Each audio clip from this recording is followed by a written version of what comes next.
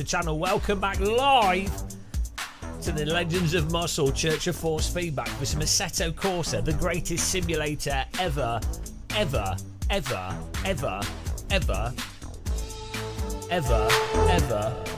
made. We got some radical here. We got links in the description. Those of you that want to join in, we're going to be doing some racing. That's what we're for. We're for racing. All over your face. Gasper Madame says it's his birthday. Happy birthday, Gasper Madame. Every single day he wishes he was dead, but it's another year of life. He's been alive for a very long time. He blew out the candles on his cake and he made a very big mistake. They weren't the candles on his cake. It was the flame for the local nuclear power plants. And now everybody has no electricity. And Gasper is to blame. Hello Freaky Leak. Hello Strike Fly Pilot. If you want to join the server, it's called Gamer Muscle. Password is T. Should be T, or it's not got a password, I don't even know. We've got 20 minutes. 20 minutes of quali. 20 minutes to get those laps in, to discover that you can't beat me. Hello, Jesus. Yes, you can join. Server's called Hang on. Server's called Gamer Muscle. This is Auto Not Mobilista. This is the ultimate racing sim.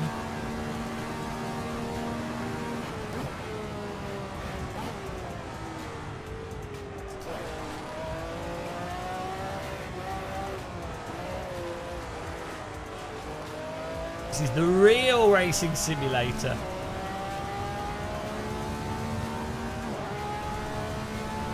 At Silverstone. A stone painted silver. How's everyone doing? In chat. It's Thursday night. The night that everyone loves. Thursdays are the best days. Often debated Thursday versus Tuesday, you know.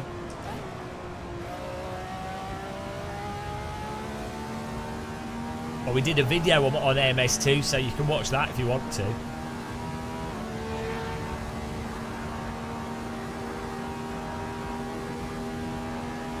The King.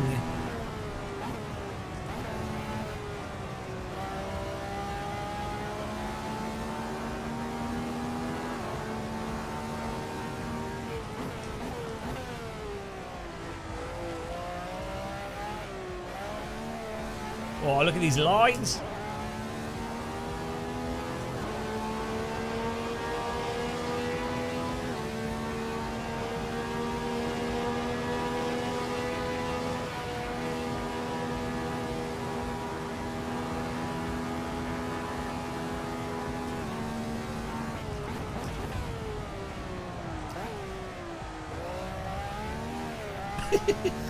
Absolute slide master. Game changer. Well, we're on pole. We're on pole already. Take that. Will we have any contenders to beat us in the radical? I feel like it's unlikely. People find it hard to beat us in the radical. They try. They come. And they fail. Tears will be shed. In a shed. Full of tears. People try, and they fail. Why do they try when failure is inevitable? It's the real question. Can everyone type happy birthday to Gasper in chat to make him feel terrible about being old? That'd be nice. Just to remind him. We need to beat him on his birthday to remind him who's boss. P7 in a 6-car race. Only one man can achieve that.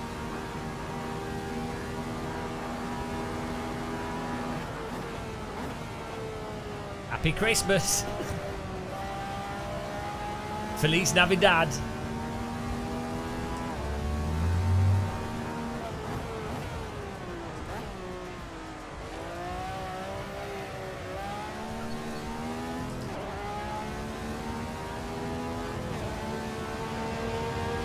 T is the password in capital letters.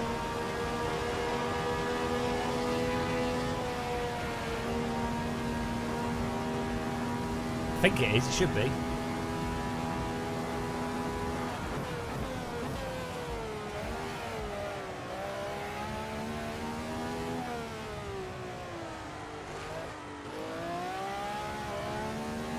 There's something wrong with this car. It's not sliding through every single corner. What on earth? Cars have grip. Canned effects. Look, I'll can your effect in a minute. Filing account. I'll show you a canned effect on toast.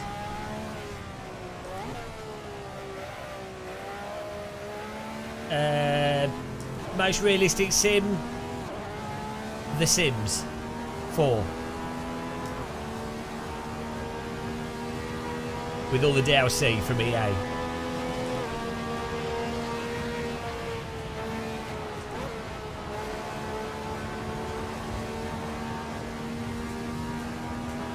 Service filling up. It's getting there.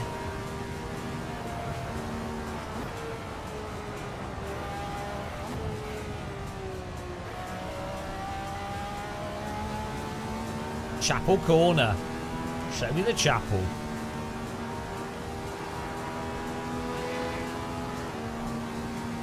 Right, I think we're putting a pretty good lap time. We are rated 3rd on the RSS timing boards. I think we can get into the 205s.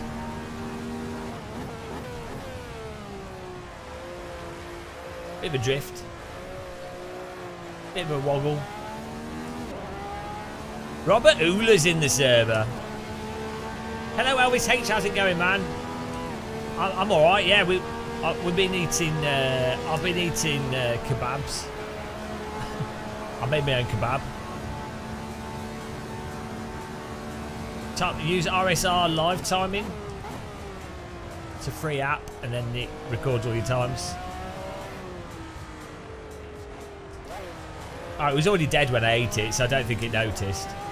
I didn't go out and get the lamb myself. It was already there. It was already gone. So it's okay. Would have been a waste otherwise. I just found some lamb in a refrigerator in a supermarket. Yeah, and I thought, oh no, someone's left some minced lamb in a refrigerator in a supermarket. I better buy it, otherwise it will go to waste. So actually, when you think about it, I did the lamb a favour. So I'm actually pretty, I'm pretty good. I'm a nice guy, really. I'm basically a vegan. Saving the planet. One minced lamb at a time. Congratulated him for not dying. We did. It's a pretty good achievement, not dying. It's kind of like the default achievement, isn't it? The first achievement that you want to set. The foundational achievement. Steering gamma? Why would I want to do that? That just makes the steering non-linear. It'll probably make it more... Probably make the steering feel tighter. You could just change the steering ratio if you wanted to achieve the same thing. That's all that is. Game changer. Game changer, guys.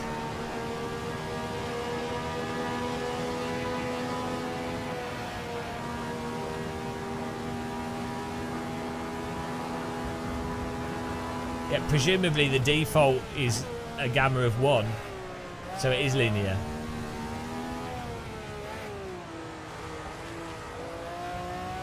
If it's 1-to-1, it won't matter. Yeah, that's it. I only know the wrong thing. I spent years training myself on the wrong.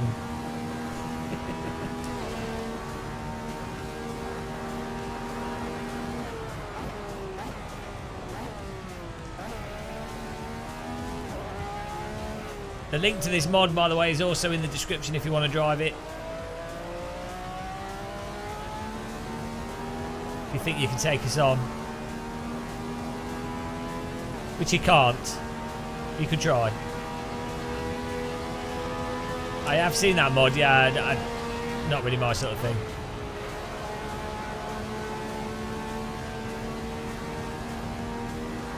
But good for people that want to do single player stuff.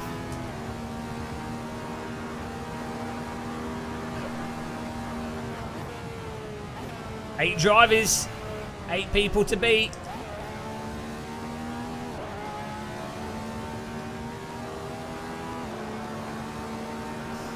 Achi in second, F Spirit in third, Udo in fourth, Arula in fifth, Gasper and Deb in sixth.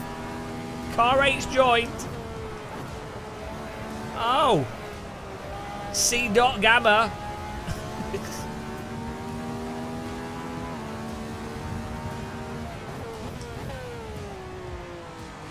Ooh! Slide entrance.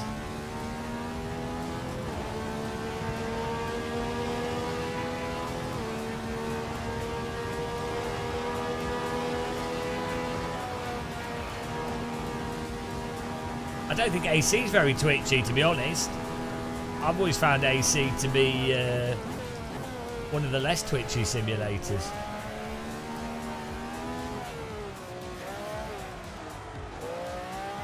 Woo-hoo-hoo-hoo-hoo. Giving it some welly out of that.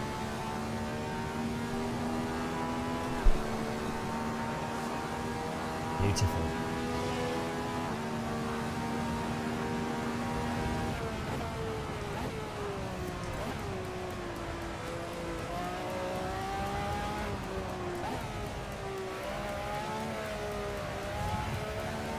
Oh, can someone post on our Discord that we're live?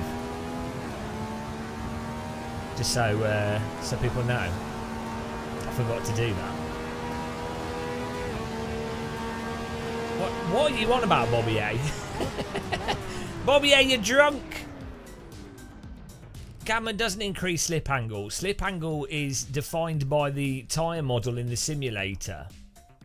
So no, you don't get faster cornering at max limit. What are you on, mate? What are you drinking? Can I have some of it? I'm on tea. I want whatever gamma juice you're on.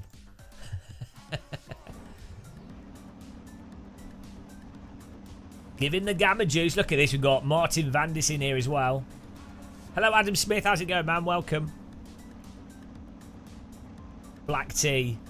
Well, whatever's in your tea is strong, I'm telling you.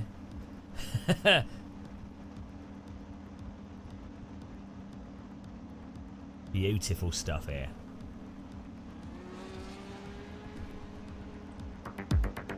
We are... Gasper's just put in a 2:04.9. You think he thinks he's something special? He's not, though. Still slots in the server. We're running the basic track at the moment, so there's 10 more slots. No, 12, 15, 10, 9, 4, 3, 8. There's slots. That's all you need to know. You've got 7 minutes to get in for the first race. Sim Racing Pal. Your icon reminds me of an internet classic. Your icon reminds me of a famous image of a man. You know which image it is. Everyone knows which image it is. Guys, take a look at Sim Racing Pal's icon and doesn't it remind you of something from 90s internet? What content? Sagebrush. Sagebrush. What content am I looking forward to this year? I'm looking forward to nothing. Absolutely nothing. Never look forwards, never look backwards. Always look to the current moment. And that is what Lord Muscle said on the 5th day. Yeah, you should never be looking forwards or backwards. You should be looking at what the present, at your feet. You don't remember? I think chat knows what it is. Don't type it, chat, but type you know what it is if you know what it is in chat. You're lucky, Sim Racing Pal, that you don't know what it is, honestly. That was seared into my brain as a teenager. It was something I'll never something that will never be removed. Something I would like to be removed. I'd pay money to have it removed, but I can't, it's not an option. No, it's fine. It's fine. It's just enjoy it. Enjoy traumatising everyone. Electrical Mummer, the content he's looking forward to is finally a 911 RSR at Donington. Oh, yes. I'm looking forward to driving a real Porsche RSR at Donington in real life. That's what I'm looking forward to. I think that's, that's all you need. Well, we've got 5 minutes. We have 10 people in here at the moment. Not too bad. Not too bad getting in there. Do you think we'll get to the point this evening where, I mean, normally after about 40 minutes, we get to the point where people are like, I can't get into the server. And then it'll be, where do I download the mod? Hello, John Proctor.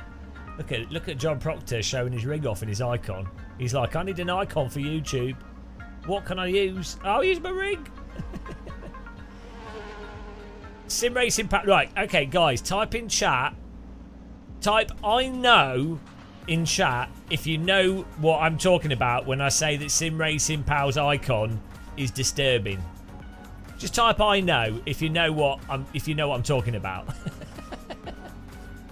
No, I haven't, GM. I've been too busy. Being an influencer. I mean, I'm a very important person. I'll have you know. I've got really important things to do, like promote the game of Muscle, Legends of Muscle Wall, brought to you by the Legends of Muscle. Only the best, most talented, and sexy sim racers can be found on the Legend of Muscle Wall. We have the super ultra mega I can't even read, mega regret supporters who have wasted far too much money on supporting us. Then we have the FFB Cult of Muscle Patreon members who support us through Patreon, making life better for not only me but the entire world. And then we have the channel member Twitch subs, a list of misery and despair that goes on for far too long. All these people make this possible, so consider removing your name from the list. Also, we've got some brand partners there as well. An affiliate links in the description. We also have a website that doesn't work. There you go. Did you like that, guys? We need some more music for that. I think it's worth mentioning the people that make this possible. Thank you very much. Moving you up in the influencing world. That's it. All these people are moving us up in the influencer world. That we've been influenced. Is this dubstep? Needs a pillar. We need a church in the background. I need to edit it. Oh. Open Gangnam style on that. Let's have the seat. Let's have the image switcher. 2 minutes to go. Oh no, we're now in third. We're now in. It's total fixed setup, so there's no excuses here. Fixed everything. Everything is fixed. Yeah, it's a good website, isn't it, Motive? You thought you were escaping, but actually you're being pulled back again. It's a trick. At least you went to it. I appreciate you clicking on it. I'm going to put... I know, it's genius. It's like a black hole. Once you go in, you can't escape. That website will have a list of all our links and stuff on it, and then maybe a schedule. Maybe we'll do a schedule. Maybe that will happen. Maybe we'll do maybe we'll start to actually schedule. That will be something. Oh, we've got 11 people in here now. It's enough. 12 cars is enough for a good race. We need one more car for a good race here. Mod tracks and car. Yeah, that's it. I was thinking so we can have recommended sim rigs, PC spec. When my thing for my live stream, notifications, links like affiliate links and stuff for people that want to support us. You know, I know that MKK, but like you know, maybe one day we will sort out our insomnia or something. I think if I just get a big enough brick and slap myself in the head with it, we'll have it worked out. I think that'll work. We should just stream AC every day from 5 PM till 8 PM every single day. Thanks, King of the Hatch. That should just be because I mean nobody else is doing that. Nobody else is as sexy with AC. 25. Yeah, we should just 42 hours a day, 82 hours a day. We should. I should live stream in fast forwards so we can do more races, and we should just do that AC. That's a good idea. I'm full of. I have the best ideas. You know, I'm modest. Right. I'm not happy that Gasper is going to win his first race on his birthday. That's disgusting. Crash permadeved. It's all mega fixed setup here. When's iRacing? I'm not doing that. Oh, thank you, Sagebrush. Appreciate that. Or if you know, use if you didn't want to use mine, use other channels, affiliate links, smaller channels as well.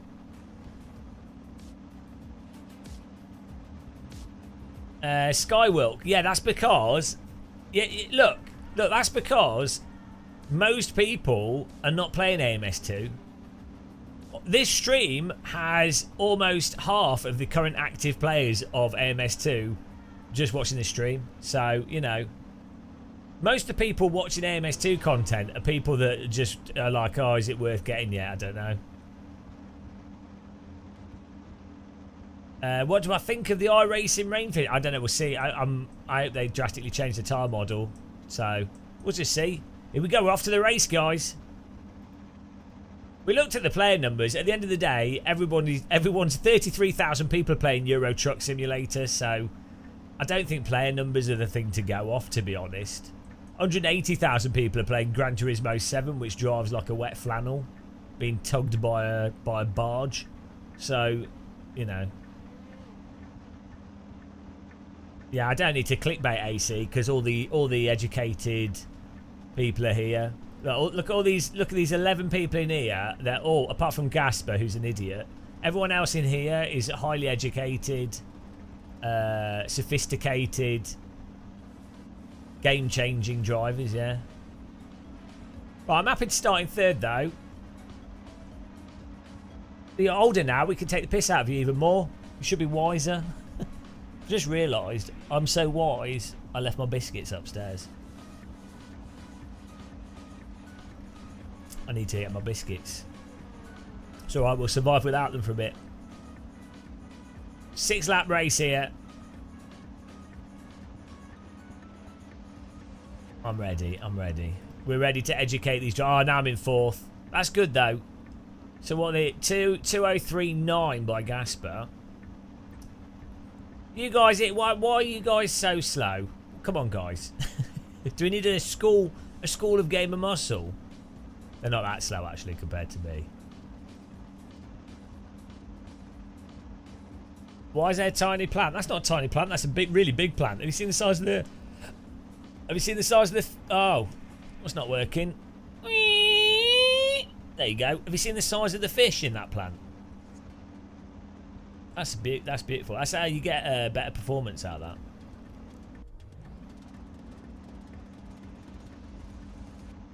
Oh, by the way, I bought some trainers in Lidl's today for £15.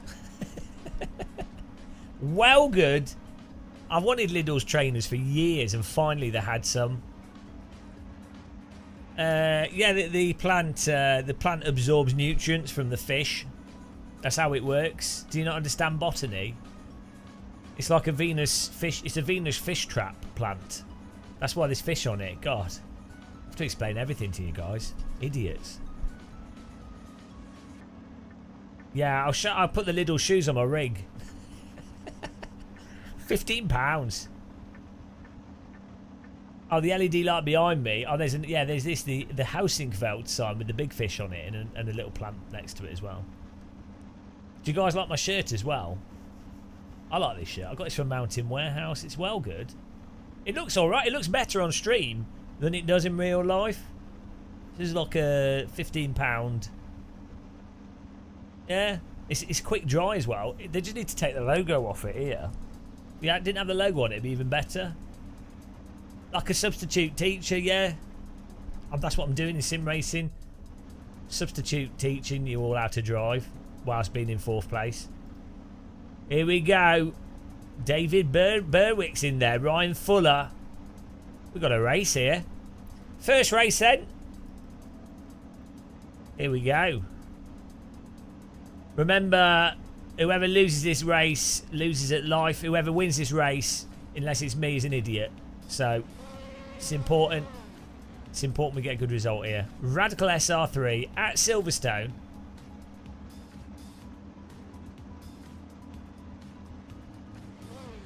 Oh, like, it's a nice shirt. Mountain Warehouse. I went in the sea with it on Sunday. Swam in the sea with the shirt. Did the job.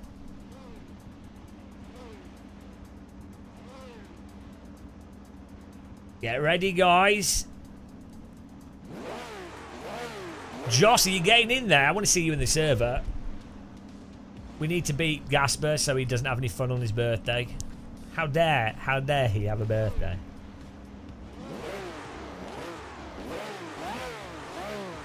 It should be called the Game of Muscles Strait. It should be called the Strait of Gibraltar.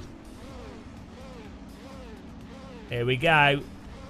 Fasten your seatbelts.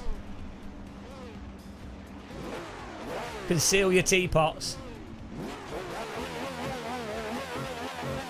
Oh, nice.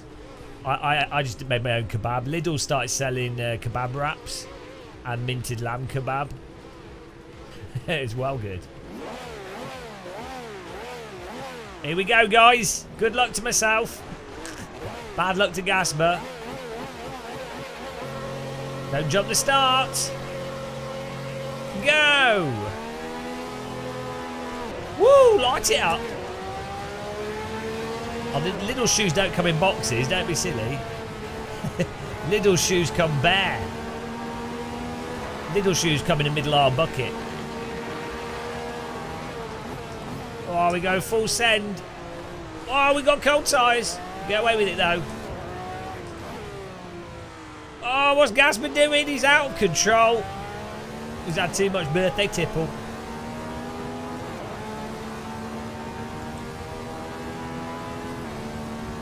Get in there. Straight up to 3rd place. Gasper in 2nd. I have 4090 in 1st. I think that's what his name is. Whoa. Back loose.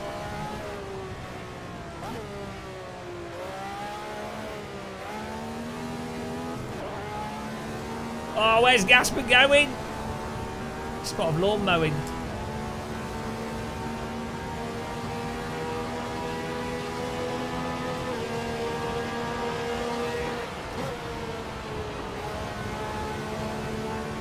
Nice and easy.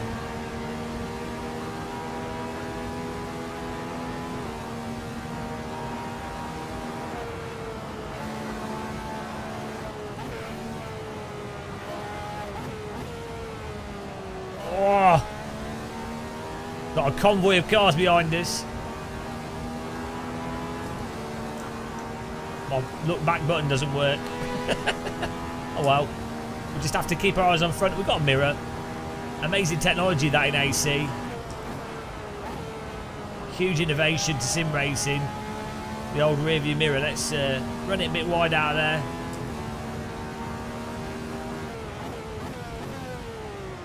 Oh! Trying to get too much out of the car. Oh, no, David. We'll do another race, don't worry. What line is that, Gasper? Gasper thinks he's driving a lawnmower.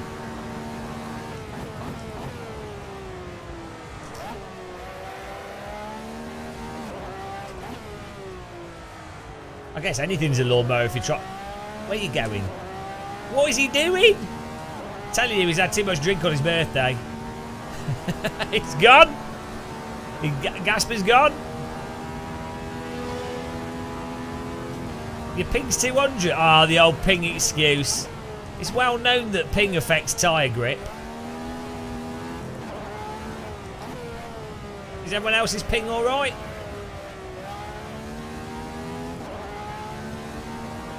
Slovenia's the reason. Slovenian internet.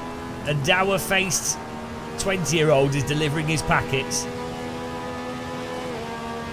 He didn't give her a shot of vodka. She's not happy. She's delivering them slower.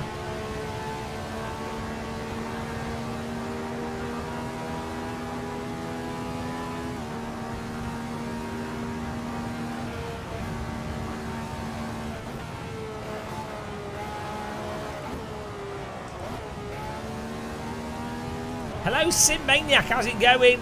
Well, I know it's Tool Maniac. I don't have to be a genius to convert Sim Maniac to Tool Maniac.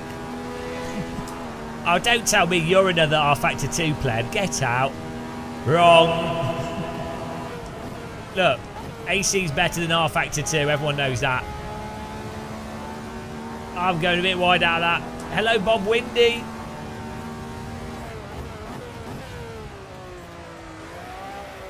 Max Verstappen told me to uninstall R Factor 2, so, you know, I've got to do what he says.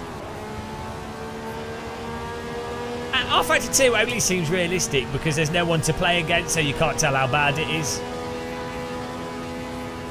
You can only race Michi Hoyer, that's it. Well, we'll see. I'm optimistic for Le Mans Ultimate. I think that might save the day when it comes to G-Motor 2 physics. Le Mans Ultimate. Yeah. I think they should call it Michi Hoyer Ultimate.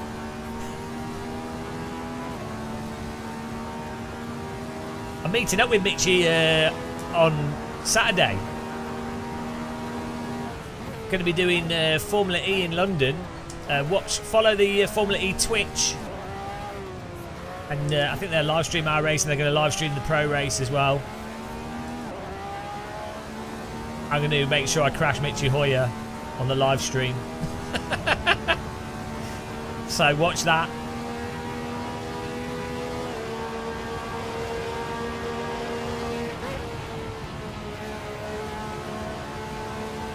I'm doing like the people that can't drive influencer race. We did one in Rome, we did one in Berlin, and then we're doing London finals. I'm currently 5th, I think, or 6th. So there's a good chance for me to finish in 7th. We've got to beat Kirith and Maxime.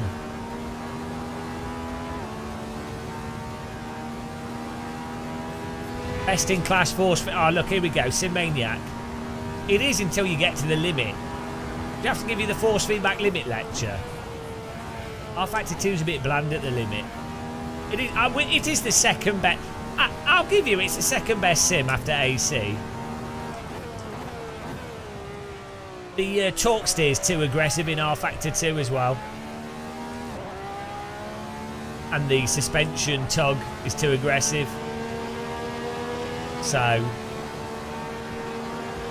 I would know. I'm an expert on these things.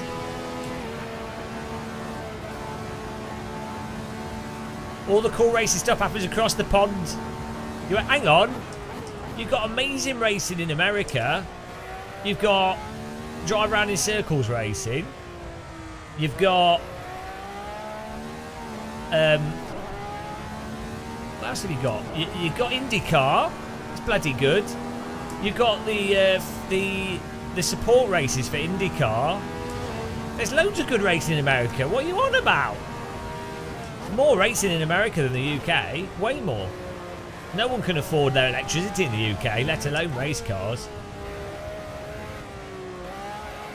I guess the good thing about the UK is you've got Europe very close, so you can get like a £150 to £200 flight to most places in Europe. Or like, for example, I can get to like Germany for £100, like Berlin or something. Is that ironically, it's cheaper to fly to Berlin than it is to fly from like London to Edinburgh, or like to get a train. It's more expensive to get the train to the airport than it is to fly from bloody London to Berlin. That's how dumb it is in the UK. Our trains are insane.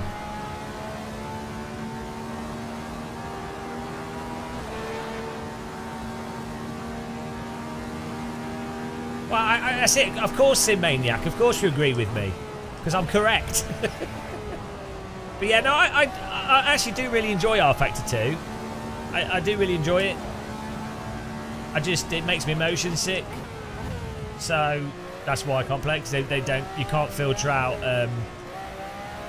roll. It doesn't filter the rollout. It filters pitch, but it doesn't filter fast roll.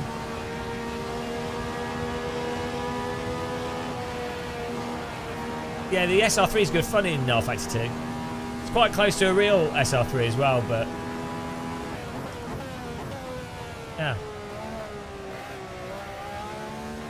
I think a little bit too easy to flat spot the tyres, but still pretty good. Oh, we got a car behind us. M. Vandis shining his lights up my exhaust pipe. Exactly, there you go, Bob Windy.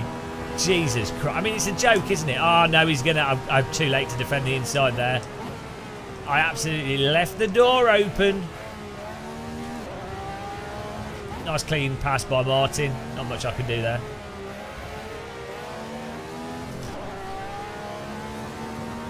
He's driving smooth.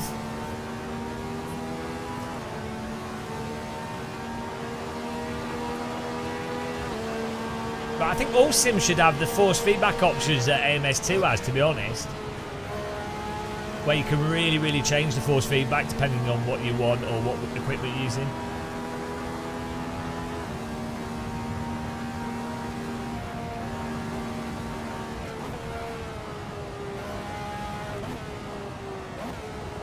Oh, we've got better pace through that part of the track, but slower through the slow corners. One lap to go here. Will we finish in second or third? Quite a big gap from the cars behind us.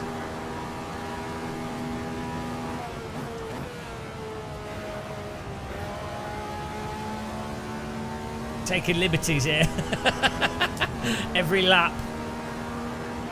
They say you cut the track. Woo!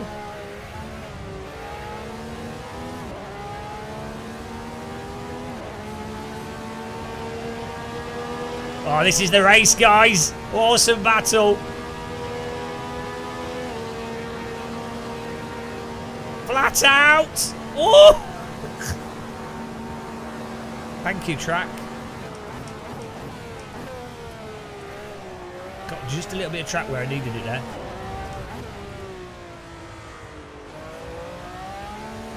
Woo! We're pushing. Final lap here. We're in the draft.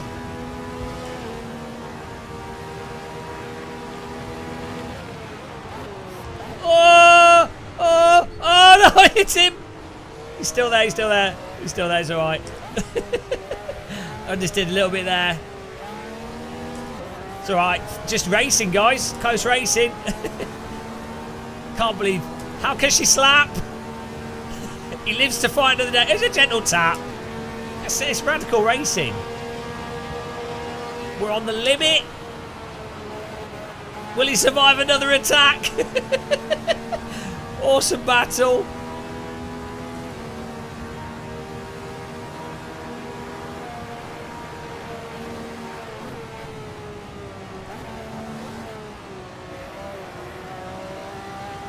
Whoa! It's going to be down to the final corners.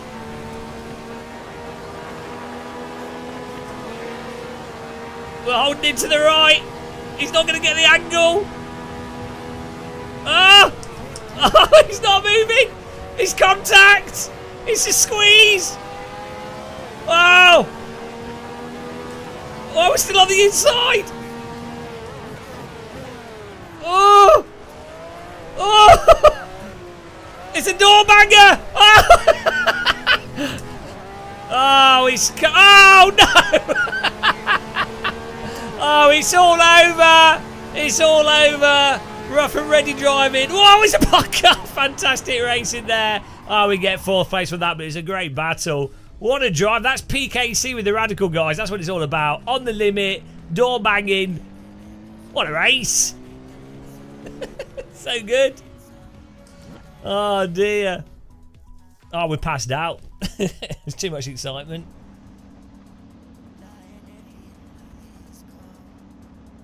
Oh.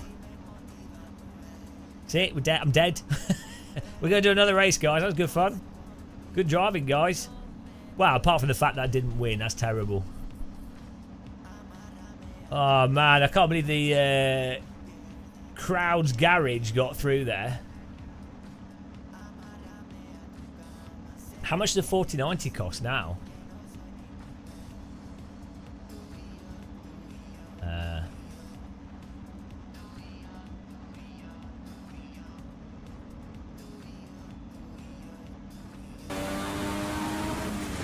Oops. I've broken my computer. Guys, just need to fix my PC here.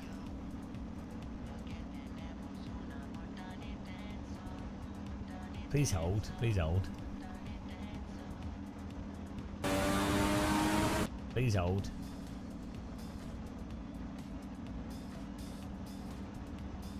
Oh, we'll do another race on the same track.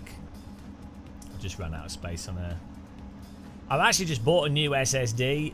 Oh shit, yeah.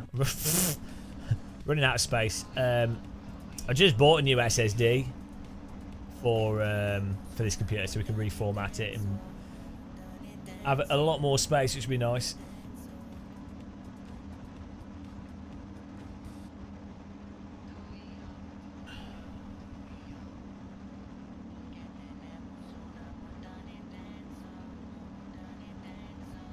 Right, should be good. I'm going to stay on this track. We'll do another race on this track, guys. It's going to do quali, but I'll skip the quali. We'll give a chance for more people to join in. We'll get up to speed. Yeah, the price of the SSDs have come down loads, which is really nice. You know, that's why. I bought a. Let's see. It was a 5 terabyte.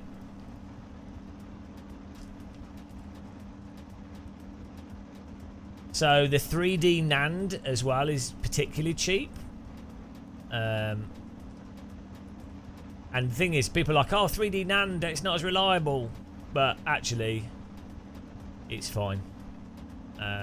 Especially if you're using it as your like C drive and you're just putting games on it. Let me just, I'll find the prices of them now. And also, you don't need like the mega super mega speed drives.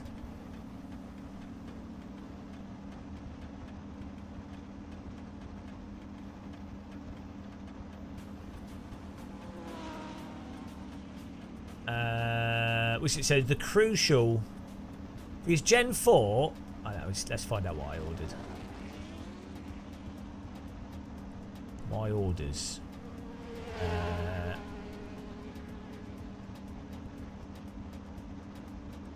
Yeah, here we go. I bought Corsair MP600 Core XT, 4 terabytes, PCIe Gen 4. 5,000 megabits.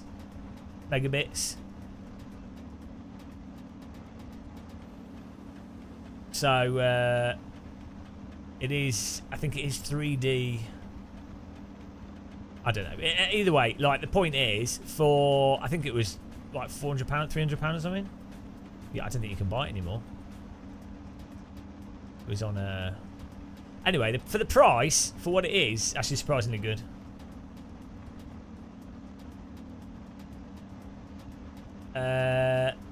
Do I sort my SSDs, Jas? How do you join the lobby? Search for Gamer Muscle. Password is T.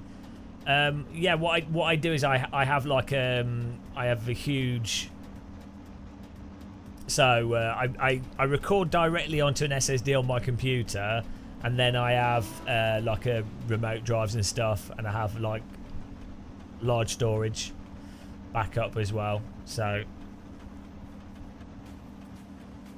I tend to like shuffle things through and then I delete things that aren't needed. But what the problem I found is stuff like Microsoft Flight Sim takes up a lot of space. So does, you know, just games now that you install just end up taking loads of space, like AC, Microsoft Flight Sim, and you know, so you want to, even though I've got a 3 terabyte SSD in this system, it's just all SSDs. I've got a 1 terabyte for the Windows drive and I think it's a 3 terabyte for the other drive. It's nice it'll be nice to have a 4 terabyte and a 3, basically. Because I find with hard drives and Windows, you want to have at least, so Windows really likes to have like at least 100 gig or like 50 gig free on the main drive. And SSDs, they tend to they operate a little bit weird when they get to about 90% full. So you kind of want to leave. So let's say it's a 1 terabyte SSD. You kind of want to leave. I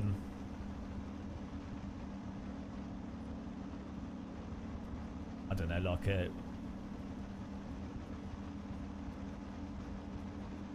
20-30 gig free, I guess. Which is weird because that shouldn't be the case with SSDs, but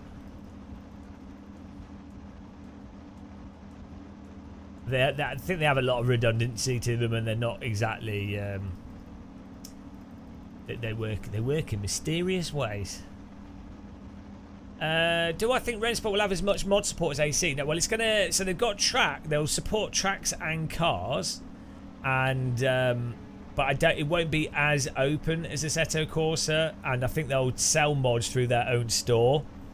So, which is nice in some ways because it means the modders, you know, your modders will be able to monetize stuff more easily in some ways. Like smaller mod teams will be more organised, but then. Obviously, Rennsport will be taking a cut of the sales for selling it through their platform. So, you know, it depends. It's good and bad, swings and roundabouts.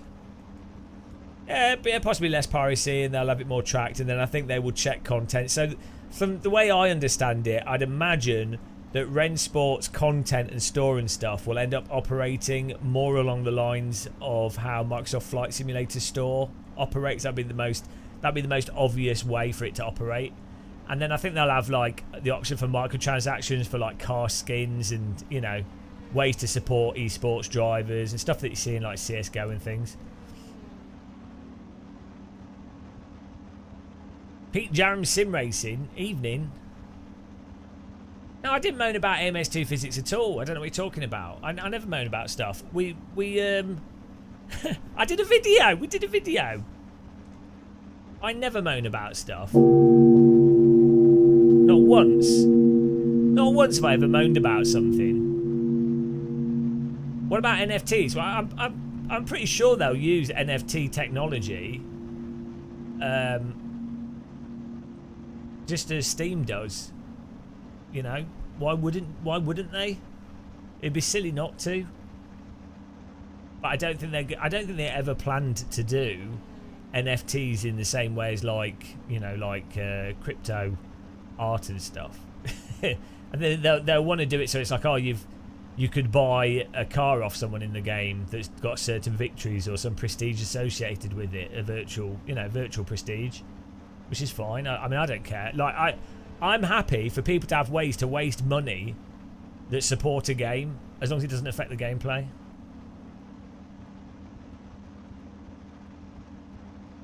AMS2's VR. Yeah, but like, what's the point of having really good VR if the cars don't drive like cars? That's the problem I have. I think they just need to, in AMS2, if they fix the clutch slip thing, I don't know what's going on there. It feels like you've always got the clutch down. Like there's something mental with that. And if they increase the grip by like twice as much grip, I think it would actually be a lot more fun to drive. I think what they need, I don't know if you could mod it to hack it so that so we could test like more grip just to see what it's like. Are you sure it's just you? No, because I can drive the cars perfectly fine. They just slide around all over the place. It's just AMS2 is really easy to drive. It's so like slow and slidey. It's really easy to drive. So, but real cars don't drive like that. Real cars are a little bit grippy, a little bit pokey. They purchase the road before they start to really start sliding.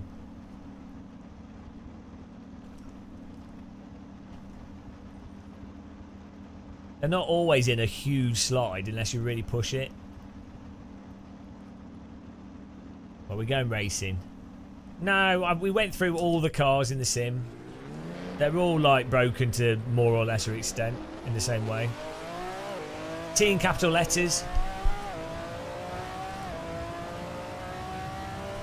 T in capital letters.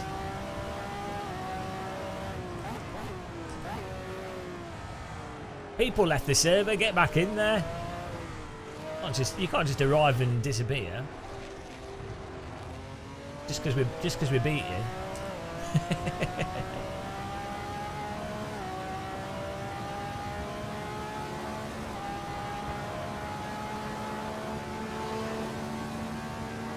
Right, what was our best lap time?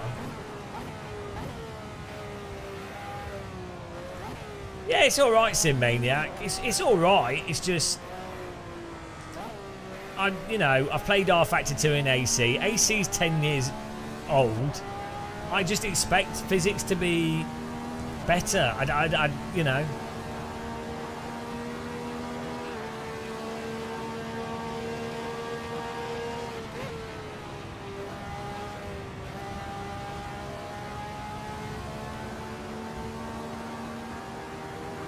maybe Reza could humour me and put in a super mega track grip mode.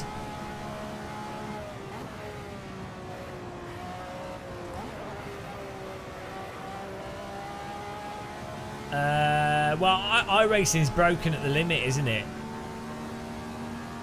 AMS2 doesn't really have a limit, it just slides all the time. So it's hard to say, they're both broken in different ways. iRacing, you have to always just drive right, just slightly under the limit.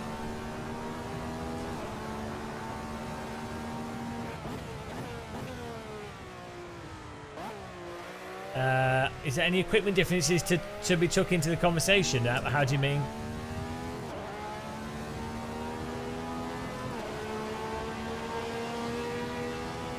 Yeah, I know track grip has a lot of variables, but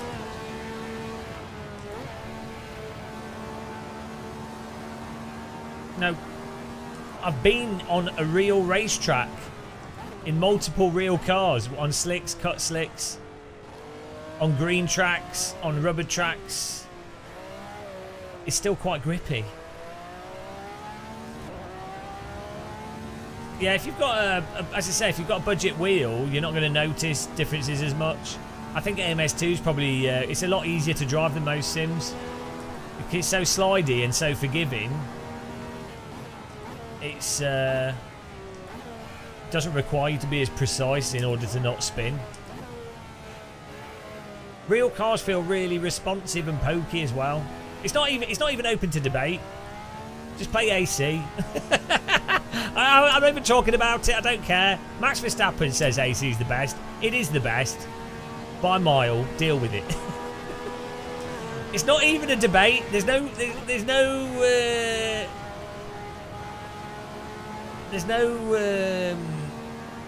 that's it. It's debate closed.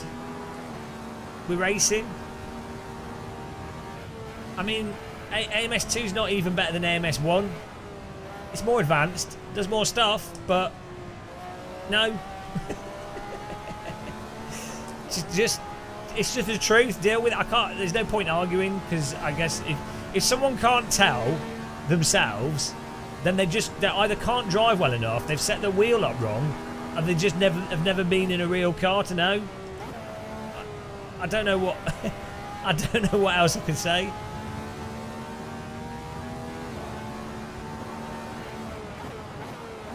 We can't spend all our time. Well, you can, because until there's something better. Well, they feel more poking responsive than AMS2. In fact, they feel more poking responsive than AC. I've driven terrible real-world cars that are awful. They feel better. They're more responsive than the worst cars in AC or iRacing or whatever. Yeah, AC is just a fiddle, and the curbing's slippy, and it doesn't have like dynamic features built into it. Hello, chill robots. How's it going, man?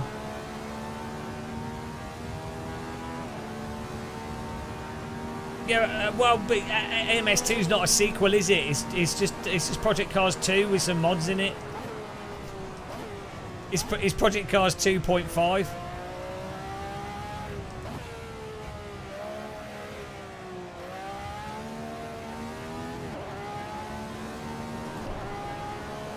We're here to race, though. I don't care. I don't care. But I don't care, Stuart, because Stuart Gillett, I just don't care. Max Verstappen says that AC is the most realistic sim, so who cares what I say? Anybody that's driven, everyone that's been in a high downforce car, been around a racetrack quickly, it's obvious. So we're not talking about subtle stuff. We're talking about like the basic handling of the vehicle. Loads of stuff's wrong in all the sims. Like, it's not even a debate. Argue with Max Verstappen about it. I don't care. Stop arguing with me. Take it up with Max Verstappen, who I quote he said, favourite sim, best sim for practicing and training is AC. Not AC, not ACC, the first AC, whether it's for Formula 1 cars or touring cars, it doesn't matter, the first AC. So, like, you want it any more clearly spelt out to you? The current world champion and one of the best sim racers, probably one of the best real-world drivers ever to live, and one of the best go-kart drivers ever to live, and one of the best sim racers ever to live, I think I'll go with what they say. If you're going to make an argument from authority, I think I'll go with Max Verstappen, which happens to be in line with what I've been saying for 10 years, because I'm obviously as good as Max Verstappen when it comes to perceiving reality. So, debate over. Debate. There's no, like, it's absurd. Are you absurd to argue with me? You've lost. It's pointless. You argue with Max Verstappen. You've been, that's it, destroyed. Handshake failed. Do you have the Radical SR3 mod? Whoa! See, you don't get that in other sims.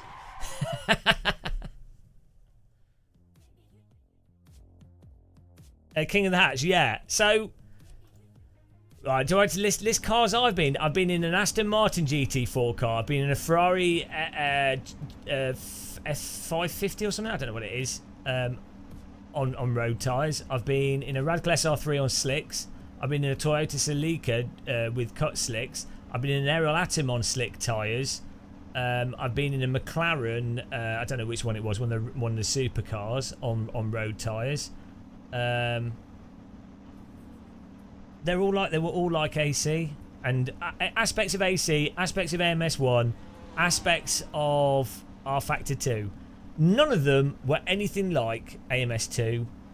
None of them were anything like iRacing at the limit, like iRacing under the limit. Oh, blessed be Damon Allen, save the day. Can we not talk about this conversation? Blessed be, and lo, on the fourth night, Damon Allen continued his membership in the Church of Force Feedback, where he was blessed with front-end feel and high dynamic range to the limit. All hail Damon Allen. Thank you very much. You are on the channel member Twitch sub wall, or you should be at least, or you will be if you're not yet. Thank you for supporting us. 55 months is criminal. That's get him to the hospital. Really appreciate that.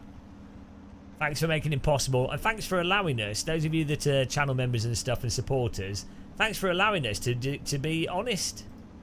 This is what allows me to say whatever's on my mind rather than having to be vapidly positive. This is the freedom I get is from you guys, so thank you very much. I do appreciate it. But you'll have to pay for your own therapy. Sorry. It was exactly free-to-roll music. But anyway, that conversation's finished. We're focusing on epic racing in AC here. I don't know why I get drawn into this conversation. I need that Max Verstappen clip. I need that Max Verstappen clip on a button. Bean NG. I have, yeah. I think it's interesting, but it's a little bit sloppy, isn't it? But it's like it's got all the dynamics there, but then it's a bit weird. But like you can tell it's really advanced, and stuff like the drivetrain, the suspension, the way the car reacts to bumps, like off-road driving in BeamNG is like unparalleled, and then how the car drives after you've had a bit of damage.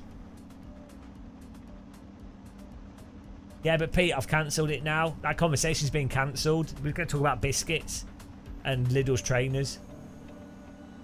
How come he doesn't play it? He does. He plays it to practice and train, and he plays it in his own time. He just doesn't do esports events in it. He doesn't live stream it because all the esports events are with iRacing and R-Factor 2 and stuff. Yeah.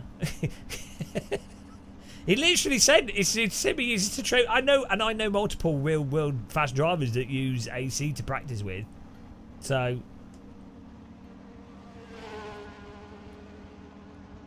I'm happy for other people to play whatever they want. And they're not boxed. They're not boxed. They're in my bag. I can bring them down. I'll go and get biscuits and I'll bring them down in a bit. Every time you mention Max, he said more things. Yeah, no, he said to me, he said, Gamer must leave me alone. Why are you talking to me? That's one of the things he said. Stuart Gillard, I just hope that AC2 is on par. Yeah, I hope so. I think ACC's messed up because of the game engine. So, I hope AC2's fine. It'll be interesting.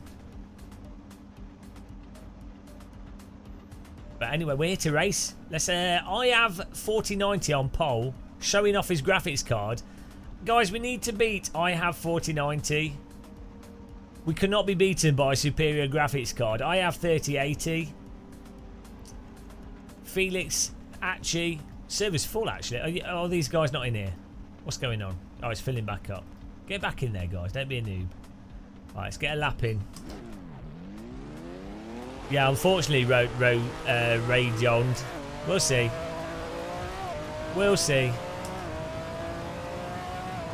I know that Unreal Engine does weird stuff when it comes to how when you try and have stuff coming out of Unreal Engine, like force feedback or like even like mouse input and stuff is a bit weird.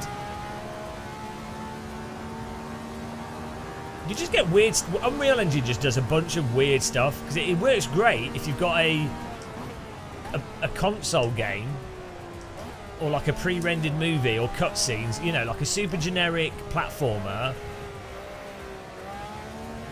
Unreal's fantastic for that.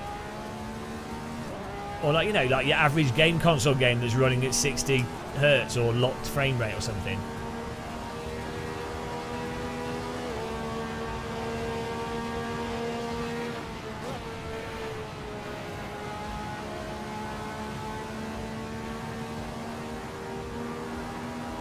Let's go, I'm representing the peasants. Yeah, well, 3080, that's a budget graphics card these days. Can you buy a house by selling it? No, budget graphics card. To be fair, the price of houses have gone up like tenfold in the UK. You can tell they've made improvements over AC1 in AC. Well, what? Worse frame rate, less detailed force feedback, less realistic car dynamics at the limit. But yeah, it's got 5-point contact, and the suspension's a bit better, and it does do weather and stuff, but it does everything that you don't care about. All with cars that have ABS and traction control. No, it's terrible. AC1. At the end of the day, AC1 drive. GT3 cars aren't real cars anyway, so what does it matter? That's like me.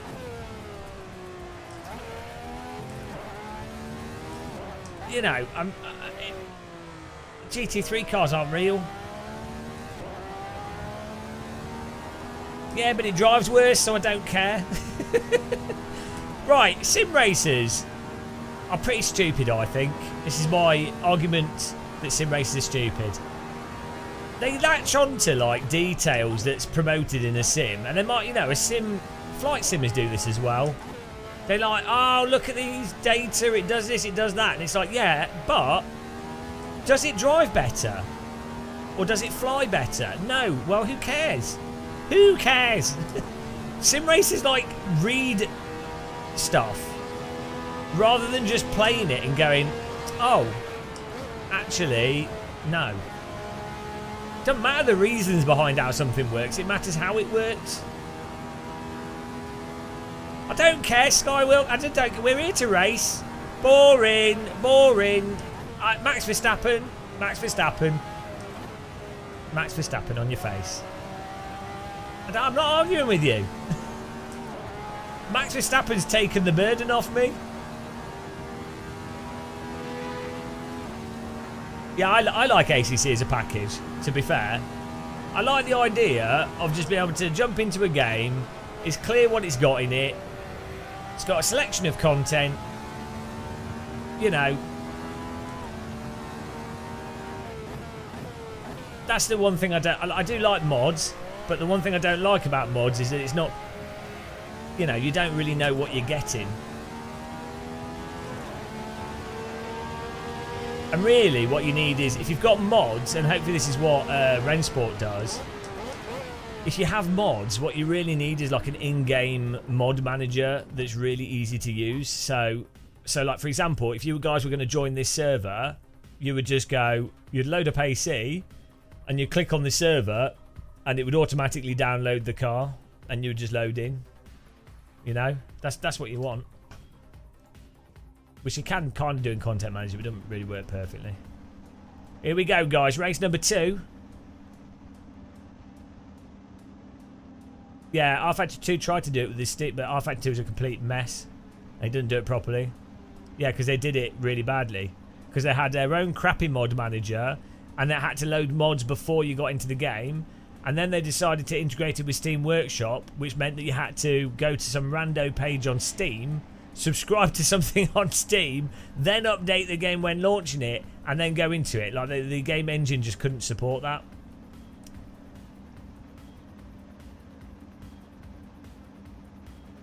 Yeah, you have official mods and unofficial mods. So, as I say, I think that's probably something Rensport will do, so it'll be nice. Right, here we go. We're starting in 9th here. It's going to be a bigger challenge, but I think it's a challenge we can overcome. I think we'll still win, don't worry.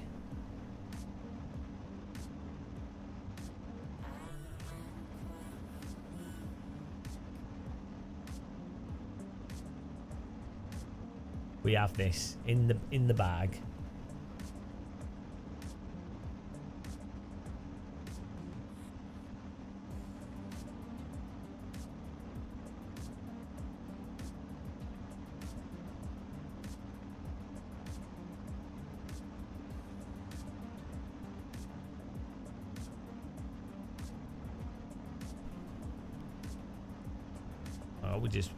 We're waiting for quality to finish. Oh, there's a little bit of wait time first. Fair enough.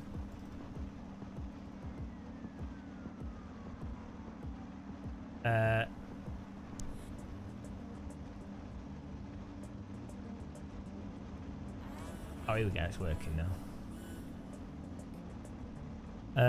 We're saying AC1's better for practice mode because of its physics. Unfortunately, it's the game mode the vast majority of sim racers want to play. Well, Rob H, AC is currently the most popular game sim after iRacing. So there's like 9,000 people playing AC at any point in time. So more people are actually playing it. They're either playing on public servers or they're doing their own leagues and stuff.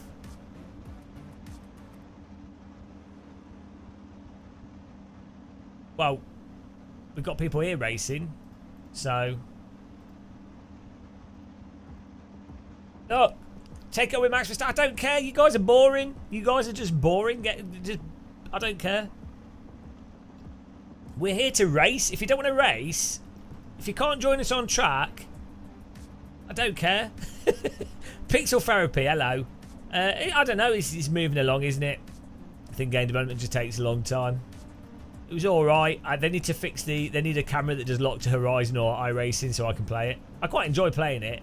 I can't play it without getting motion sick until they sort the camera out. Which they know. They're really the developers are really open to feedback and stuff, and you know, so right, here we go. Here we go. I have 4090 on pole. Crowds, Gary's second. Felix lies in third. Time to destroy these people. I'm not baiting them. I just need to remember to tell them to just take it up with Max Verstappen. I mean, this is just the fact. This is the best. This is the most realistic racing sim. Deal with it. Right, here we go. Here we go.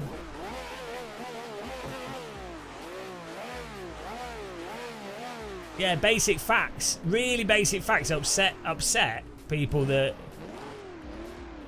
just that, you know.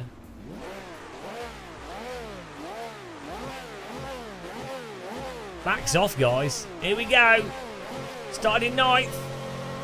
6 laps. Kapow! Give it some welly.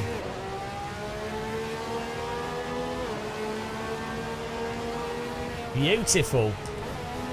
Whoa, Janey Waney with the contact. Nice and easy, guys. Well, there's another bump. Take it easy, guys. Woo!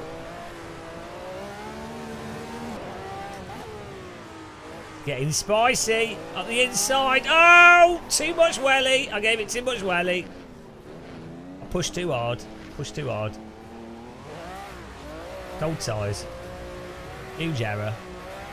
Oh, now we've got some work to do.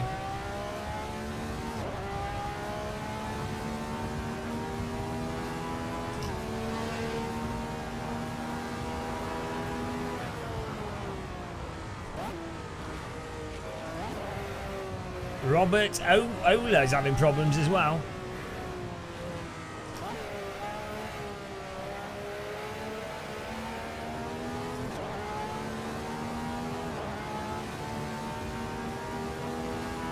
Problem if you start further back, you can try and push a bit too quickly.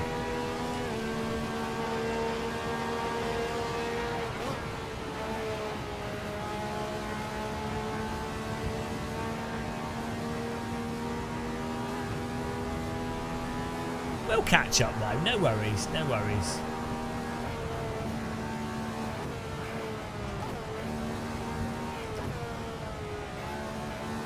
Oh, we got another spinner.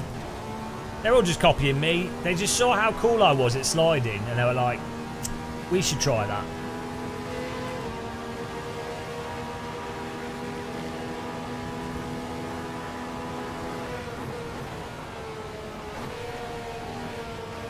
Let's get some stonky laps in here. We're catching back up with the tail.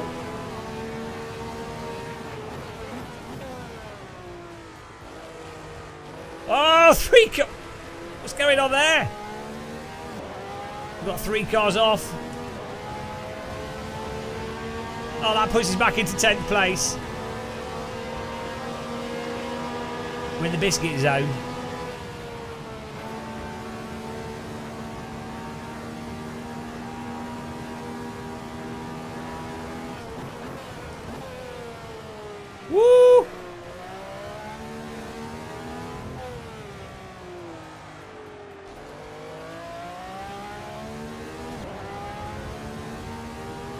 Let's go.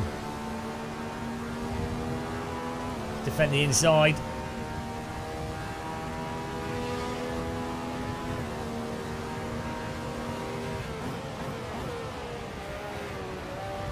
Oh, he's going to slide, surely. He's kept it. Nice driving. I missed the IER 4090. Service called Game of Muscle. Password is T in capital letters. We'll be changing track after this one.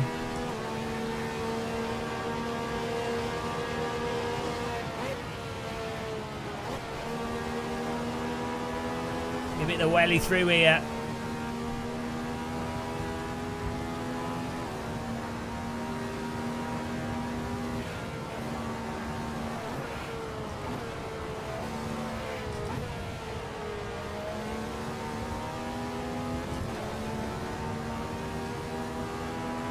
Push, push, push.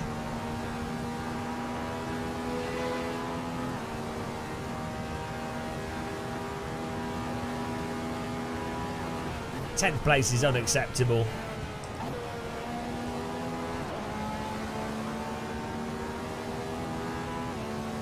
Don't know what track should we do next, guys. I feel like maybe a bit of Brands Hatch could be nice. Bit of radical Brands Hatch.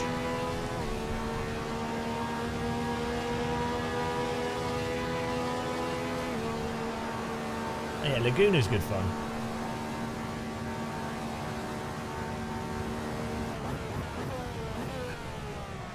Oh.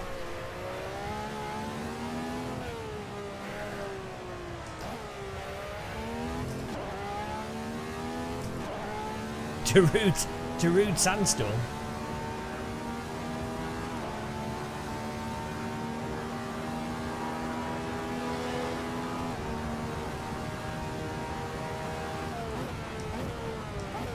Oh, this is such a hard corner to actually nail. So when you get on the brakes, the back, you're sort of just on the limit and the back stepping out. But you also need to turn. And it's just enough that it's where the car wants to sort of just auto bin. It's T, yeah. It's always T. It's what it always is. It's never changed.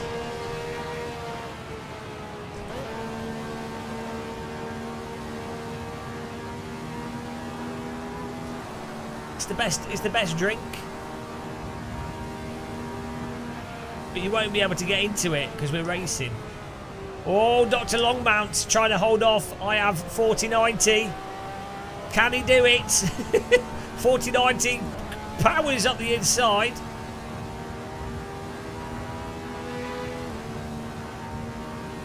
And we are closing in. We've got 3 laps to go. We're closing in on the field here, so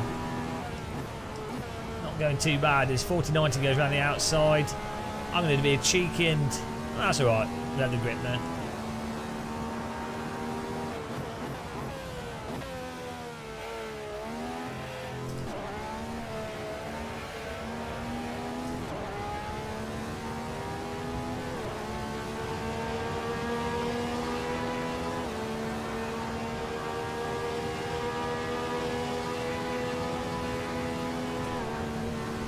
Woo, let's go.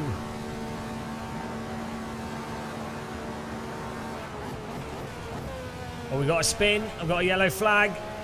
Not sure who that was. J. Paul is gone. Dr. Longmount's mowing the lawn. Sneak up the inside. Thank you. M. Vandy's still in pole position with a nice 1.3 second gap there. Ah, see, that corner is so hard to get the absolute most out of.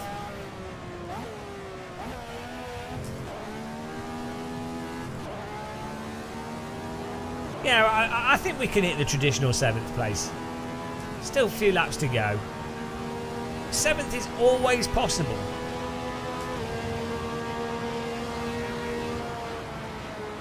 Where there's a will, there's a 7th. As I just run a little bit wide there. Don't mind that. It's a textbook race line through there.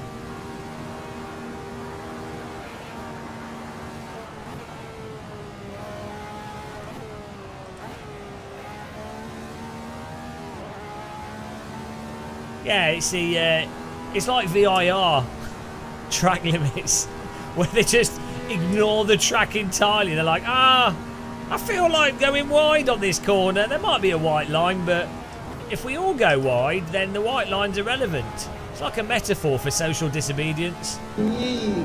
Thank you for subscribing, STLCJ. Welcome to the debauchery that is Assetto Corsa online.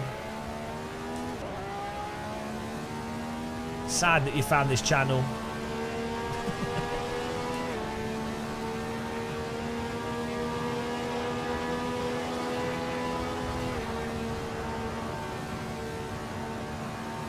Let's go. I see a cluster, a flock, a gaggle, a bunch of SR3s and 2 laps. That's it, Ray Censored. It's up to you if you respect the line or not. Everyone respects grass. That's why grass is so powerful. But white lines are optional. Grass speaks for itself. This is why grass is perfect. Right, yeah, we need the lightning.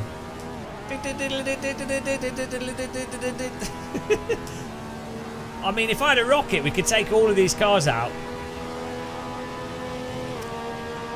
Trebuchet would do.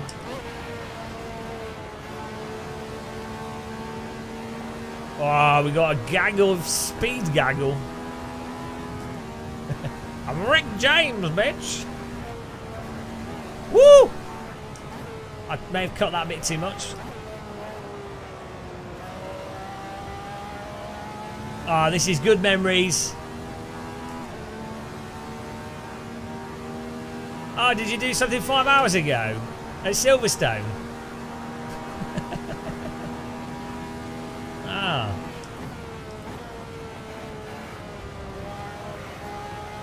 Don't be ridiculous, Shumi.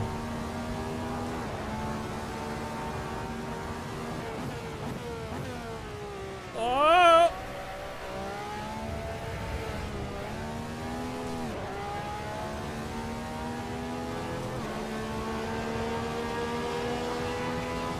Here we go. Final lap. Can we get a few places?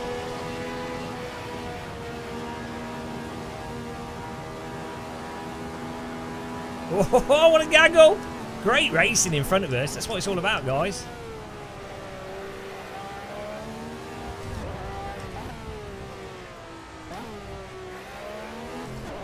Woo! Wow, AI, Game of Muscle viewers, both are equally dead inside. So yeah, it's AI. Here we go. Wow. What? Facts. How did I have 49 to get through all of them? It's like he's driving with no clip on.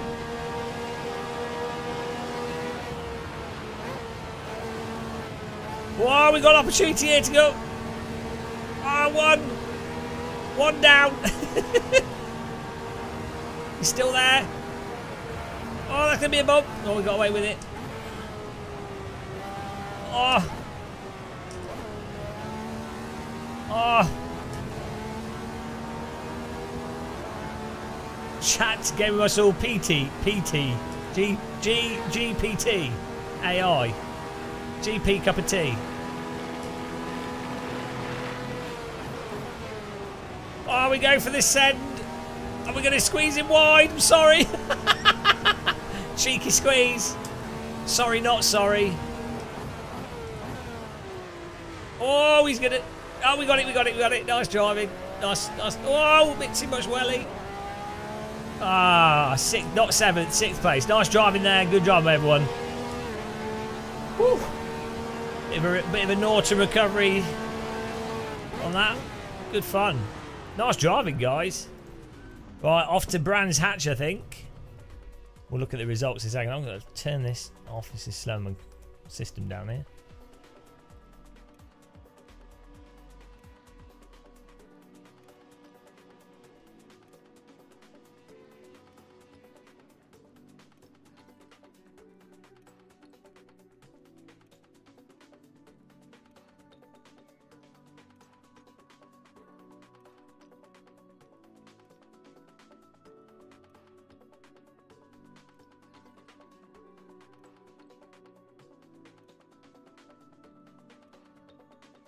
Ah, there we go. Hopefully this works better.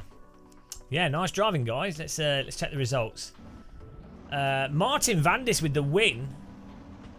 Well done. Crowds Garage in second and Felix Lies in third. IER 4090 managed to get the fastest lap time of 2:03.524. Nice driving, guys. Right, get ready for Brands Hatch. We'll do the basic Brands Hatch because we should still have enough spaces for it. For people to get in. But that was good fun racing. The first race as well was particularly good. That was fun trying to catch back up. So we'll just swap the track over here. Based Brands Hatch.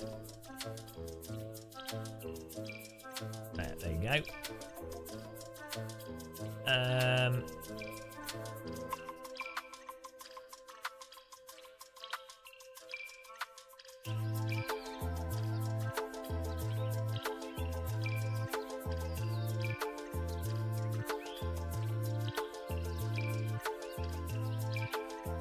Right, it should work. Password is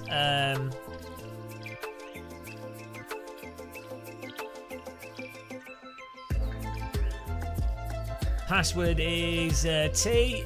Server should be called Game of Muscle, and you should just be able to get in. It is running. Actually, no, I'm going to make the quali a bit shorter. So we'll just.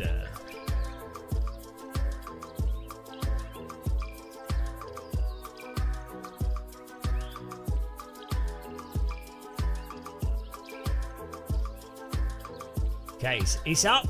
Get in there. Brands Hatch, away we go.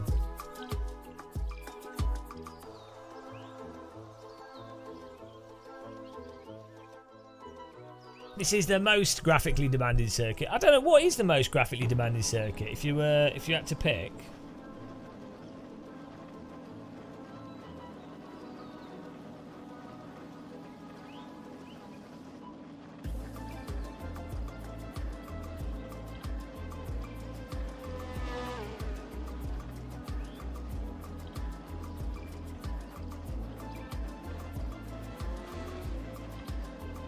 Oh, here we go. Comments on the AMS2 videos.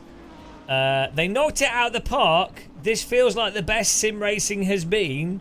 I don't get the same vibe as Game of Muscle.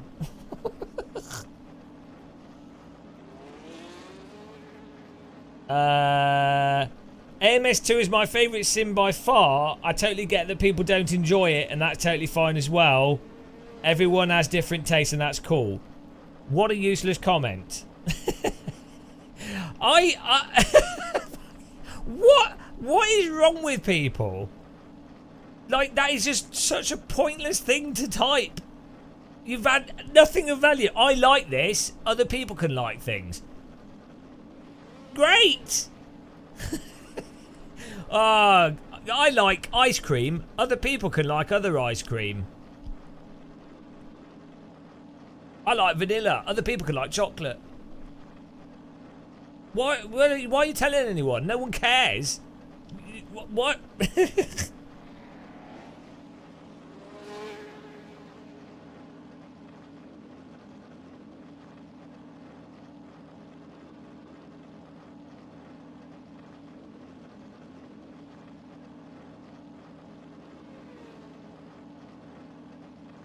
Oh dear.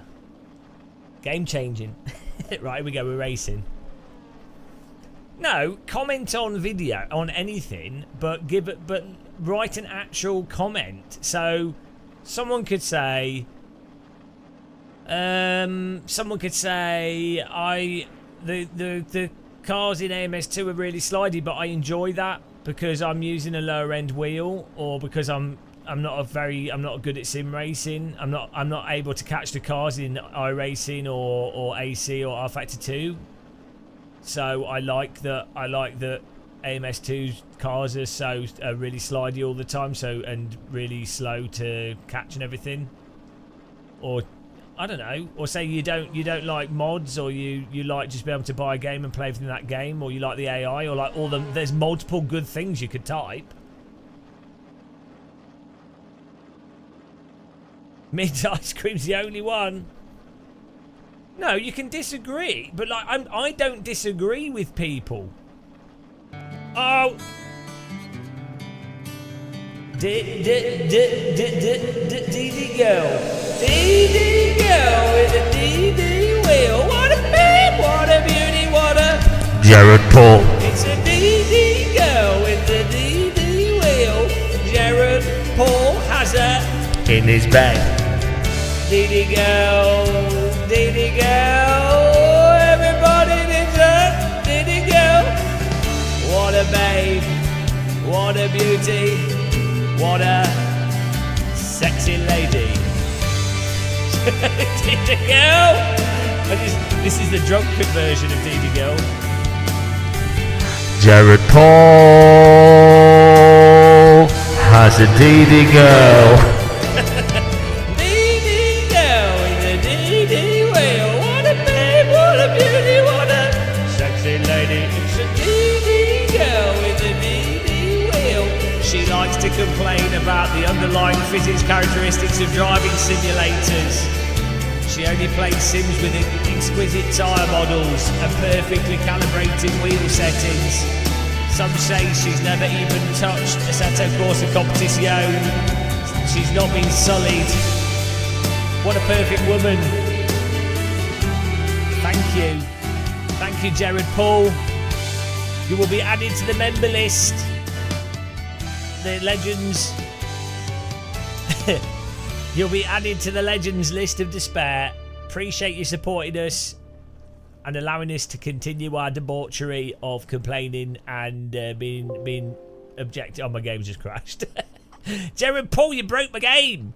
You broke my game. Unfortunately, Assetto Corsa's crashed. See, that's a great feature. You don't get that in other sims. Yeah, appreciate it. Thank you very much for being a member. Jesus Christ. Oh man, the server might have crashed as well. Let's see. Is the server still up? Oh, the server's still up. Blessed be.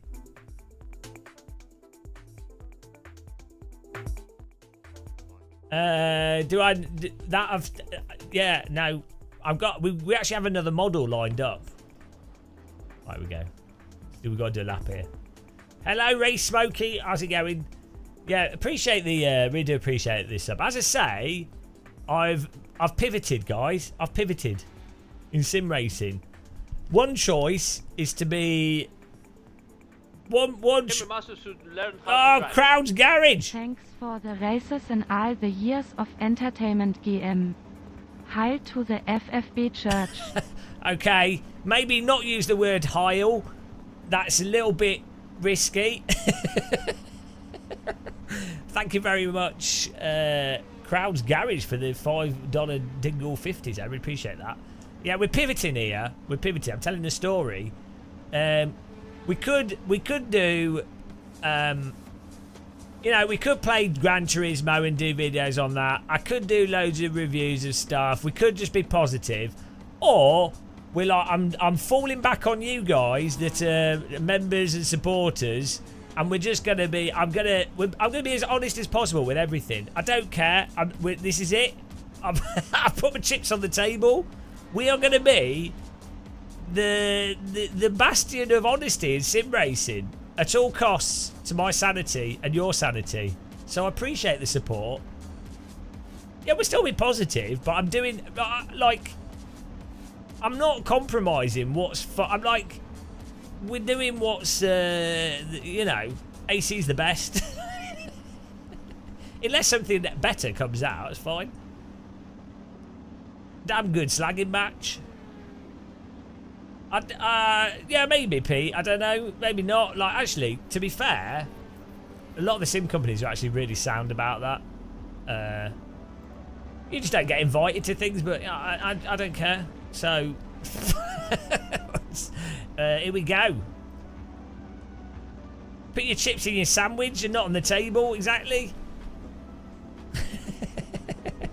Ah, I knew I was doing something wrong with chips. I put vinegar on them first. Right, let's get a quality lap in here. We got the server's full. But yeah, I really appreciate the support, guys. Thanks for the sub as well.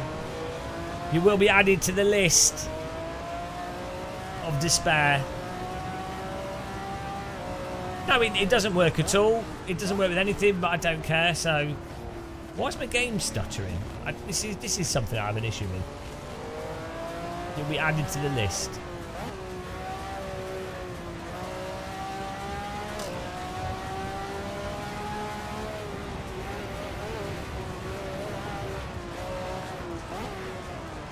Go.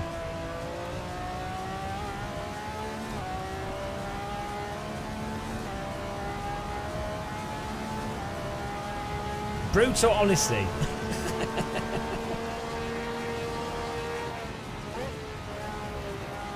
Well, it's what I started off doing.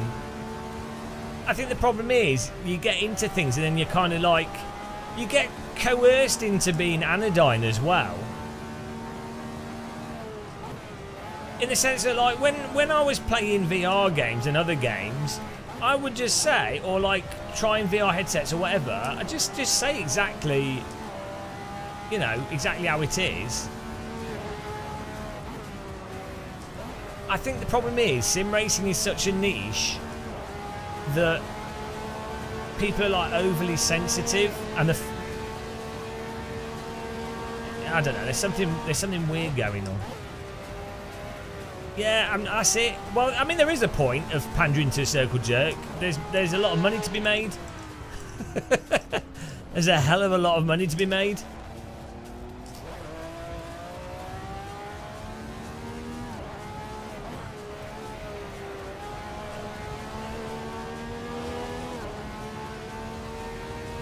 Right, here we go. We need to do. We'll do this track. The skybox looks really nice. We'll do this with another car as well afterwards. We'll do 2 races here.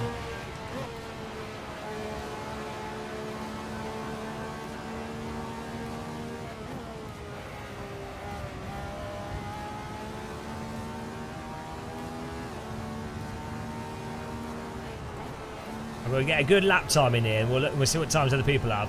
It was really good. That was really fun racing at Silverstone.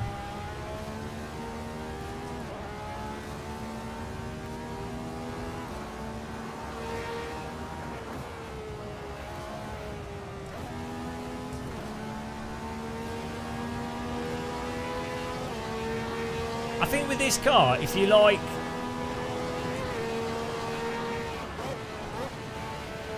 you have to be careful, and then it's good. It's really hard. It has a very tight operating window where all the performance is in terms of grip and slip. Whoops. That was close.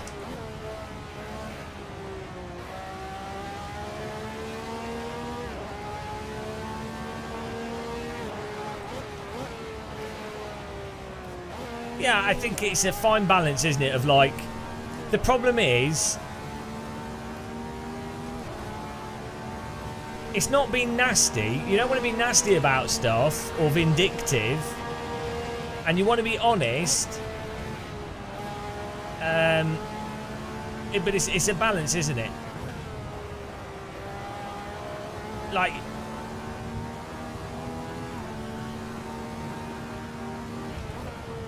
but you can really lie through a mission. That's really how you can manipulate people.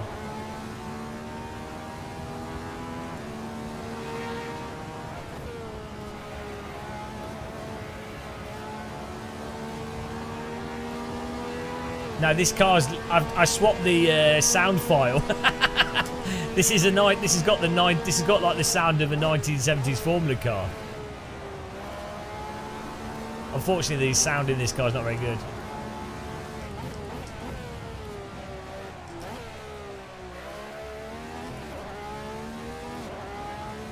That's actually a really good feature of Content Manager. Because how many cars are there in Sims that sound really bad or annoying or have a bug? Being able to... That's the positive of Content Manager. When you've got something that you really like but it's annoying you because it's some weird issue, the fact that you can just self-mod it easily.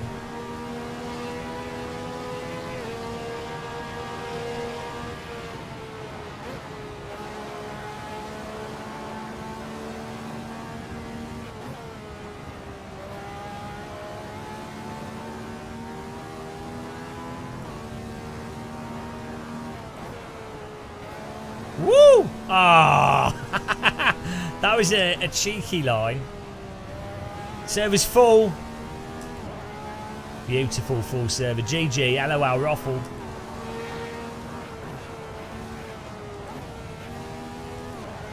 Yeah, it's a shame, isn't it? It sounds very hard to do well.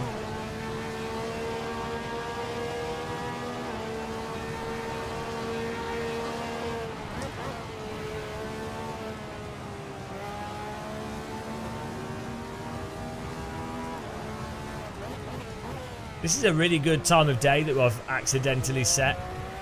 I think it's meant to be like 9 AM or something. The lighting looks really good. It's not quite orange, like morning orange, but do you know what I mean? It looks... You've got a tiny bit of orange from the sun, but not so much that it feels artificially sunrise.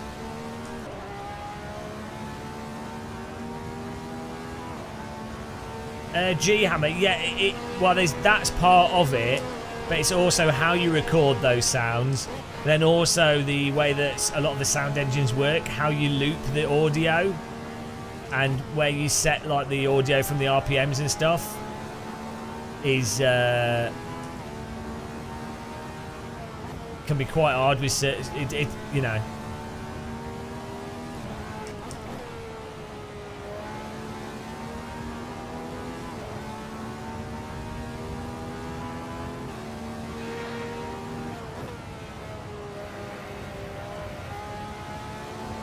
Dirt Rally has amazing audio, and that sounds fake, but in a really good way.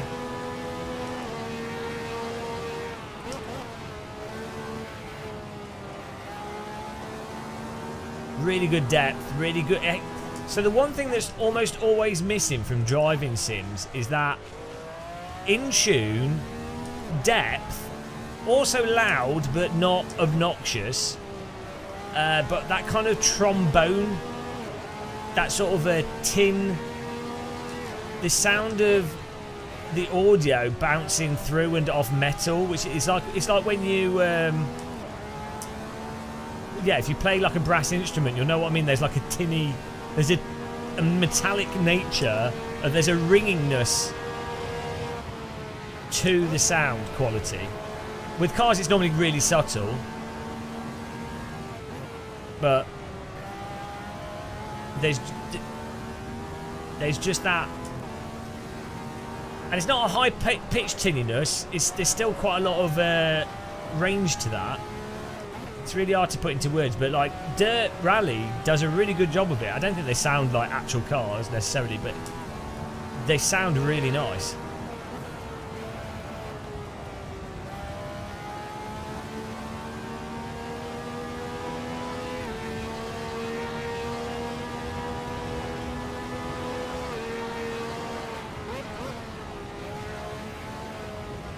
Why am I slow at Brands Hatch? Don't think I'm leaning them. Oh, bloody hell. Don't think I'm leaning on my fronts enough here. Oh, no, that's it. I'm slow at Brands Hatch. I've been I-raced, guys. Yeah, we will do a different car. You can replace the sound gasper. Swap this car sound over. G-Hammer, you've been tempted to get Dirt 2.0. Yeah, I get it.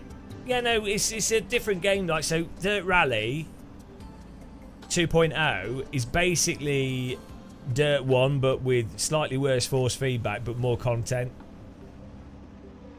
Slightly better physics in some ways, like the cars don't launch as easily. But it's a fun game. It's really fun. WRC Legends is fun as well. I'd say Dirt Rally's more realistic. Yeah, Dirt Rally's well worth owning. I've enjoyed it.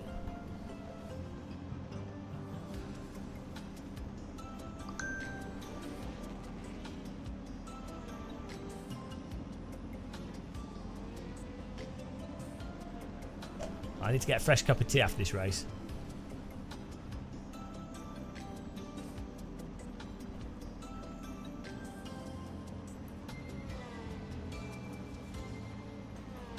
Do Clio?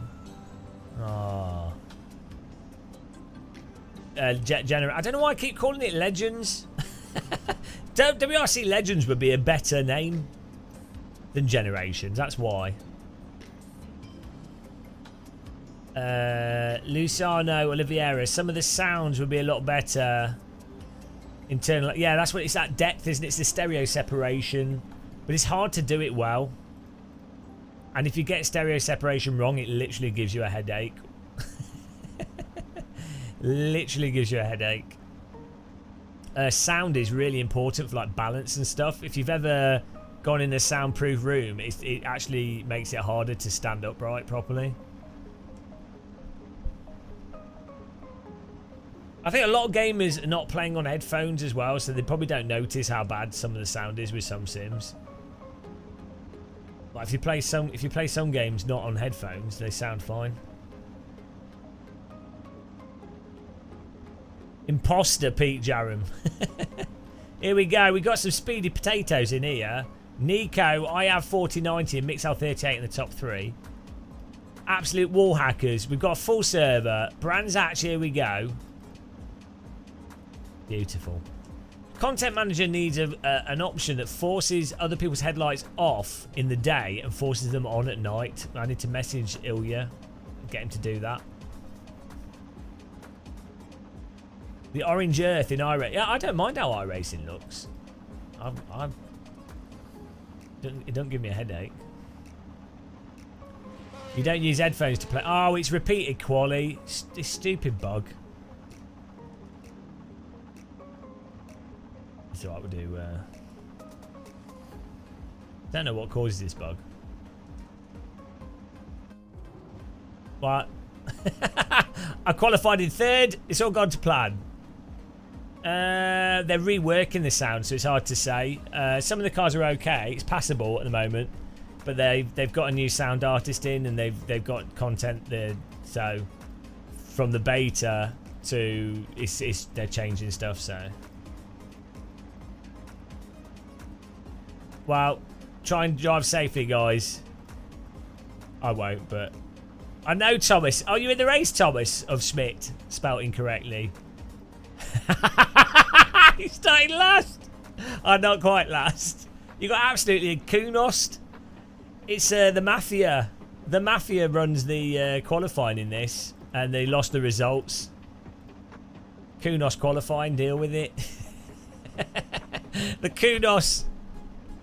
Kunos counting. I don't see any issues.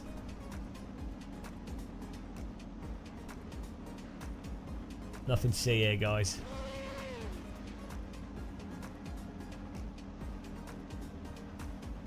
Here we go. We'll do another race here as well. It's nice doing multiple races, so get in there. What racetrack are you at, Felix? In your photo? Is it just at a fence?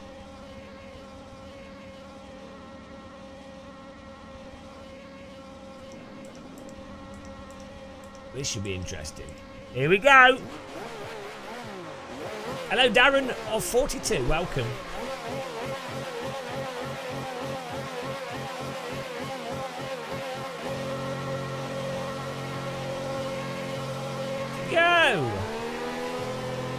Train line it. What a launch.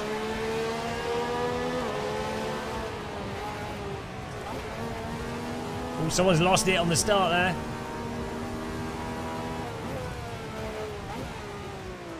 Ah! Car in the bum.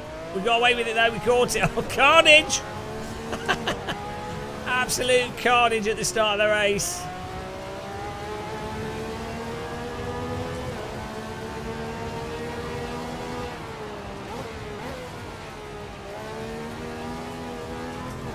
Woo!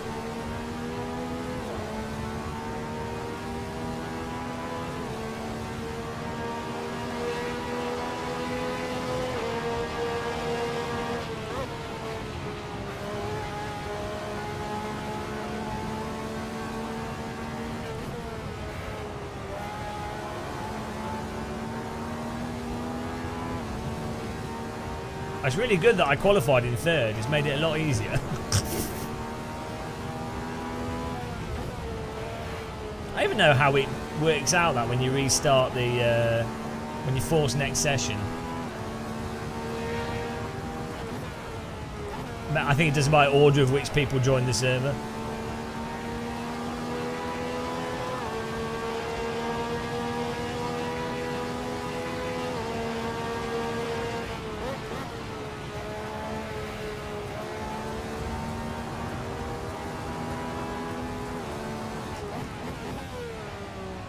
Oh man, there is rocketing out there. Come on, we got to catch Mark here. Get some pressure on him.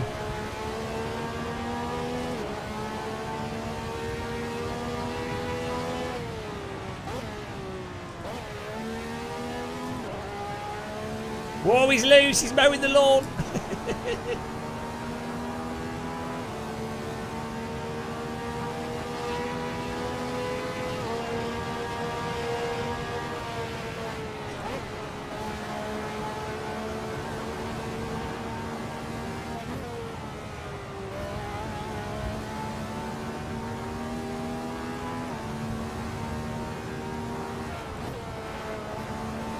Woo! I'm coming. Guys, everyone in chat, can you push the car? We need a just stop oil protest on the start finish line.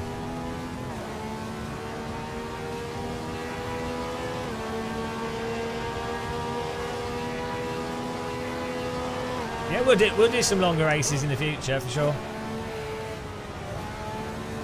Mr. John Sherwin.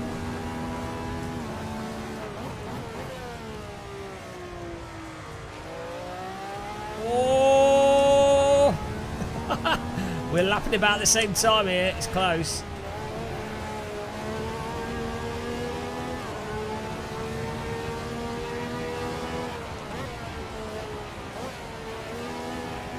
Oh, come on. Just outside of the draft.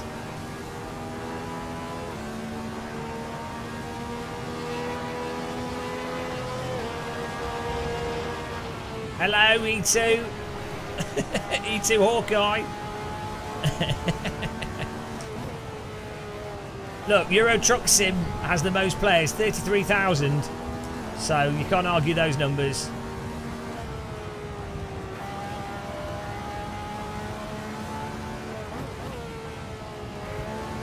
Oh! M. Vandis is hot on our tail as well.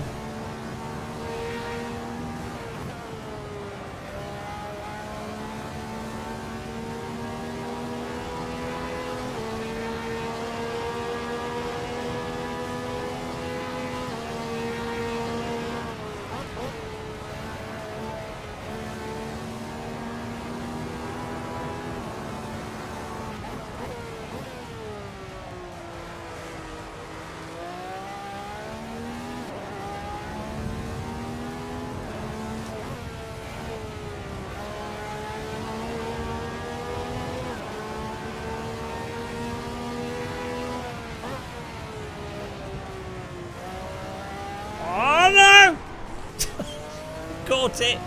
Oh, come on. I was absolutely pushing the tyres there on the limit to try and slightly too tight line. Just trying to catch the car in front. Surprised we caught that. Oh, now it's the battle for second. Absolute scam.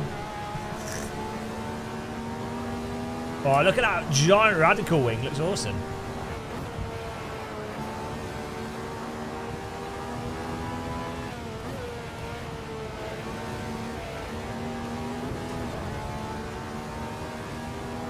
Hello, Brian.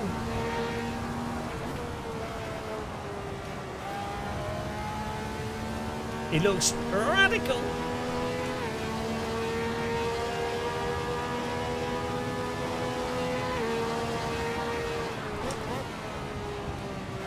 I'm coming, Martin Vandis. Don't think you can get it that easy.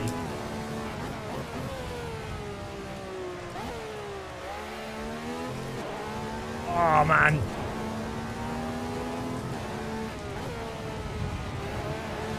Oh, we were following him off the track. We're absolutely pushing the track limits here.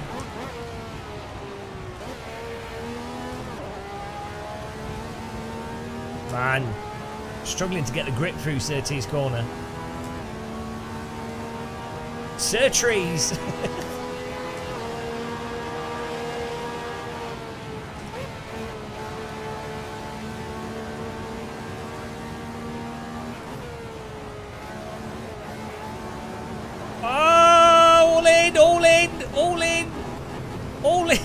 Not lifting.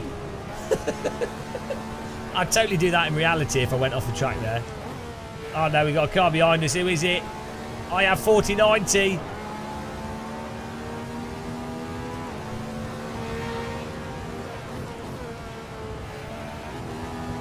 I'm holding third. Woo! There we go. We do get third place there. What a push. Ah, don't crash at the end, guys. Drive around nicely. Drive around nicely.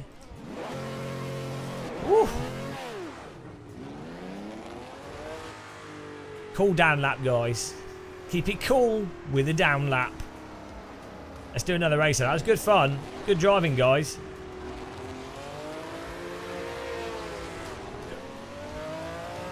Yeah, if we drive around in finishing order at the end of the race, like at a slow pace, that'd be fun. That'd be awesome. It'll look good as well, and then I can go through the results and stuff.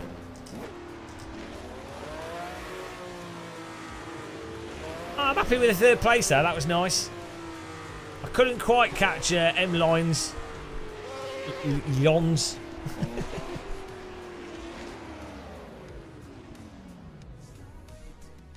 Darren, you found yourself catching more slides by turning the wheel really fast. Yeah, that helps. Well done to Mark Lins with the win there. Martin Van is second, myself third. I have 4090 fourth. He couldn't quite get us. Big South 38 fifth. Ryan sixth. And Ryan Fuller, Battle of the Ryans, in seventh. So who got the fastest lap? Mark Lyons with a 1:24.2. We're going to do... I'm going to do a rematch on this track with this car, and then we'll change car.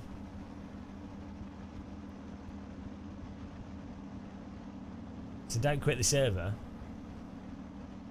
We could really do with it restarting the quali.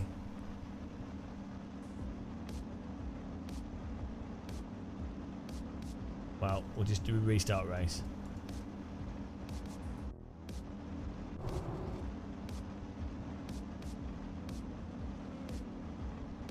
Yeah, that's what you want, is to just be able to catch the cars naturally.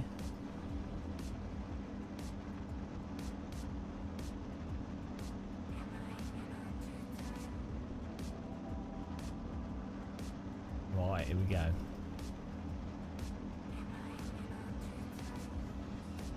If you turn on cooldown lap,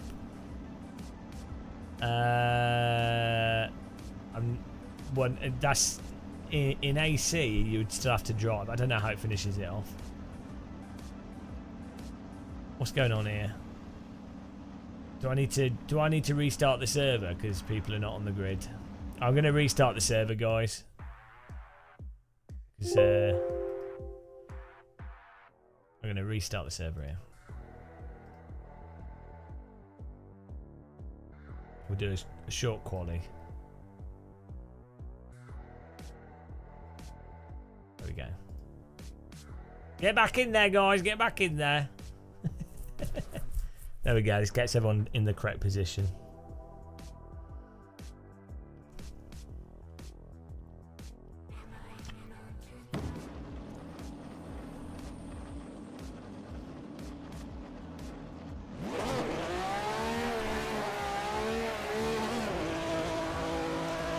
Might even be able to get like 2 laps in here, it'd be nice.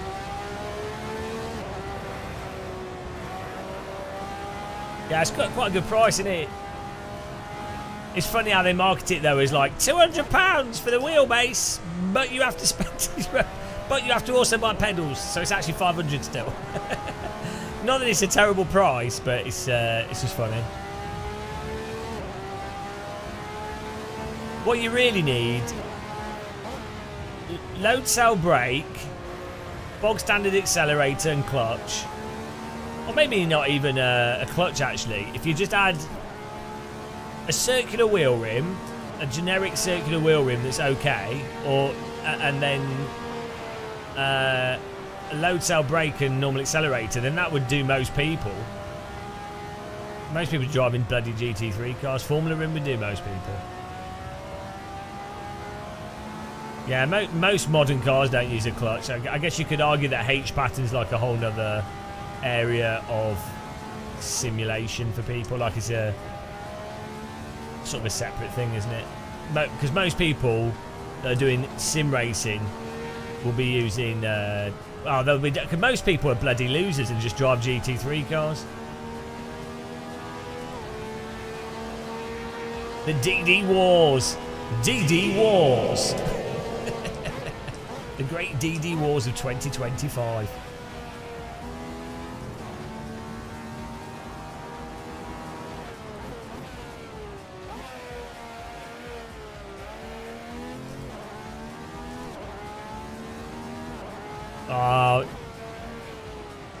Fanatec advertising.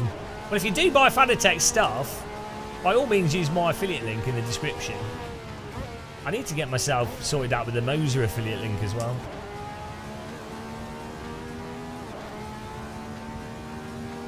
Guys, get your quali laps in. I don't want to be starting on pole again. Do you just bind a button to use as a clutch?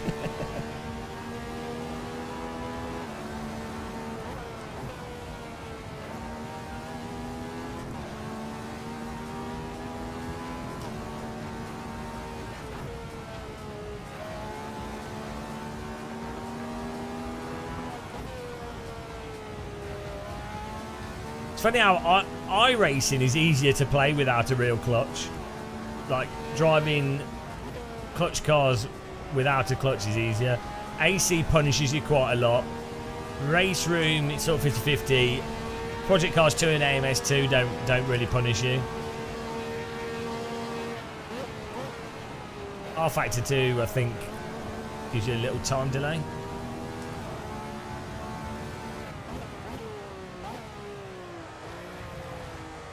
Well, I don't do favourable reviews.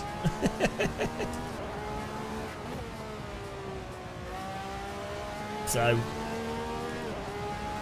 I don't think they care, to be honest.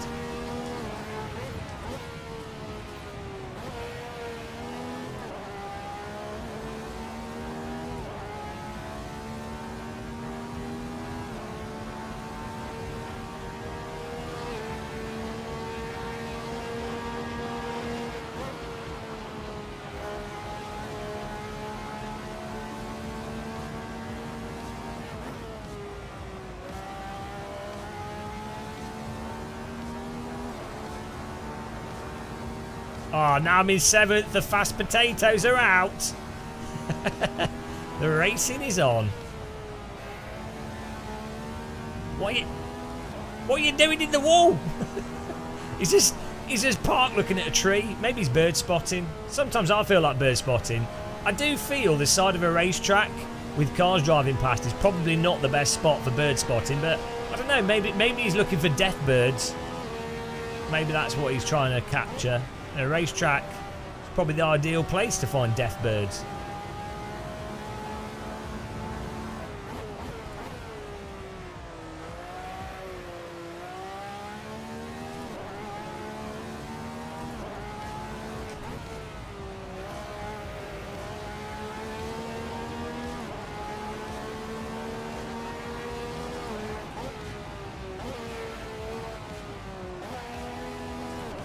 Man, I'm struggling with Sir Cheese Corner. You've gone bird spotting at racetracks. Yeah, you know, some people call it a crash. I call it bird spotting. Is a better term to use, I think.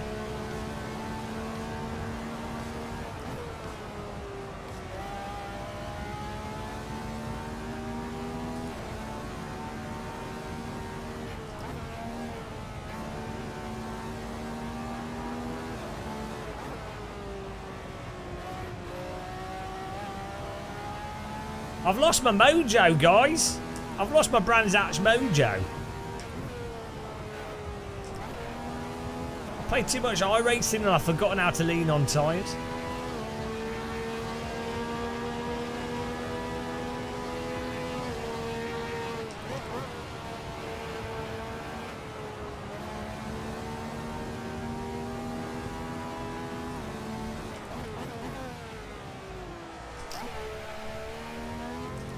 I think he's supposed to drift that.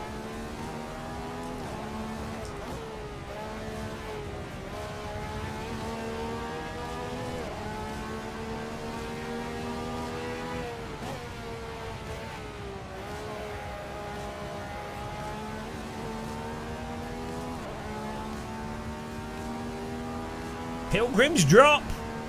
Drop your pilgrims! Who hasn't dropped a pilgrim?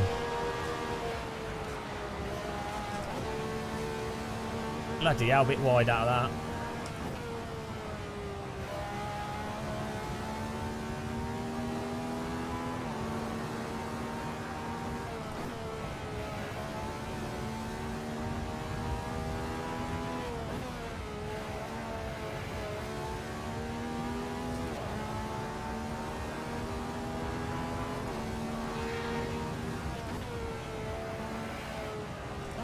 Ah!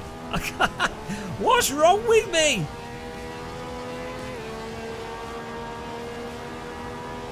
Oh, 7th. Okay, I was pushing harder than I needed to.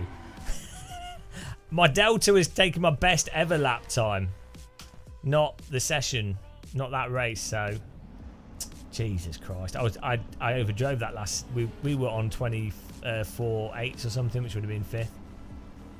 I need a biscuit. My 7th is beautiful though. Get in there. Got Mixel 38 on pole here. Nice driving. Not bad. And before we go to the race, big up to all the supporters of the channel. We've got a new victim, Jared Paul, on here, who will be added to the channel members list. But I've not. This is like a photo. This is an image at the moment. I need to make that editable in OBS so I can type it in whilst we're streaming. But thanks everyone for supporting us and making it possible. Really appreciate it. And thanks to our brand partners as well. We haven't got a stream sponsor at the moment. I'm working on that. So hopefully we can have some kind of like stream sponsor. And then that'd be nice. I don't know what we'll go with. Maybe Lidl's. Your car radar app disappeared. Oh, it's because this is the stealth version of the car. Yeah, that's it. Well, we just need... the problem is it's Twitch as well as YouTube members, so combining them is a bit awkward. There are tools to automatically do it, but then you have to log into each thing to do it, so right, we'll see. You're already on the list. Well, there you go. Was that from Twitch, though? You're like double trapped now. I'm the pound shop Jimmy Broadbent. Jimmy Boldbent. Jimmy Bent Bold.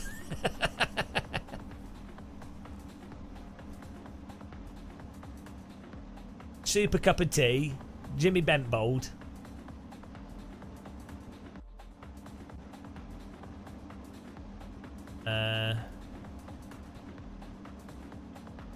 Thank you. I appreciate it. I get more money from YouTube than Twitch. So, thank you very much. There we go. Jimmy Broad. Here we go, guys. Race number 2 here before we change car. Great racing so far. We did done a few races at Silverstone, a few races at Brands Hatch. This is nice stuff. Hopefully people don't wreck at the start of this and we get a nice close battle would be good. Fig roll.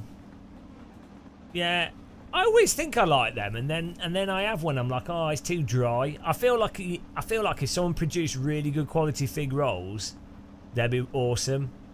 They're always too dry and not enough fig. I think their figs have the amount of fig has shrunk in fig rolls due to the state of the economy. You know. All right, Crowds Garage. Thank you for watching. Appreciate it.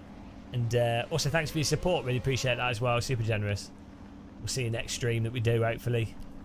Well, watch us on Formula E Twitch. I think they're going to live stream on the Sunday and the Saturday. They're doing the esports stuff. And I'll be posting shorts as well. And on my Instagram, we'll be doing posts from the London Formula E race. With we've got Mitchie Hoyer and some other people there as well. Dark chocolate digestives, yeah. Especially when you get them out of the fridge. Lidl's dark chocolate digestives are nicer than McVitie's. Fact. Here we go.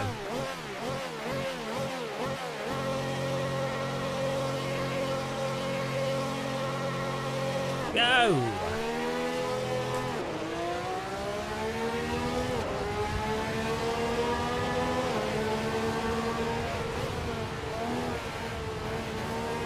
Woo! Look at this. Whoa, he's... I'm sorry, I got tagged from behind as well. And there we go. We're good, we're all still going. I think I found a gap and then we got tagged. I wonder if there's some netcode there. We're still all going, apart from one car. It's all fine, no worries. Absolute bonanza through there. Bit pinball going on. Tyres a little bit overheated. Cool them down, cool them down. I'm amazed we got through that in one piece.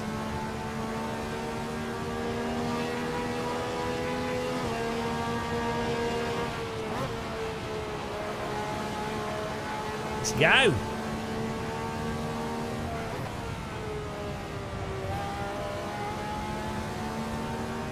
Yeah, we could definitely do more GT3 content in order to be relevant. Everybody knows there's nothing more fun than GT3 cars.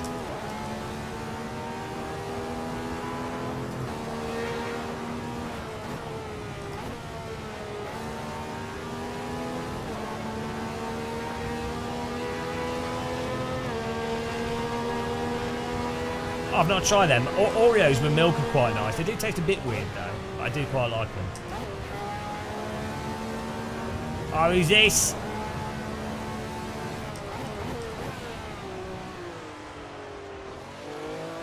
Ooh, trying to get pace down. Look at this racing. Fantastic stuff.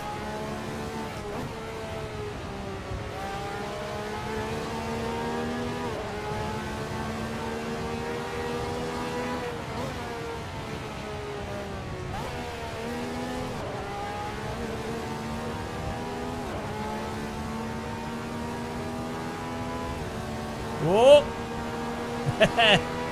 Bronze Dave, side by side with Ryan. I think they might come together. I've got to 4090. Struggling here. Whoa!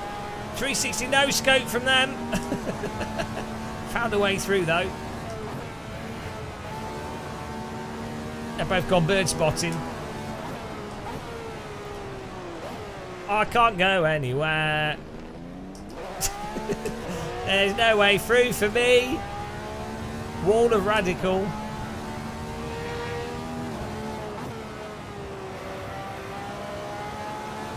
Let's go.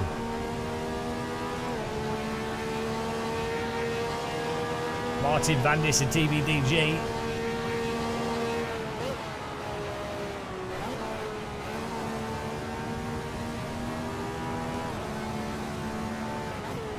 I know, Sebastian and Martin Vandis. Woo!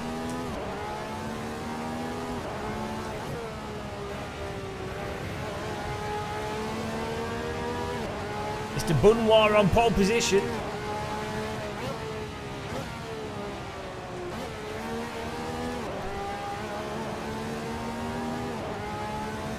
Whoa, here we go.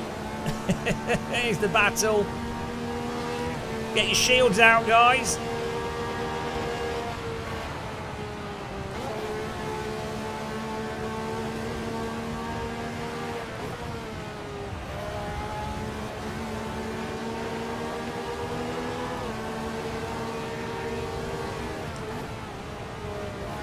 Oh, I snuck it through the inside, a little bit of a slap.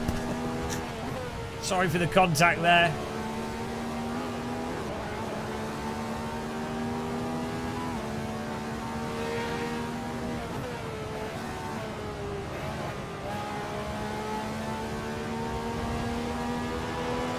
Oh, we're 7th on the RSR live timing board. I'll take that. If you haven't, guys, you need to install the RSR live timing app, and then you can see where you are globally for each car on each track. It's a nice reference to know if you're sort of driving at pace or not.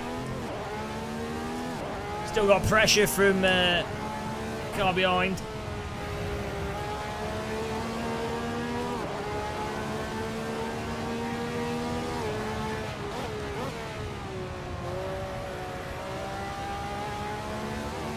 Martin Vandis pulling away a bit.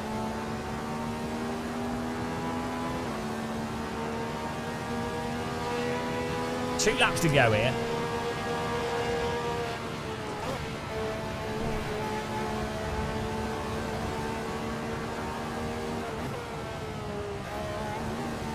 Woo!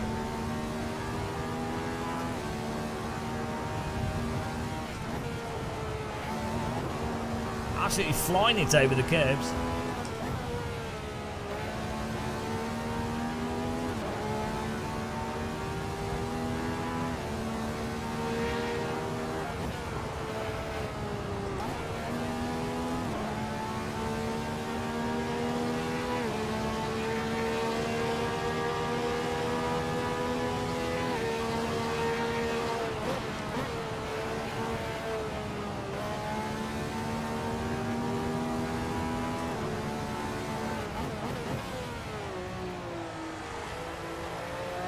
I don't think you're supposed to do druids in an out-and-out drift, but that's the way I'm doing it, so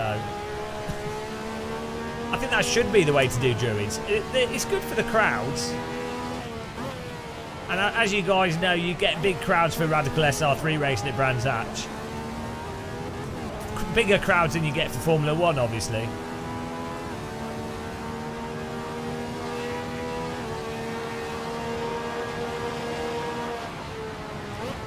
Well, that's it. Druids would be drinking their beer, race censored. They'd be drinking their beer and then drifting. That's how they erected Stonehenge. They drifted all those stones into position. Fact. That's why there's like drift all over Stonehenge. There's like boulder marks.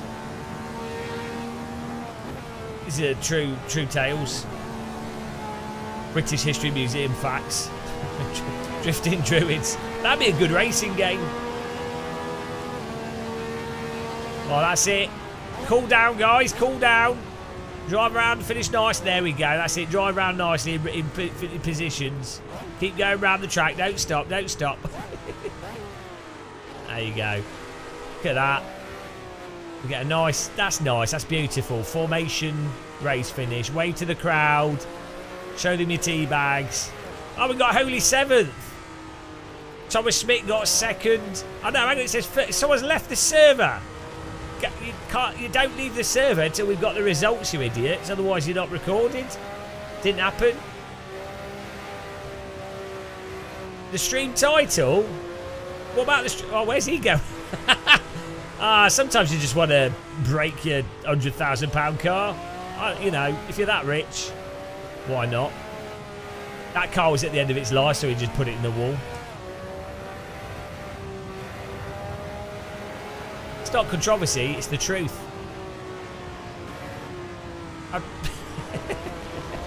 Typical Schmidt. This car looks like a golden Nintendo 64.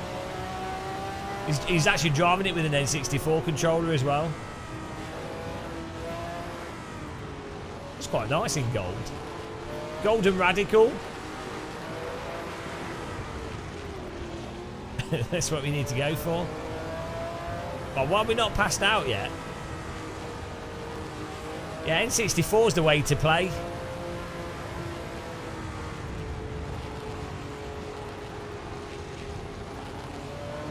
Three-handed control. So one of your friends can hold on to it. Well, I don't think it was that underrated. It was a pretty popular games console. There we go. Oh, you got a 5-second penalty. You deserved it. There we go. Thomas with the win, apparently. Wall hacked. Well done. Mixel 38 second, Nico third, Simon Bunwar fourth, TVDG fifth, Martin Vandis sixth, myself in seventh. Fastest lap was IER 4090 with a 124.2. Nice. Nice. Right, let's change car here. That was good fun. Good driving, guys.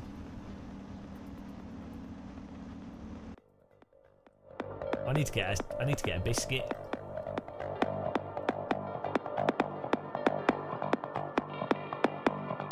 There we go. Let's change to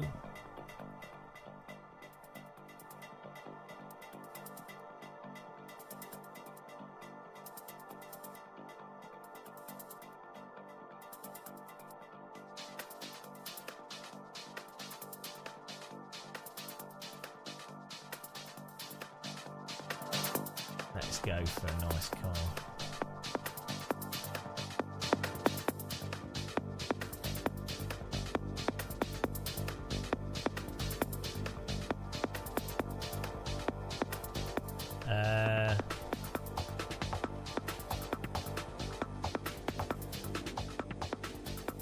Let's do a bit of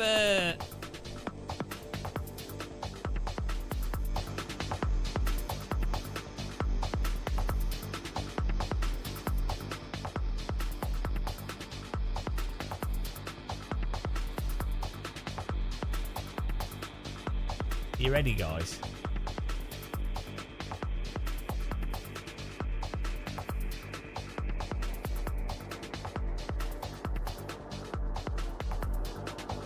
You ready?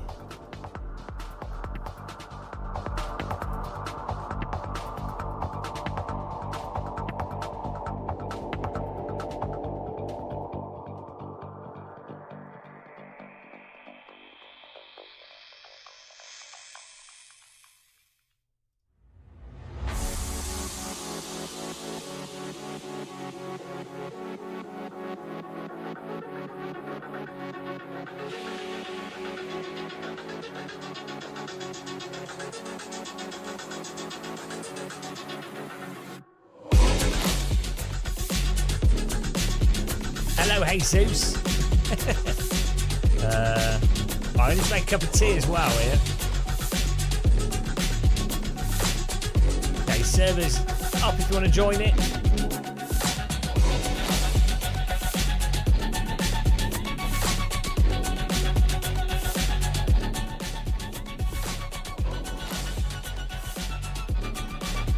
Get in there. Yeah, thanks for everyone that supported us. Thanks to all the members. This is the new member screen, the Legends screen, the Legends of Muscle. If you are a member, you get put on here, and you're remembered as being a terrible person forever. So, beware. Thanks everyone for supporting us, and we've got a new race going on here if you want to join us. Server's called Game of Muscle. Password is T in capital letters.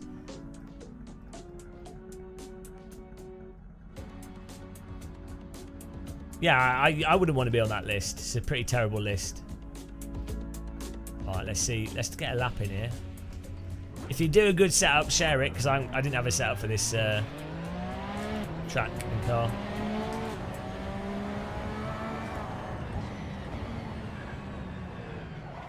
It's not really that much of a pain to install BRT.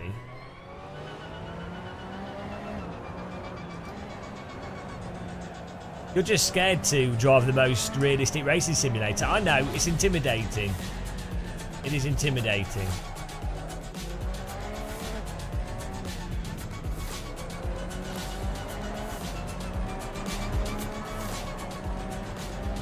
Hello, Simon B. How's it going, man? Welcome. I'm going to get a lap in here, and then I'm going to get a fresh cup of tea. Service filling up quick, though, guys, if you want to join in.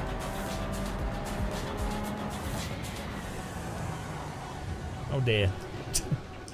Apparently you need to brake for corners. Technical issues. Ah. They're the best kind of issues.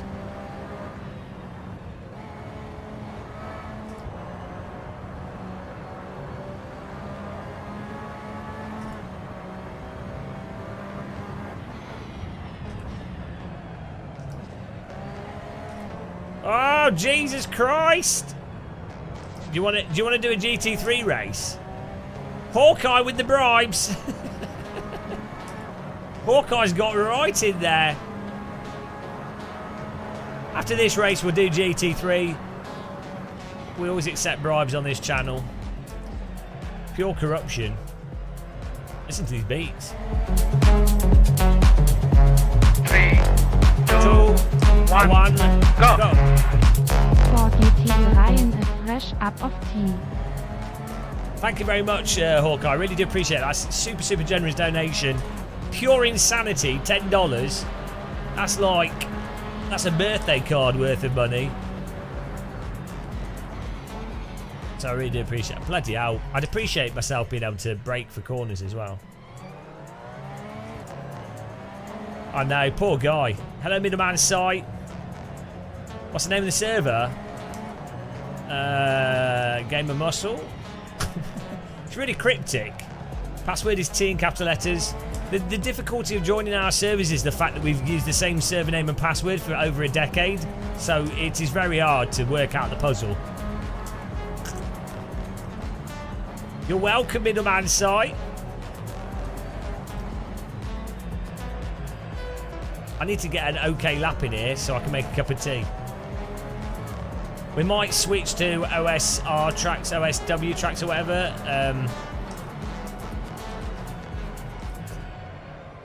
Because the server's filling up. But then I get asked the question over and over again. I can't join the server. Why can't I join the server? Because you haven't got the track. But I do have the track. No, you don't. every 5 minutes. Where do I download the track? It says I don't have the track. That's the worst part of AC.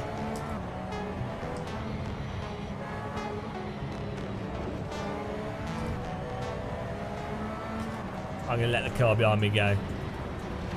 Go, go, go. And I'm going to steal the draft. I know, Shumi. Because I prefer Simcade titles where the cars... yeah, I just can't. It's too realistic for me. I'll be honest.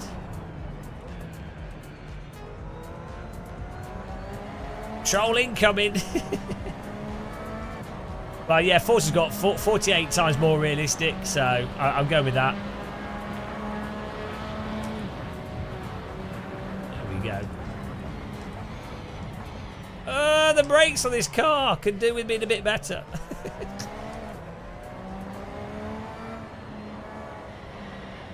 I can't handle the physics.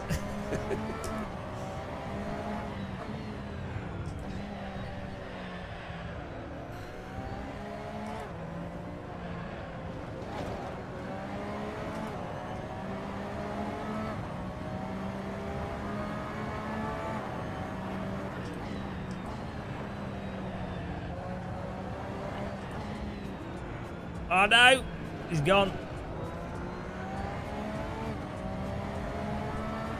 I'm hoping Forza ends up to be good, you know. I just want... It doesn't have to be amazing, just like... Do you know what I mean? Just consistent. Like old games were. Like Wreckfest is totally fine. To be fair, Forza Horizon's totally drivable.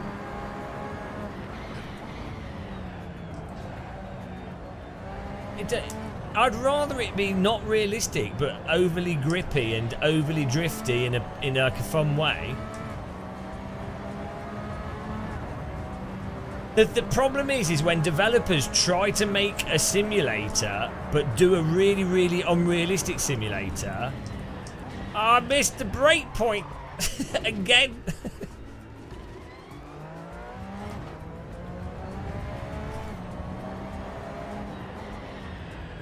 It's way better when developers go, okay, we don't have the time or the ability to actually make a simulator. So what we'll do is we'll just make the cars extra grippy and poking responsive, and then we'll have a drift mechanic that's fun. That you know you can control the angle in variable ways, and you get really nice points for drifting, and it's snappy, and it's quick, and it's immediate, and then we'll have some nice force feedback. Bloody happy with that. That's fine. To be fair, like dirt. Imagine if you had like dirt rally physics, the dirt rally tarmac physics, which a lot of people complain about. But imagine that in a track game with an extra drift mechanic would be fine. Actually, Project Cars 3 actually drove quite nice in that regard, and also worked well with the gamepad as well as a wheel.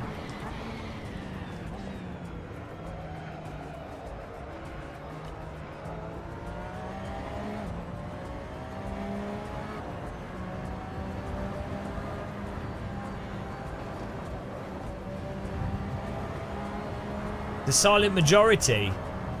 No, like AMS2 players are not the silent majority. The silent majority, I have no idea what they want. I honestly don't know anymore. It used to be that they want iRacing style instabin physics. I guess people are happy with Gran Turismo 7, and that is horrendous, just pure understeer. So I guess that would be the majority, what the majority of people probably latch onto.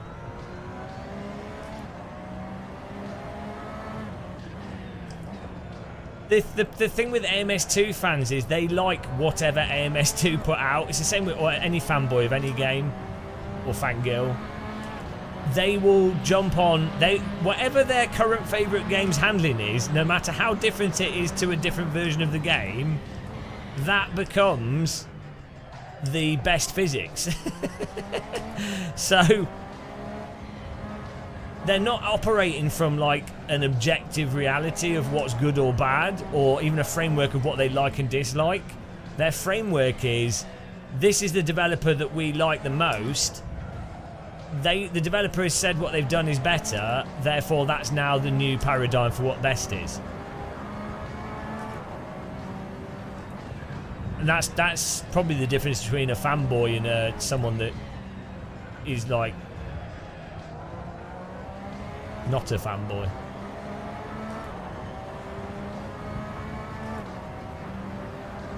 Yeah, so the thing that Project Cars 3 did really well, the guy that designed, the game designer that worked on the gamepad to wheel smoothing, did a really, really good job. And unfortunately the game absolutely failed, so they didn't get any credit for it.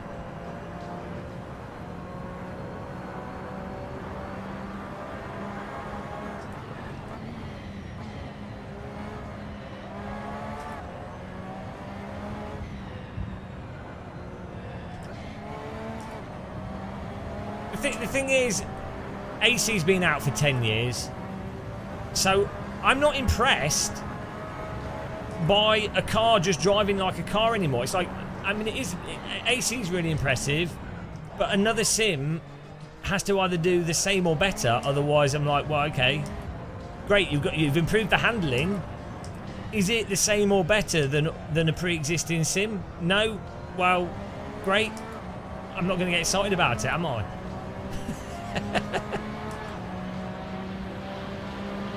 Look, Skywilk. You're arguing with Max Verstappen. Why you keep repeating yourself? Max Verstappen says you're wrong. Deal with it. There's no argument. Max Verstappen says you're wrong. So I mean, why are you even typing this? Why can't you change your view?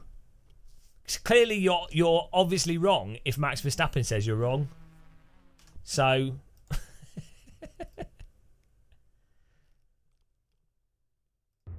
You know. Right, here we go. Max isn't wrong. He's the best way. He's one of the top sim racers and one of the top real wheel drivers.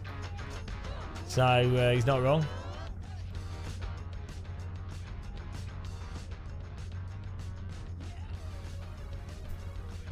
Max said that AC is the best driving simulator, the most realistic driving simulator. Deal with it. There's good cars for R-Factor 1 that have been modded nicely, and there's good stuff in R-Factor 2, but AC's the best. Just deal with it. I don't know why you keep bringing it up, Skywilk. You've got a smallness. I don't know what's wrong with you. Tarquini! Hello, Paul Keeble. Yeah, it's a fact. Scientifically proven. Oh, Thomas is laser stonking it. Did you do any setup stuff, Thomas?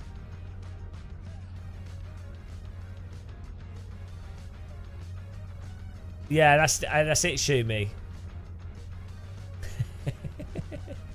Oh, can you share the setup if you've got a setup?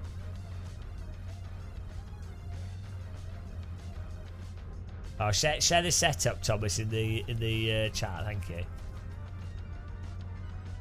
Get the Schmidt setup going, guys. Yeah, well, BRT, you need to learn how to drive. Get a wheel on and race us. Once you're at the limit in AC, it all makes sense. That's when you get hooked on it. Once you have to be at the limit though, because that's it. Basically, AC is the test of if a driver can actually drive properly at the limit. Because if you can't drive at the limit properly, you won't understand the depth that's in AC or the crux of Assetto Corsa, which is basically how the tyres gain and lose grip and how the cars balance at the limit. That is the crux of Assetto Corsa.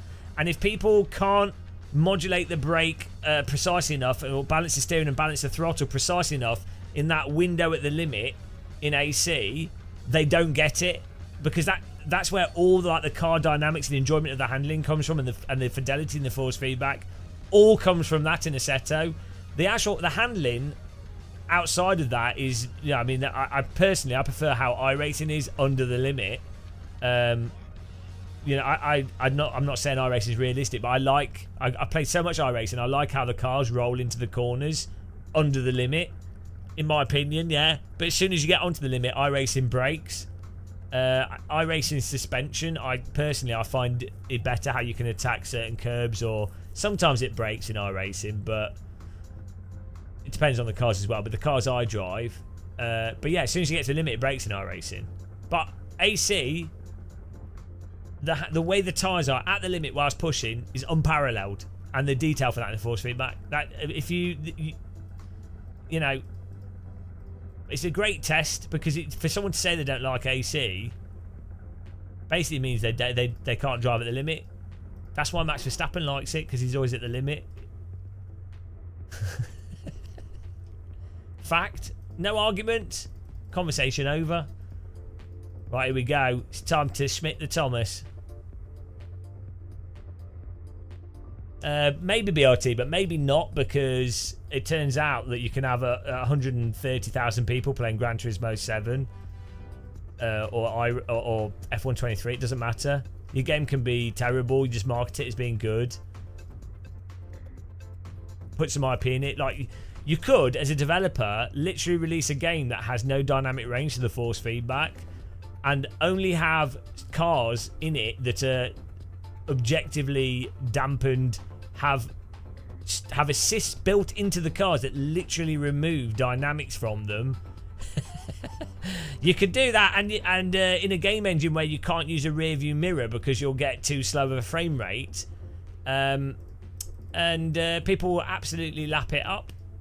So no, there's no motivation for developers to actually make better simulators. There's no correlation between simulation quality and player numbers. Most people can't drive, so it doesn't make any difference.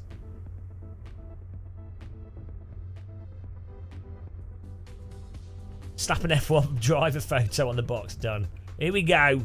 It's time for Nürburgring. Or Nürburg. Yeah. Not Nordschleife. What's it called? Nürburgring GP track. Turn my game volume up a little bit here.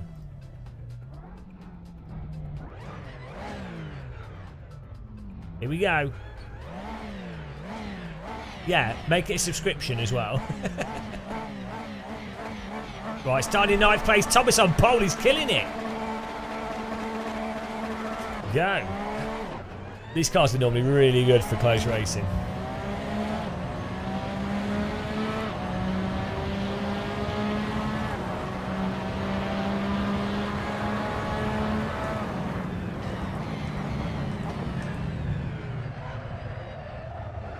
Oh! We somehow got through that.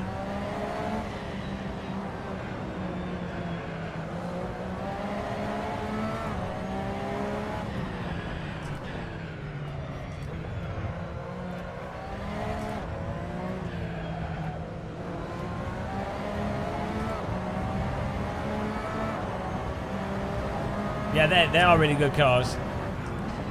Woo! Here we go. Ryan Fuller. Thomas Schmidt's being pushed backwards here. I'm not sure what's happened to him.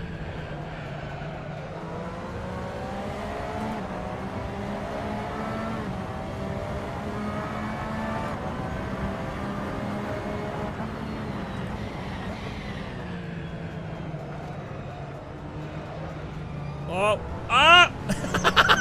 Oh no! I totally cheeked it past him there. He had to slow down to avoid the accident.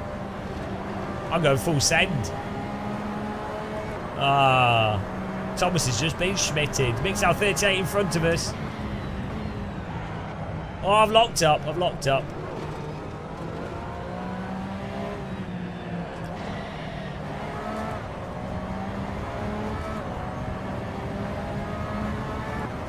Wow, you know, when you've got the Porsche RSR, which is already a perfect vehicle, why bother with different liveries? Why bother with braking at the brake point? Overrated, I say. Thomas goes round the outside, takes advantage of me missing the brake point by a football pitch.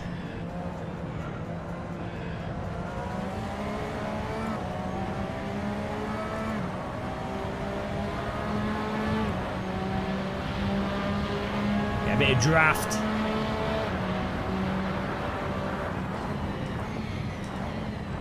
We've got a lot of locking up in front.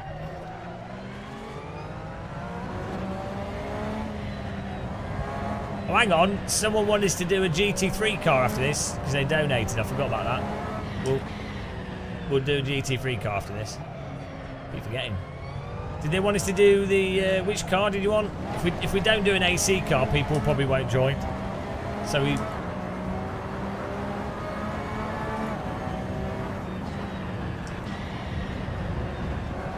Hello, Channel VR. How's it going, man? Welcome. Come back.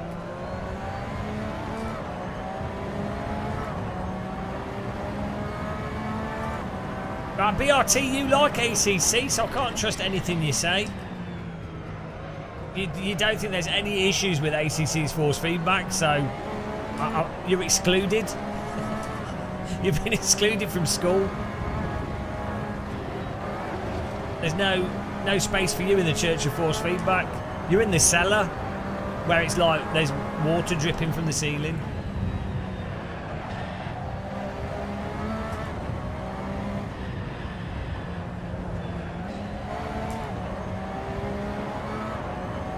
Yeah, but you still think ACC's better, so you can't be forgiven. It's like going into the wrong church. You have to repent. In the FFP tent.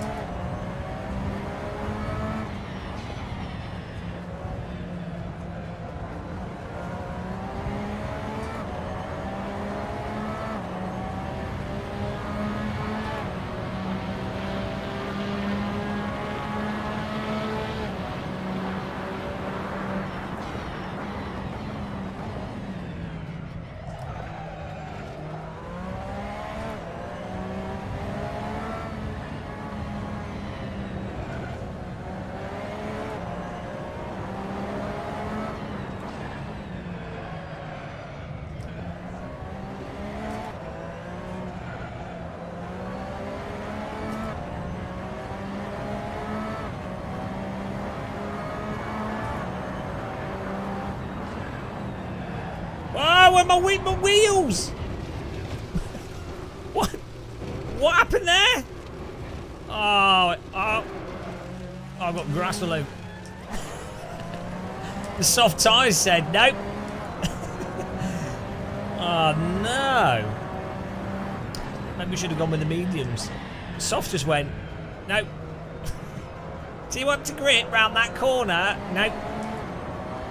Ah, absolutely softed. Softageddon. Oh Jesus, they're still gone. They're still gone. Should have put the mediums on.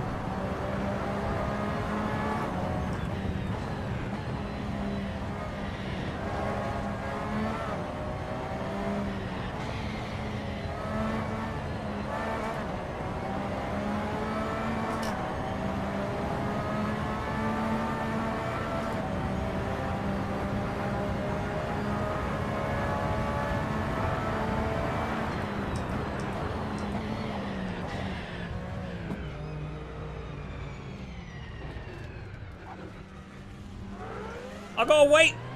What?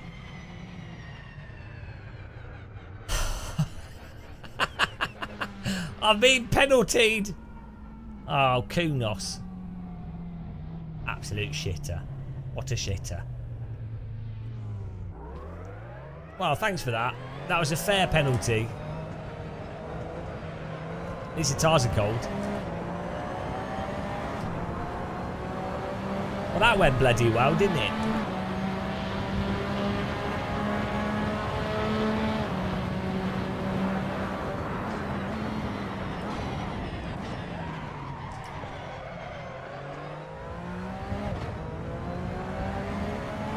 I don't know. I don't see anything wrong with the penalty system at all. I think having to park for 15 seconds due to spinning is perfectly fair.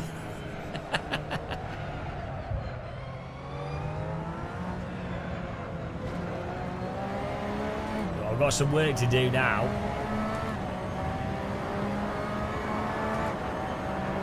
Operation not last. Oh, someone else has lost their tyres.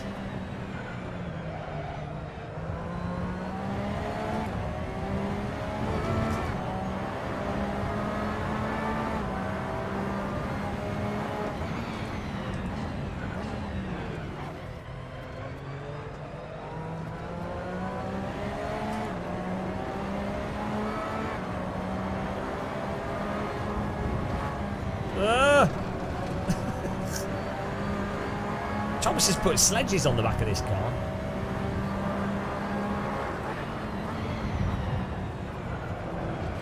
Oh, I think everyone's losing their wheels.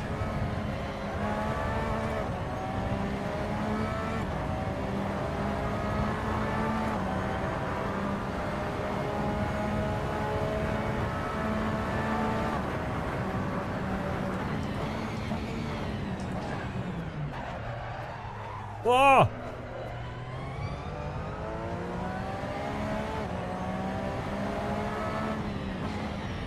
A rapid car. I didn't know AC had water simulation.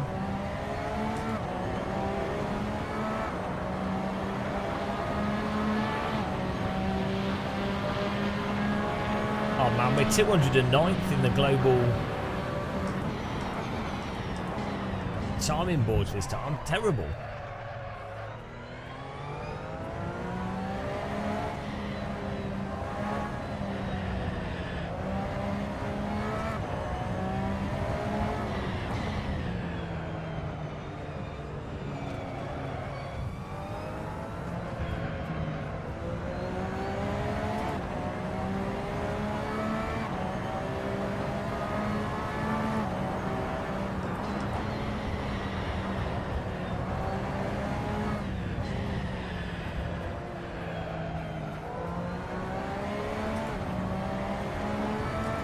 Yeah, you can't, if you turn too much, this just starts sliding and the tyres go.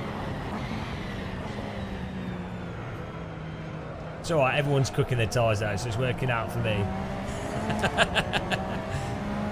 You really need to turn the force feedback up with this to feel where the tyres are so you don't go over them.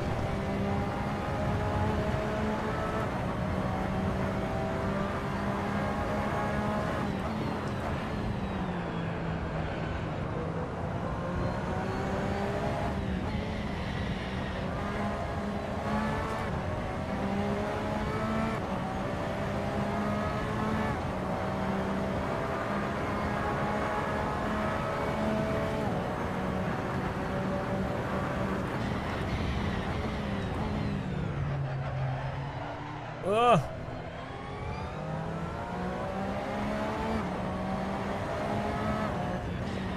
That was a disaster for me. Josh got the win now, I think.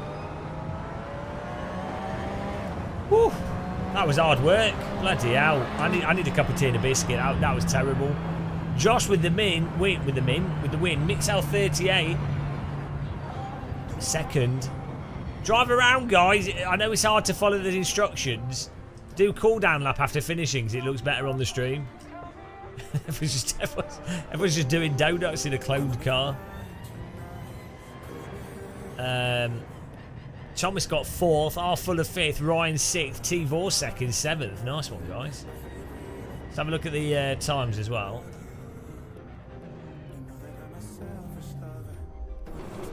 Let's have a look here. Who got the fastest lap? Thomas did with a 157.059. Nice one.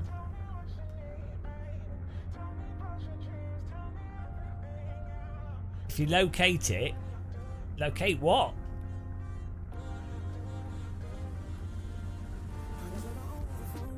Woo! Mixel 38 did the fastest sector 2 though. I don't know what he was doing to do that. It is, but you can't see it whilst we're in race. So we need to do. Someone wanted us to do like a GT3 car. We'll do a bog standard GT3 car that's in AC. Otherwise, everyone's gonna have like the download bonanza.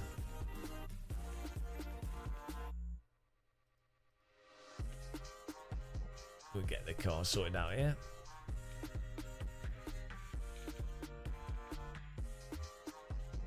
Please hold.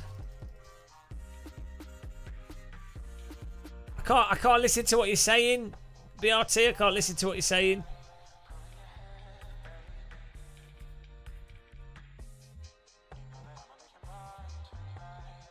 He likes ACC, force feedback is nothing, you can't say anything.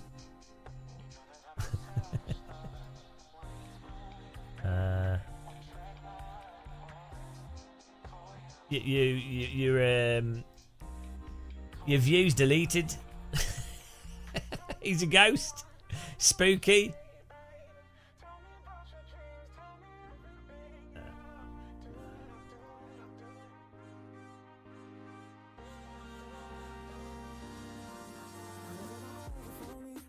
Right.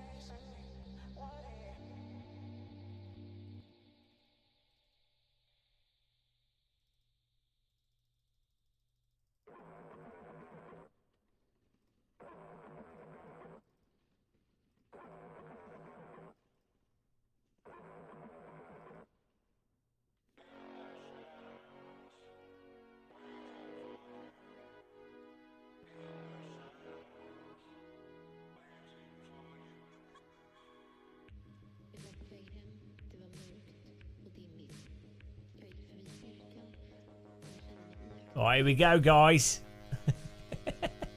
Who will win? Who will win?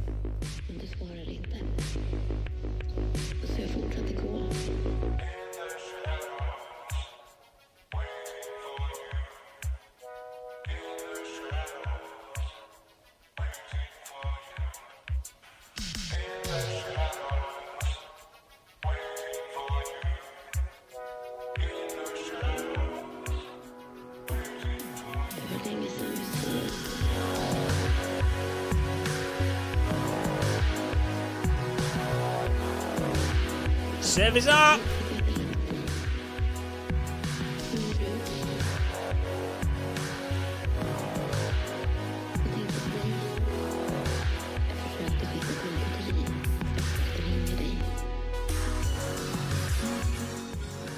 Get in there!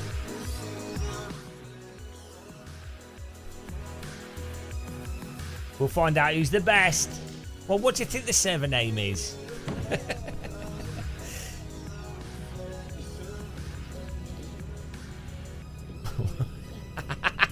Whoever wins this is a champion of sim racing. Oh, I'm getting a lap in. Game of muscle.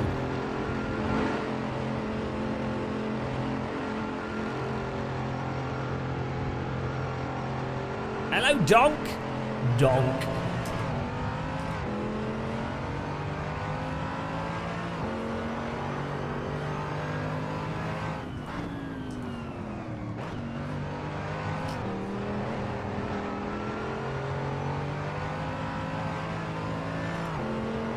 Holy moly! Hello.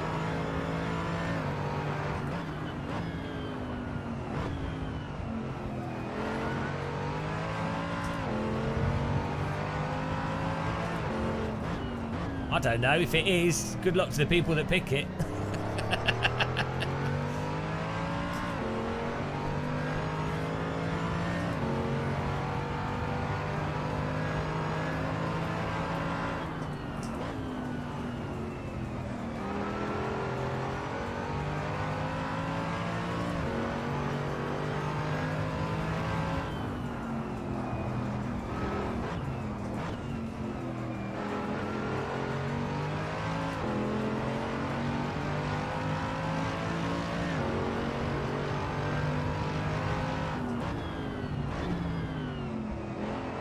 I'm doing a lap so I can get my bloody cup of tea in.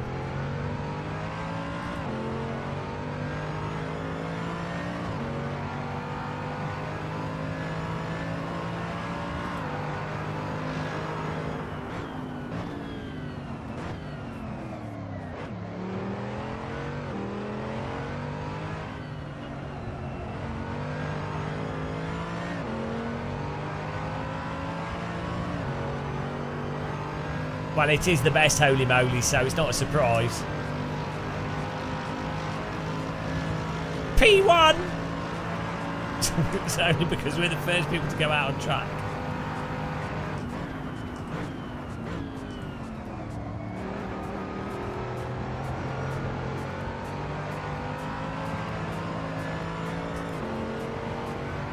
Game of muscles, the server. Password is T, it's in capital letters.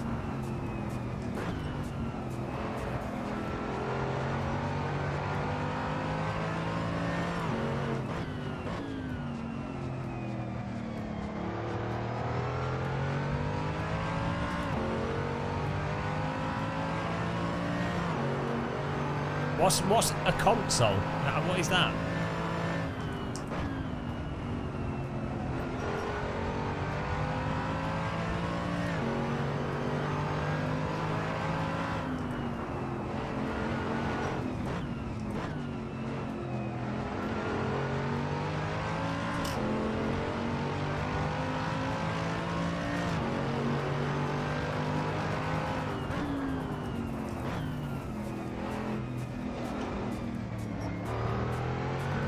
What is T?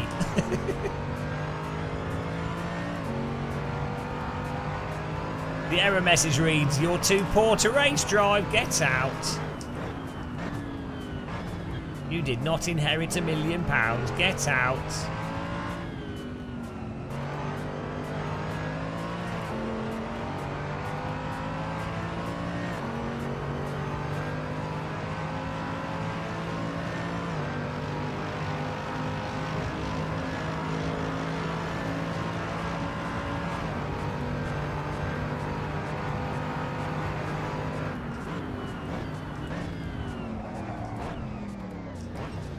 Do that'll do us.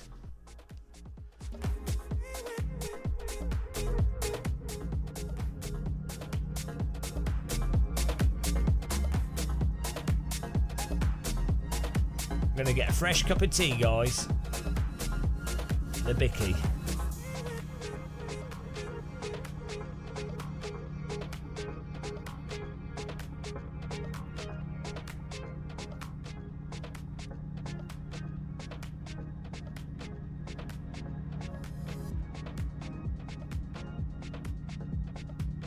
Get in the server, guys, if you wanna race. 6 minutes. Be back in a second, guys. Woo!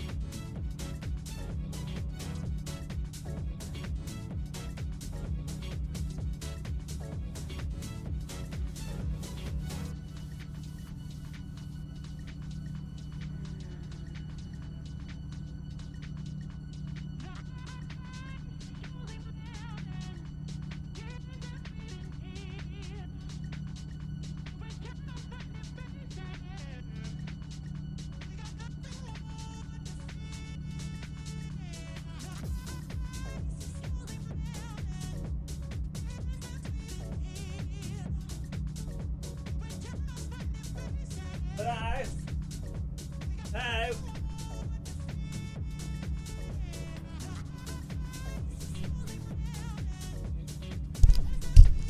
Hello there. How's it going? Look at this. Joss up the top. Filth. Server's almost full, actually. Not bad. We've got the biscuits going here.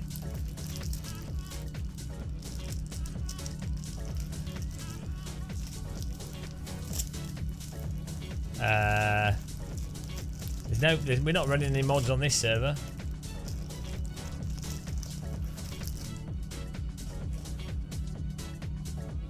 I don't think we are.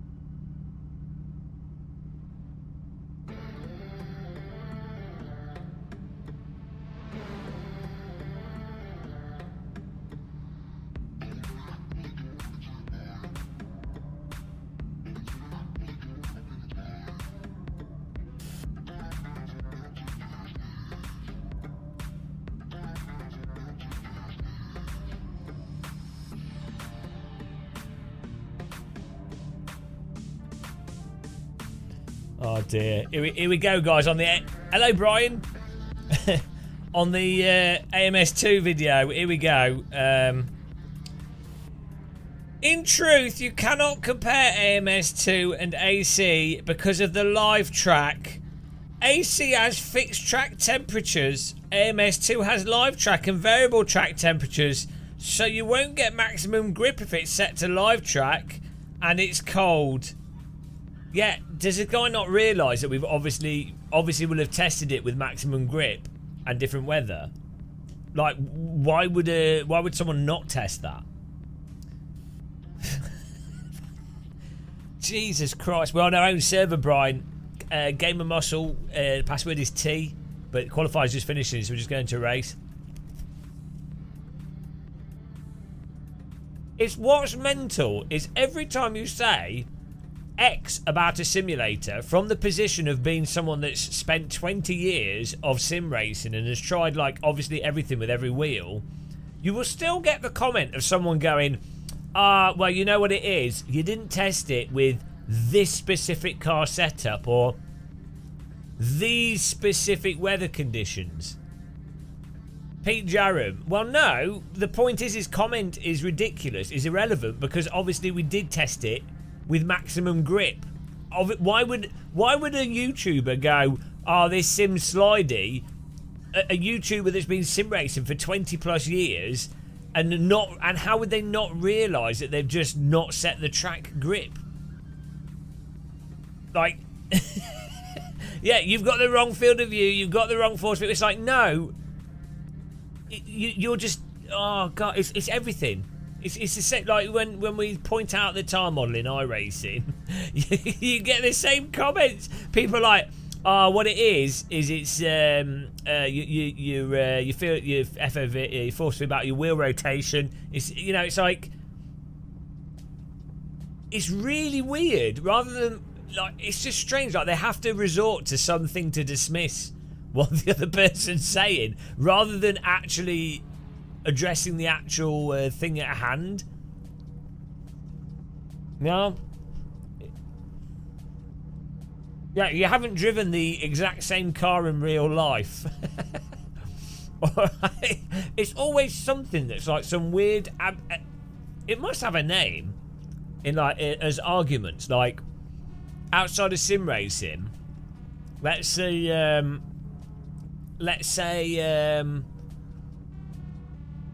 I don't know. So someone said, I don't really like London as a city because it's quite polluted and quite crowded, and the tube's very busy at rush hour. And like someone gives a whole list of reasons, like they've lived in London for 10 years, and they say, I really don't like London. And then in response to that, someone goes, no, London's the best city. You just didn't go out on a sunny day. No. Like, it was some irrelevant point. If the person replying said, Oh yeah, no, all those things you said are true, but if you're really wealthy, London's quite nice, or if you live in a really nice apartment right in the centre, that would be fine. But what it is that they say something that's completely irrelevant as a counterpoint. I think that's the thing. That's what's weird with this with the people that with video games.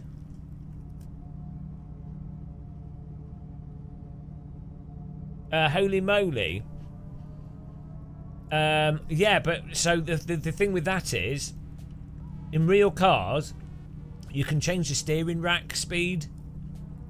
Or also simulators might not even have the right ratio or the right response from the steering, or the force feedback might not actually be like the real car. So even if you set it up to technically line up with the simulator, it might actually be worse than setting it up wrong, ironically. So the part of it is people have an absolute faith in that the developers have nailed everything perfectly, which in some cases developers have done a lot of stuff really, really well, you know. But in some areas,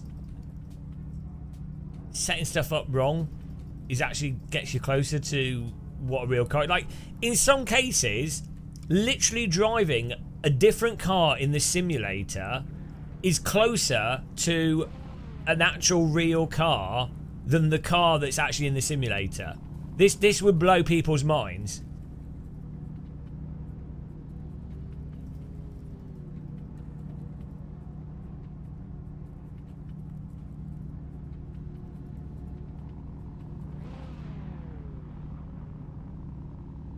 But yeah, the people that comment on these things don't know any of this stuff, but they're really happy to comment with their wisdom nuggets. Right, hello.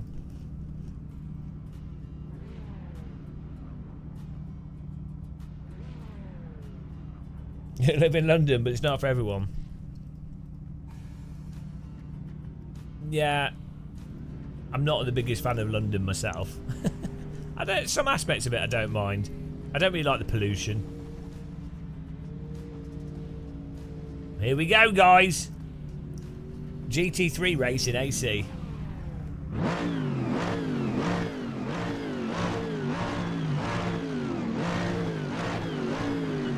If you're not really poor, London's a lot better. If you don't have much money, London's terrible.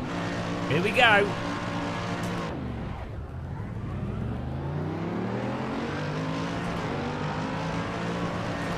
Okay, my car's a little bit slow on the acceleration. I probably have the wrong gearing.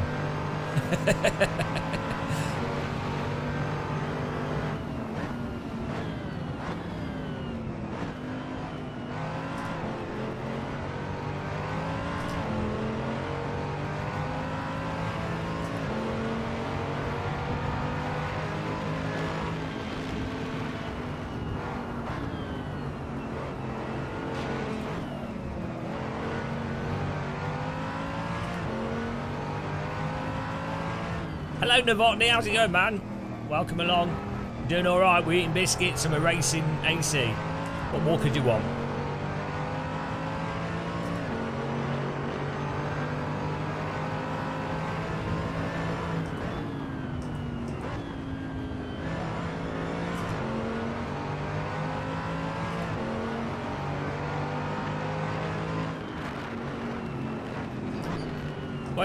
I think AMS2 is really nice and easy to drive, and the cars are drivable, it's catchable and everything. You have to be utterly deluded to not notice that you're always in these massive slides in that sim. Like huge slides all the time. Like when driving quickly, you are like drifting a car is always sliding in real life, and you always want a small amount of slip when you're on the limit, but AMS2 is like driving on snow. I don't know how people can't notice it. Yes, the camera settings. Thomas Schmidt getting through there. Kaspersky. Antivirus to the max.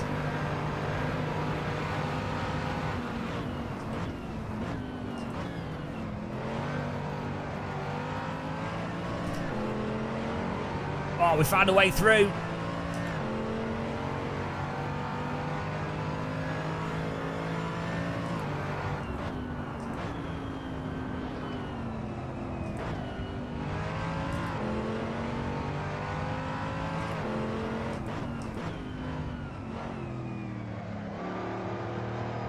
Like, if anyone doesn't believe me with MS2, like, you can load up the vintage cars, right? And it's like slow motion off-road. Like, it's insane. It's so slow and sluggish and slides. It's mental. It's absolutely bonkers. It's just that people don't notice it in the more downforce cars because it's not as obvious.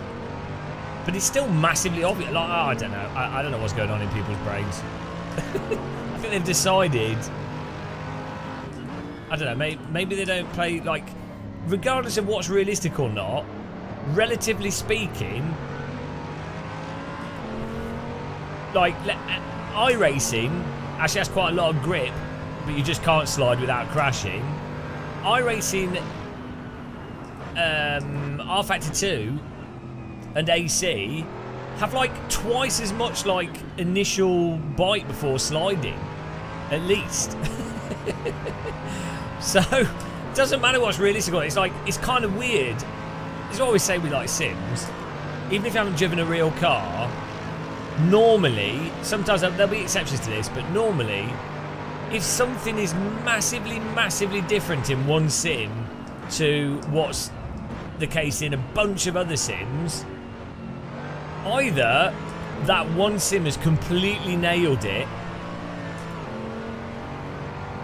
and you know, it's an absolute new benchmark, or that sim has a really big issue that none of the other sims have.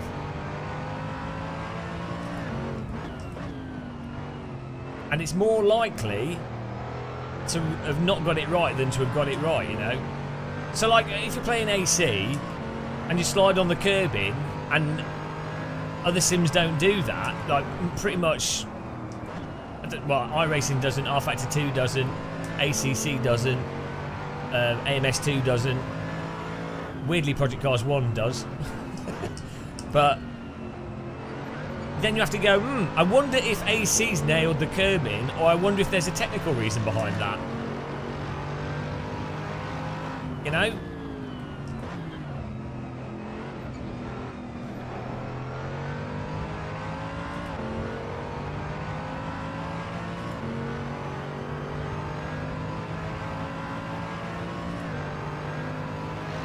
Also in AMS2, the massive amounts of what feels like drivetrain slip when you get on the throttle. Like, there's a huge window of like, it doesn't put the power down directly at all.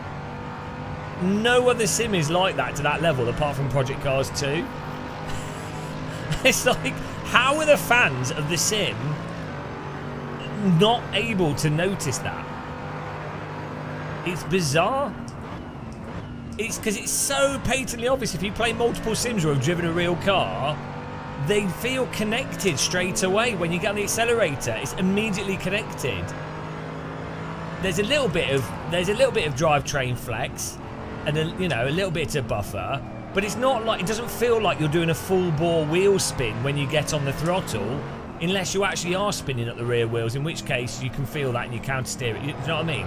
It's a different scenario. Real cars don't feel like you're leaning on the clutch pedal. How can they not notice that though? How can someone play AMS2 and be like, oh, it's a game changer, best physics ever, amazing, oh, absolutely kills it, oh, Jesus Christ. But if it's got that as an issue, you simply can't say the other stuff. Same with iRacing. If the tyre model, you simply can't say it drives well with the current tyre model because you can't drive at the limit.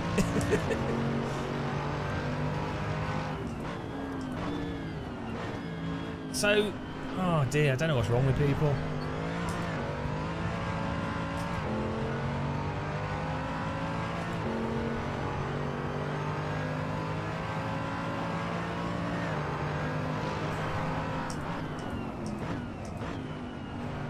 Get in there. 8th place here. Yeah, I think mixed grid of GT3 cars is not the best.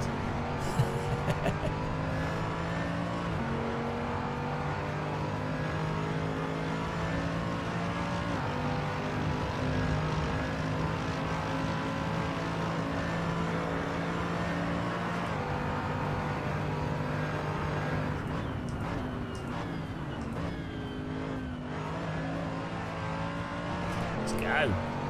Joss is leading the way here. I don't know. I don't think the GT3 cars are that good in AC, to be honest. It's funny. I'd say that the GT3 cars are probably the worst cars in AC. So it's kind of funny that then Kunos went and did ACC. What's the worst cars in our current game? Oh, let's make a sim around them. Like the best cars in ACC, in AC1 are like drifting, road cars, and Formula cars. F2004. And then like just the faster Formula cars.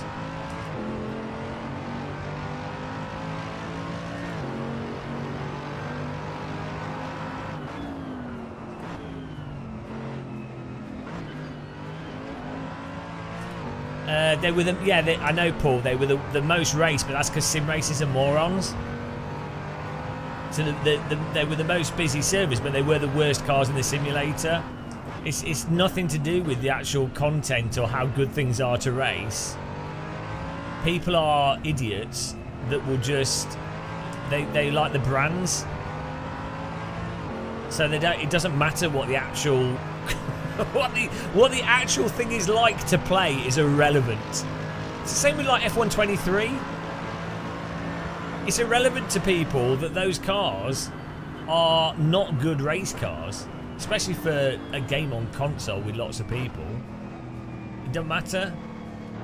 They know, they've seen Max Verstappen or Lando Norris or whatever, and it's Ferrari, and you know, it's, people don't do things based off intrinsic qualities. They do them based off sort of overarching extrinsic marketing appeal. Yeah, he did. But that's what we're not talking about. That we're just saying about what ends up being most popular. Woo.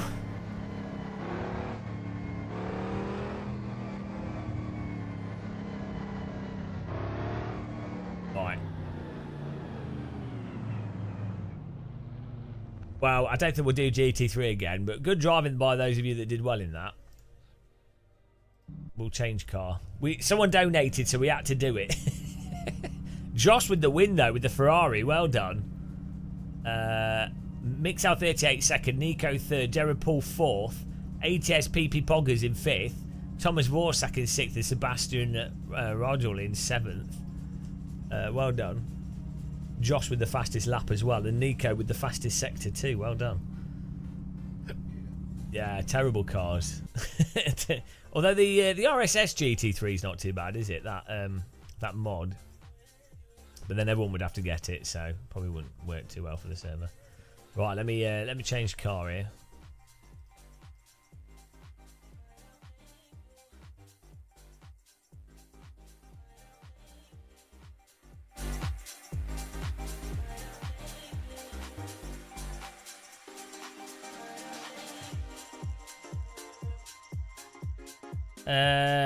But Hamilton doesn't play driving simulators, so you can literally ignore everything he says.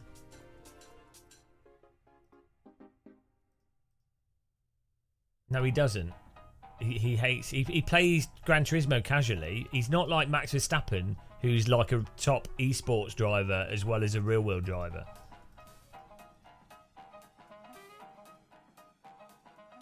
Like Verstappen is literally winning top iRacing races and top R-Factor 2 stuff with other esports drivers in it. Have you ever seen Hamilton in iRacing or R-Factor 2? He doesn't like Sims.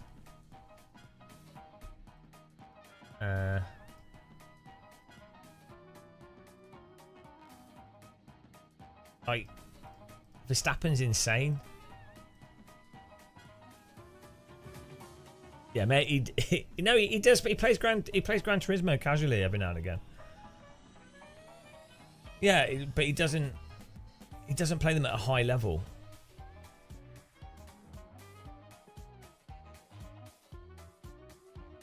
Hang on, guys. I'm just getting the server up here. Thanks to everyone that's supported us, though. The Wall of Legends is still there.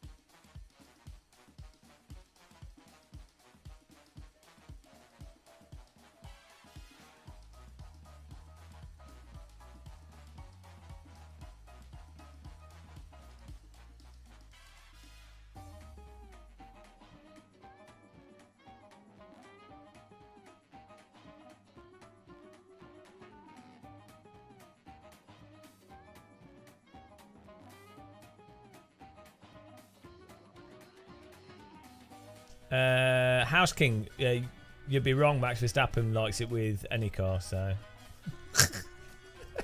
sorry, you've been Max Verstappen. It's better with everything. It's better with everything, mate. Sorry. Why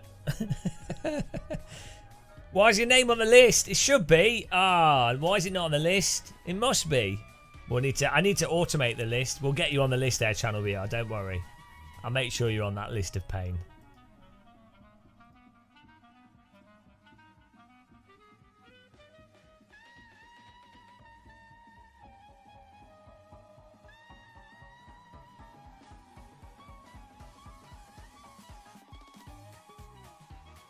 Okay, server's up, guys. In a second. It's getting up. Give it a minute. Give it a minute. It's coming. It's coming.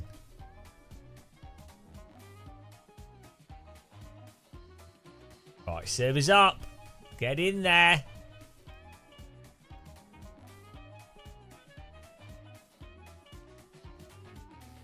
Bennett's Prime. I just disagree with you about the cars in AMS2.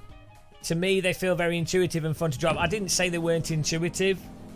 They're really easy to drive because they're so slidey and not bitey. It's probably one of the easiest simulators to drive. So yeah, it's intuitive. If you're not a very skilled driver, it's intuitive to anybody because it's so easy to drive. Fun.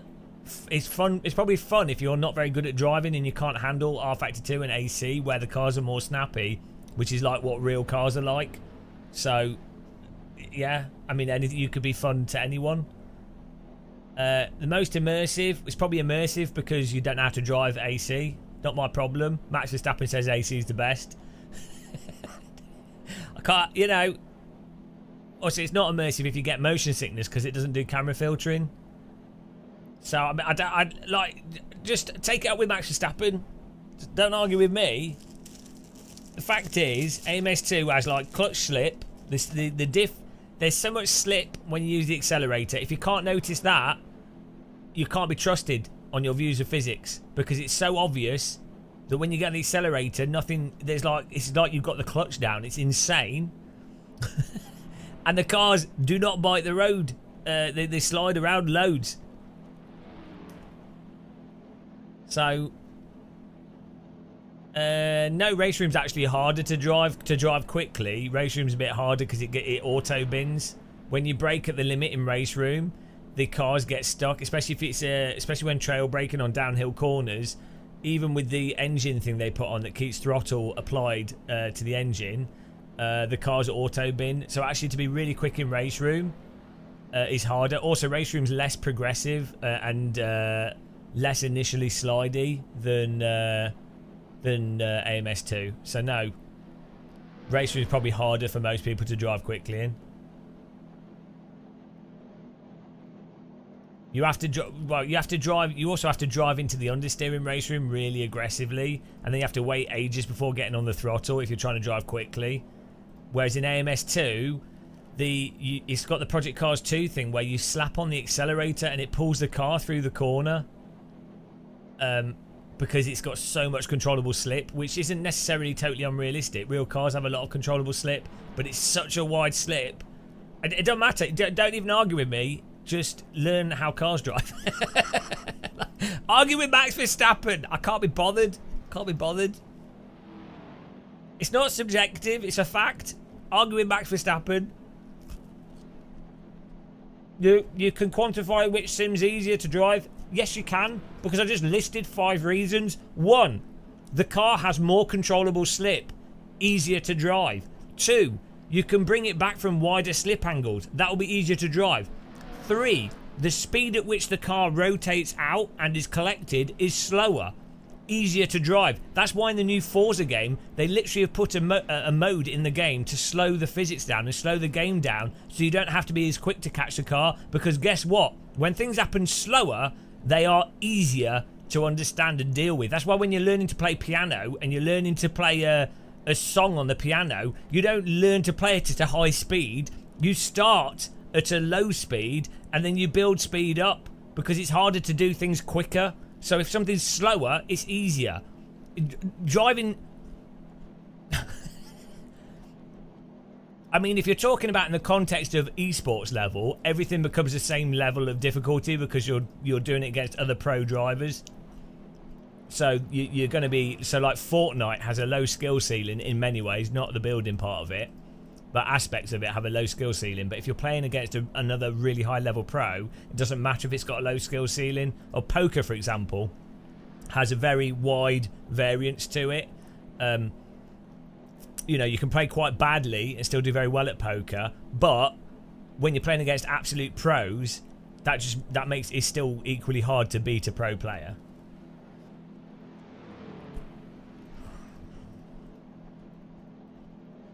I just argue with Max Verstappen. Don't argue with me. I'm just telling you the truth. If you can't handle the truth, that's your problem.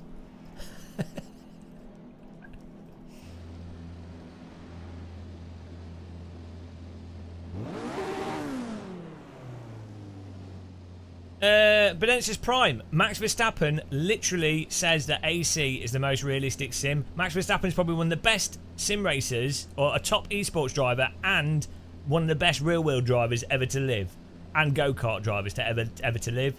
iRacing, I literally know multiple rear-wheel drivers that all say iRacing's tyre model is completely broken. I literally have spoken to them about it. So no, you don't know what you're talking about. Which is fine. I don't expect you to.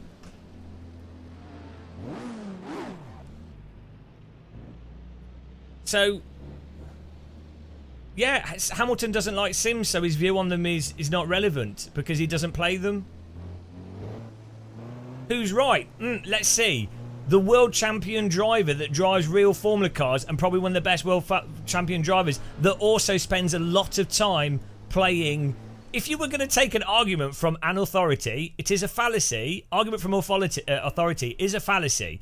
But if you're going to ignore me, because clearly I'm not an authority on this, you're going to ignore everything I say. Every reason I say you will ignore because you think I'm an idiot.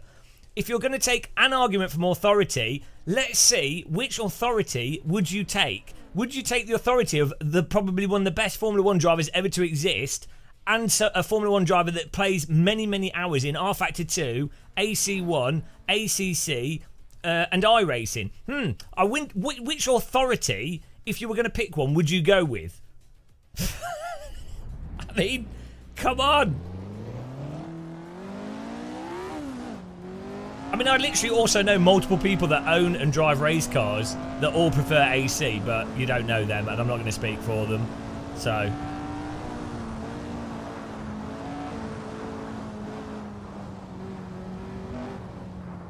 just deal with it. What I'm saying is not controversial. Deal with it.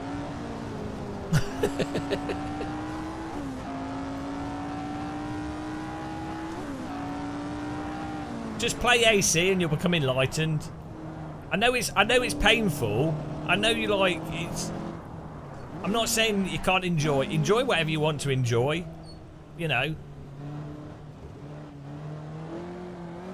What's a Matt Malone? A legend.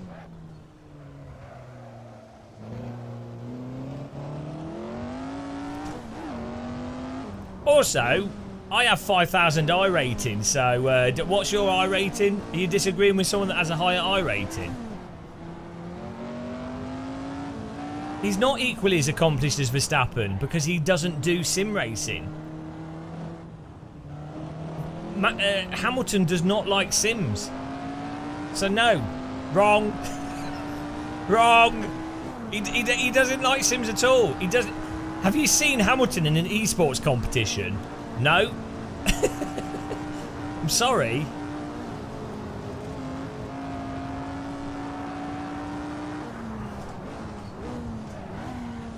Because sims are a different activity to real life as well.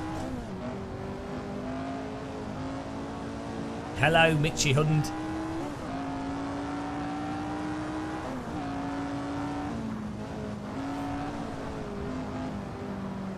Oh my goodness. We ain't got no grip through there.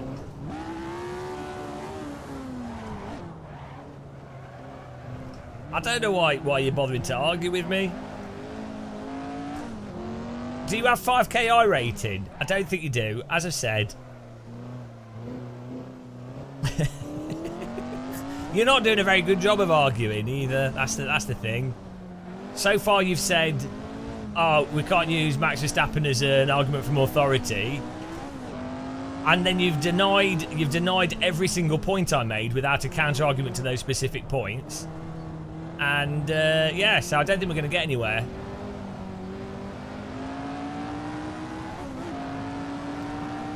That's it. There's 400 people playing AMS2 at the moment. There's 9,000 people playing AC, and there's 30,000 people playing Euro Truck Sim. So the fact is, Euro Truck Sim's the best. If you're talking about fun with driving, delivering goods is where it's at, mate.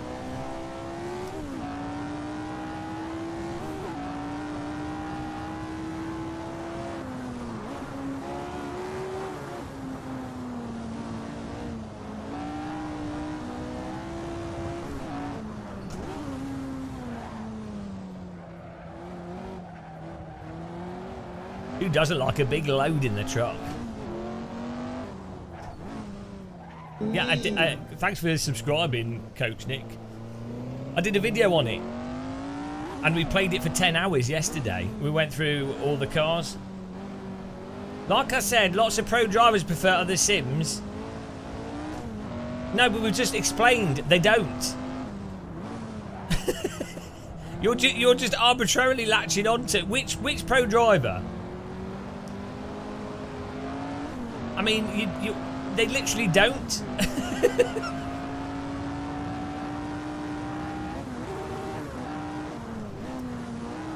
Every pro driver I know that plays iRacing, for example, agrees that the tyres are messed up at the limit. Every single one I spoke to, even ones that play a lot of it. So, they like the competition. Stop arguing with me! Like, make a good argument.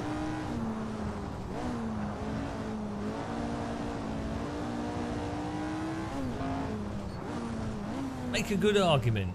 Stop just regurgitating stuff off the internet.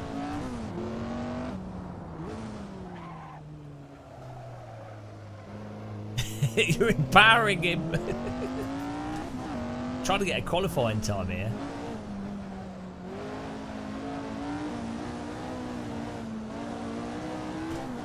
I have tiny feet. No, I've got size 11 feet. Wide angle lens. That's all. What she said.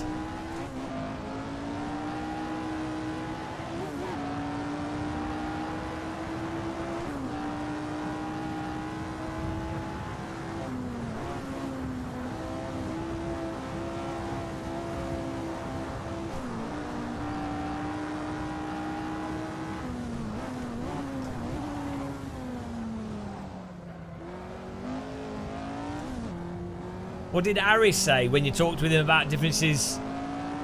Well, he was drunk, so we didn't really talk for that long.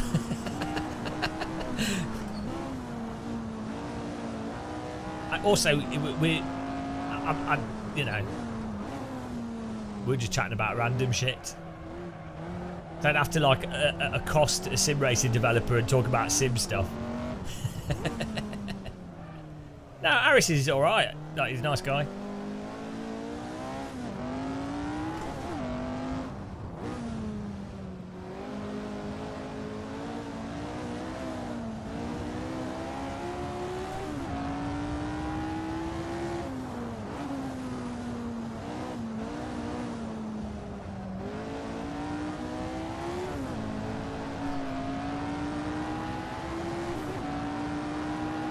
Oh, that was a good lap.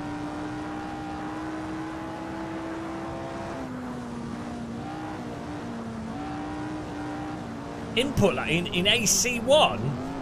If you think there's input lag in AC1, you need to. Your computer's broken. ACC has input lag. AC1's running at like 300 FPS. Ain't no input lag. Your attitude is toxic. Going ad hominem about iRating, saying other sims are. What? No, I gave you a list of specific things for lower class players. Yeah, because that was a joke. The iRating thing's a joke. Jesus Christ. I'll explain the joke to you. I spent a month getting 5k iRating as a joke, proving that a moron can get 5k iRating by just driving specific cars and getting fast at hot lapping and then not crashing into people. So that's the joke. Obviously, iRating alone does not equate good driving. But there is a point where if someone can't drive, they're not going to be in a position to actually understand what's different between different simulators.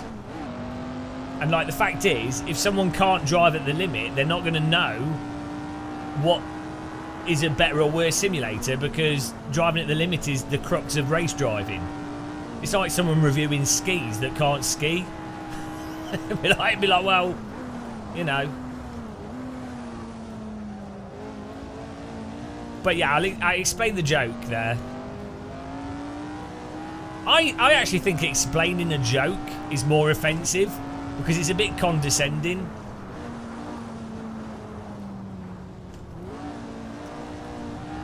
Input lag compared to AMS1? I don't know. It's possible, but it's so. I think with input lag, once you get below 7 milliseconds, it's kind of imperceptible to humans because you'll have like display lag. Yeah, it's irrelevant. AMS1, live for speed, AC, R factor 2, AMS2. There's no input lag really. I mean, there will be because you've got delay going through the USB stack of like 5 milliseconds, and if you've got a USB hub and then processing and then a whole bunch of stuff, and then you'll have a disconnect between the game, what's on your screen and what's going on with your wheel, and there's a whole bunch of stuff. But no, yeah, it's irrelevant. I mean, I'm playing on an OLED screen as well, which has like the pixels instant. So sorry for the sneeze there, guys. ACC definitely has some like visual stuff going on. Oh, hashtag ad. Oh, Kirith. Yo! It's Kirith in the chat. Kirith in the chat. What is he doing? Where is he at? Is he in a plane? Is he in the air? No, he's not. He's got hair. This is a hard beat to rap to. Kirith crew. No, I refuse to stop. Hashtag ad. Representing the ASA.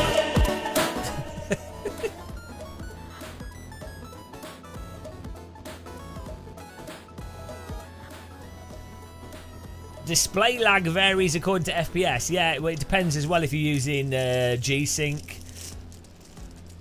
And it depends how fast your monitor is relative to the game's refresh rate. This is a car that's in the game. Yeah, guys, go and follow Kirith. I've been doing Formula E with him. I've been crashing into him. I think he's beating me, actually.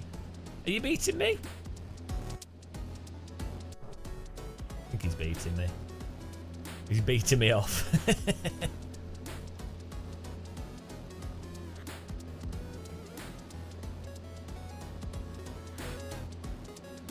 Yeah, I don't know how that happened with the points. I think because although I crash into walls, I seem to be able to like not crash as much as other people, which is a miracle.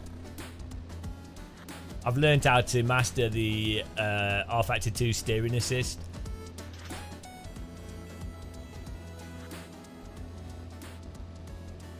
Well, look, Hawkeye. I got to Global Elite in Counter-Strike Go on a 42-inch LCD TV, like a LG 42-inch TV, 60 hertz TV, obviously no G-Sync, and my frame rate would be like 120 to 200 FPS. So if I can get to Global Elite on that with an FPS, you know, it's not input lag is not relevant. Like driving sims do not require the reaction times as a first-person shooter, you know. Not even in the same ballpark. It's you know, it's more, driving sims are way more predictable. Everything's slower in a driving sim. You have to be well fast with like swiping and clicking and stuff in a first-person shooter compared to driving sim.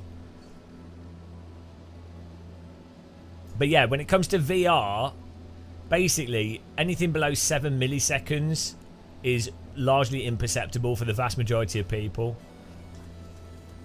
And from a frame timing perspective, I think 120 FPS is 7 milliseconds.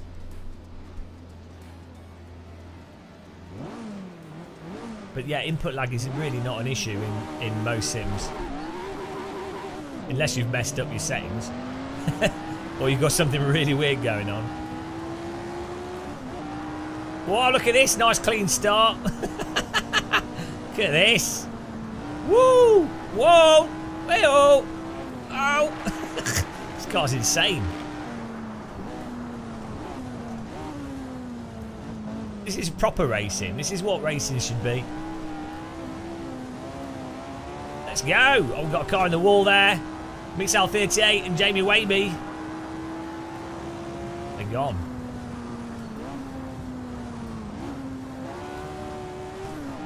Woo!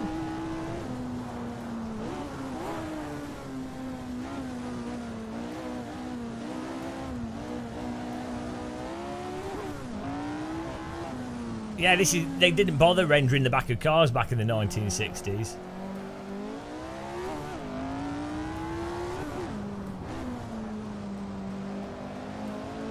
They like to show off the gearbox.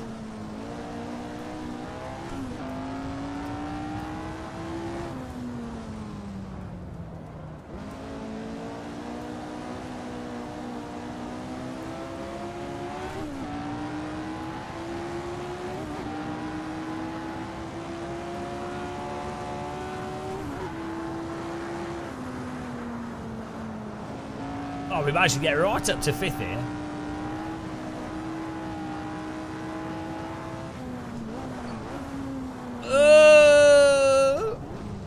Just taking the wider line Joker lap there, nicely done. Yeah, I personally, I can't bear using 60 hertz screens, but the point I was making is that back in the day, back in like 2012, 13 or whatever, if you can get to Global Elite in Counter-Strike, which is well above the level of most people playing an FPS, it's still not, it's not esports level, but it's a higher level than the vast majority of people playing, and way more reactive than any driving simulator. The point is, .60 hertz is not producing enough input delay to completely, you know, in a way with something like driving sims that would really affect things. Also, the difference is it's 60 hertz VSync would, because that's like 15, 18 milliseconds of input delay. Well, no, it's messed up, Kirith. I plugged in a 120 hertz monitor into my PS5, put it in 120 hertz mode, and it's not. It's still got that. Gran Turismo 7 has huge amounts of input delay. There's something really messed up with that game.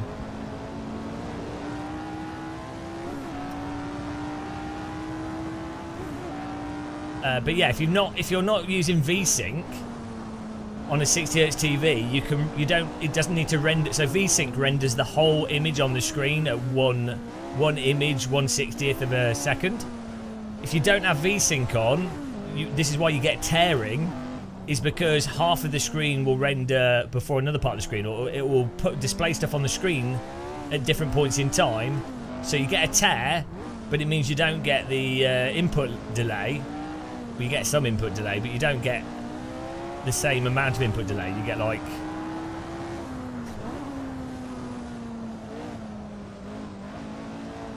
probably the equivalent of like a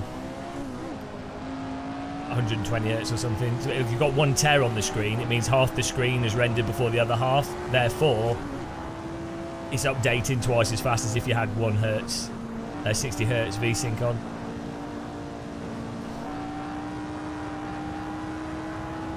Yeah, it's a disadvantage, but it's not. All I'm saying is, you can still be even with it, you can still beat most people, and then that's with FPS games, which are way more twitchy than driving sims. So, the whole argument someone was just saying about input delay.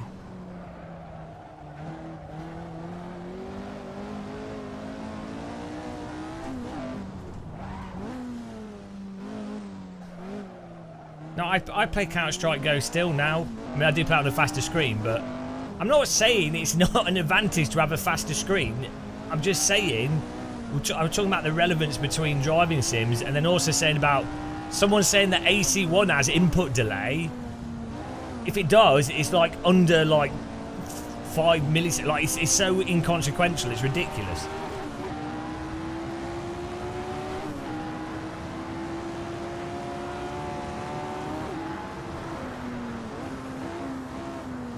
There we go. We've got a nice 6th place there.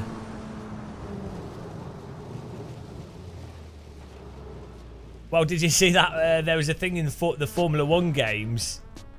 What was it with the frame rate was better, then the people got faster lap times, or if the frame rate was slower, people got slower lap times.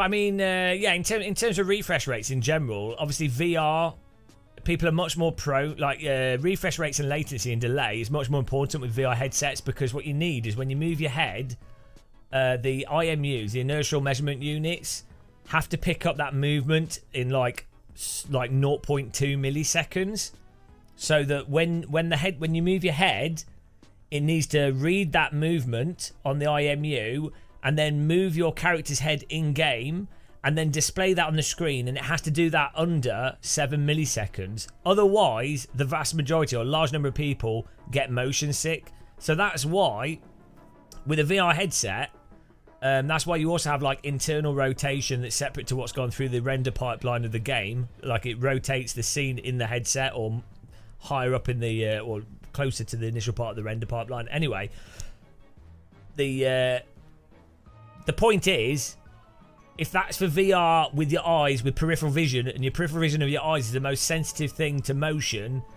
if anything is under 7 milliseconds, you're probably not going to notice it.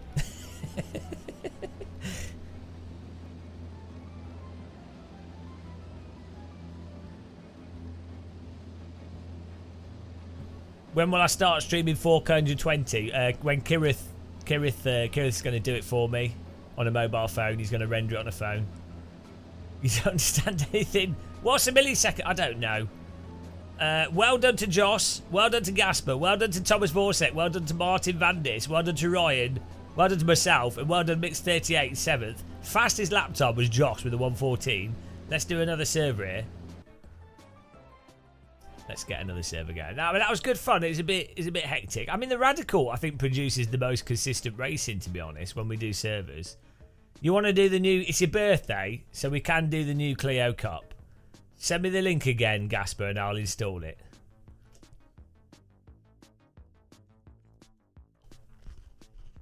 Send the link in chat so we can all download it.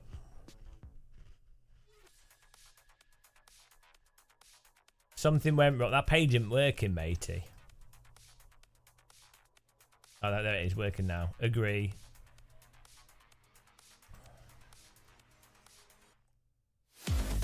Yeah, everyone say happy birthday to Gasper. Make him feel bad for being old. It's very important.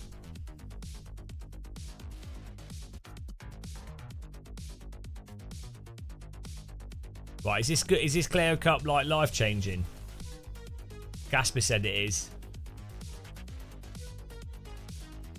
Oh, we got all right download speeds. That's a miracle.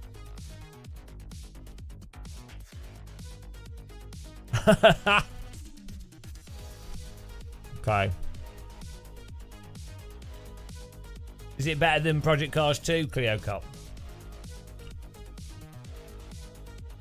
Kirith, when are you getting into AC and ditching your peasant what's it called? GTR 7? Gran Turismo 7. I honestly don't know how you can play that. I guess if you've not played enough PC sims, Gran Turismo 7 gives me an aneurysm. Even more so than AMS 2.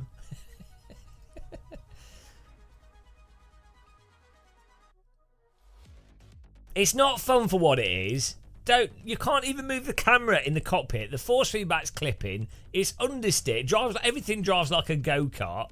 It's fun for what it is. No, it's not. What is it? A shit game. That's not me. That's not me going. Oh, the cinema is fun for what it is. It's not. It's not. You could use that as an excuse. Oh, this overcooked steak is fun for what it is. Hang on. It's fun for what it is such a cop-out saying. Girlfriend's complaining that I'm rubbish in bed, and I just turn around and go, oh, it's fun for what it is. It's fun for what it is. World War II. It's fun for what it is. It's fun. It's fun for what it is. Yeah, it's the death of thousands of people, but it's fun for what it is. It's fun for what it is. Euthanasia. It's fun for what it is. It's fun to play relaxing with a controller. Okay, yeah, maybe. But you could play, I don't know, Wipeout a Mega Collection or Burnout or, I don't know, other games of Rocket League. There's a lot of games that are better with a controller than the bloody GTR Gran Turismo. Why would you voluntarily choose Gran Turismo? It's fun for what it is. Christ. This channel is fun for what it is. No, this is a leisurely driving channel. We only I've just added 50 cars to the server by accident. Wrong button. Thanks everyone that supported the Legends of Muscle, but becoming a Legend of Muscle. Appreciate everyone that allows us to rant and play games that nobody's interested in.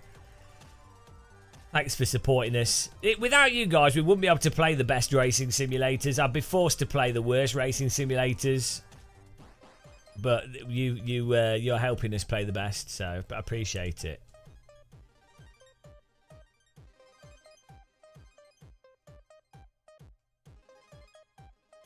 Clio 5 Cup.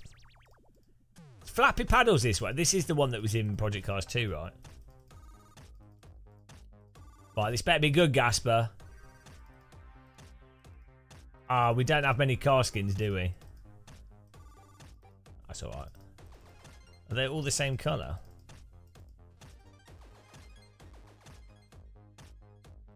Oh no, they are different. That's weird.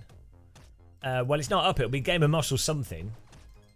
Right, here we go. This could be the ultimate racing test here for fun racing.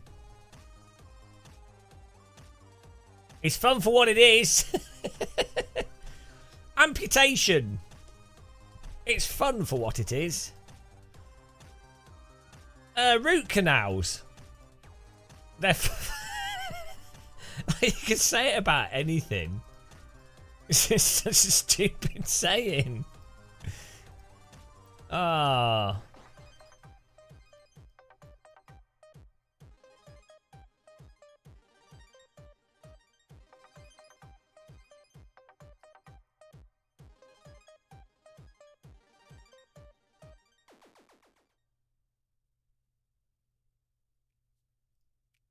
Right, we're just getting a track here, guys.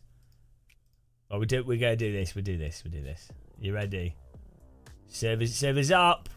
Get in there. It's served. I'm serving you up a race.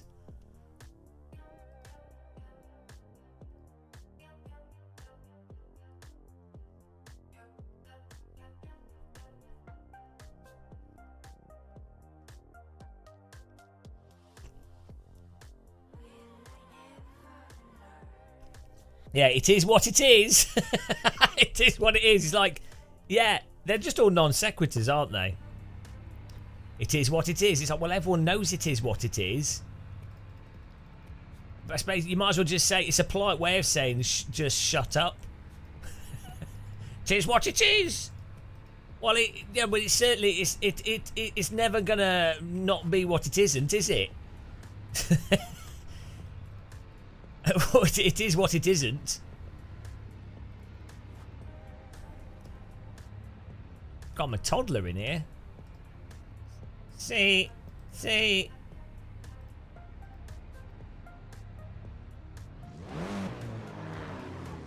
Oh god, I forgot it's front wheel drive. Sounds okay, nice cockpit model.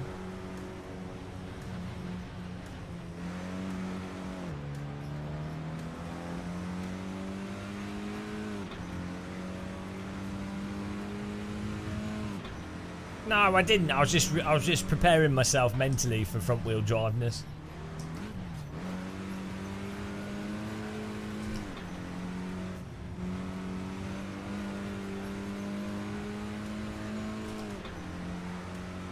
Yeah, it sounds pretty like a road car, but with interior stuff removed, so you get more of an engine note.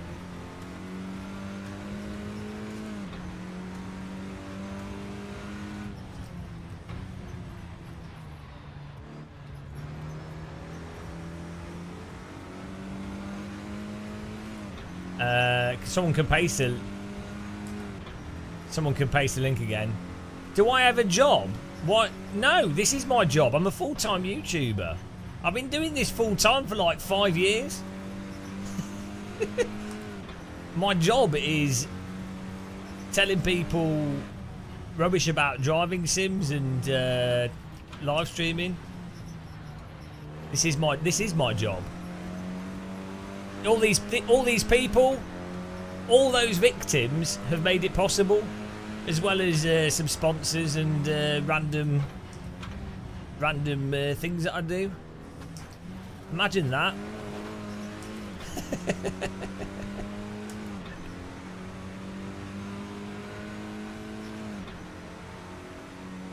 It's fun for what it is. It is what it is. Yeah, I'm employed by channel members. Oh, I'm also a rent boy on Thursdays, but you know, I said, hang on, it's Thursday. Forgot. I got to get back to my poll, guys. T in capital letters is the password.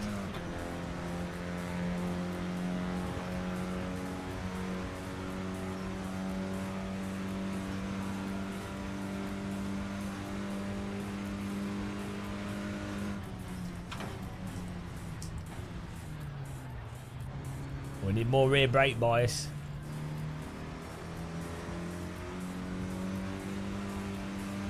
And the channel pays for everything. All the sim gear, rent, insurance and all that. Yeah. Not the channel. I know you're like a hater.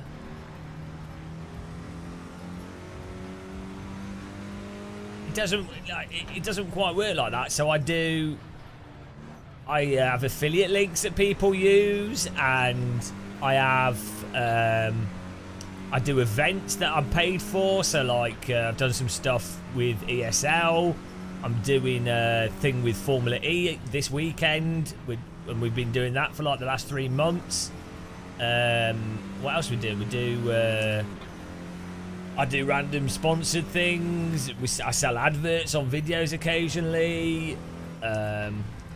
We have channel members, as I say. We have people doing donations. I get sent equipment to review. I bought some equipment, but a lot of it I get sent. I'm not fired up. You ain't seen me fired up. If you think a game of Muscle Rant is fired up, this is literally the channel. Fired up. You should see me complain about iRacing when we're trying to get 5k iRating after spending 30 days in a row, 12 hours a day.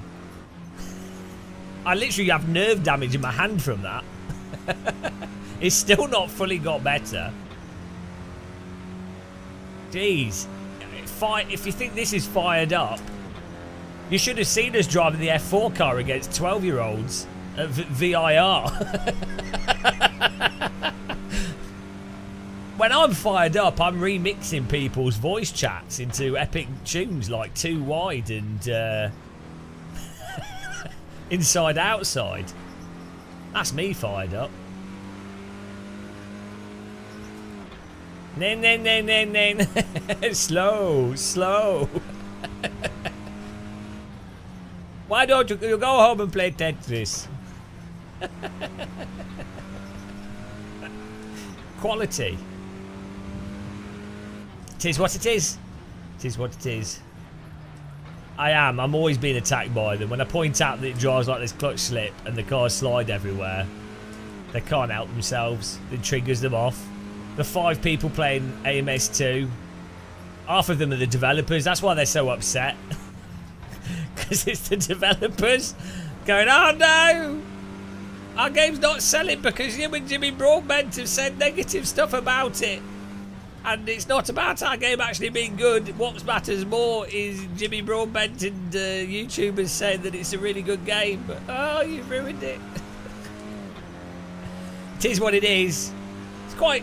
It's good for what it is.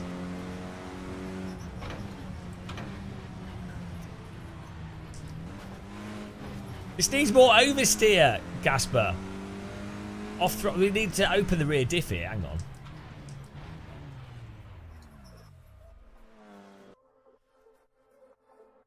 Alright. Rear diff open. Oh Jesus, that's all we've got. 5 Newton meters, that's all we've got. Open it yourself. Oh no. Oh well. That'll do it, it's fine. It's fine. What we got?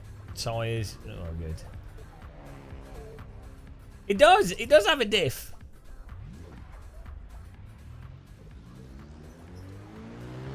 Craig's VR versus game dev. Well, yeah, it's probably a feature. You're probably on like OpenReach or something. You're probably on AOL.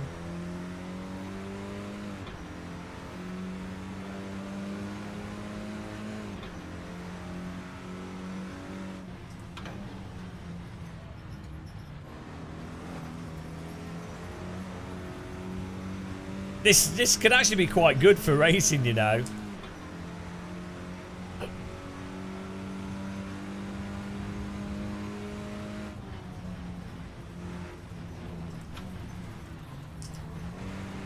Oh, look at this smoke.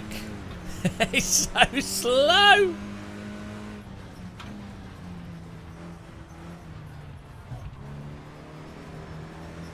What we need to do is mod this car to have a more open rear diff and a slightly more powerful, like 20% more power.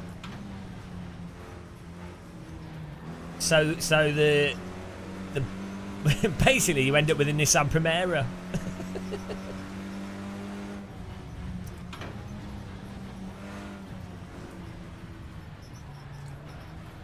This does actually drive like a road car though.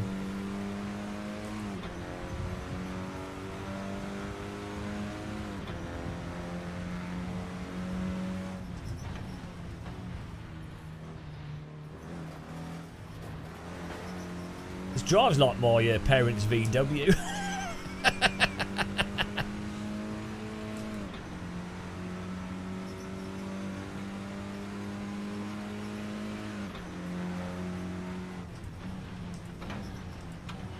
Has he got ABS? Was that the steering's rumbling when we lock it? Oh, it might just be the force feed, but I think he does have ABS. Weird though. Doing like a...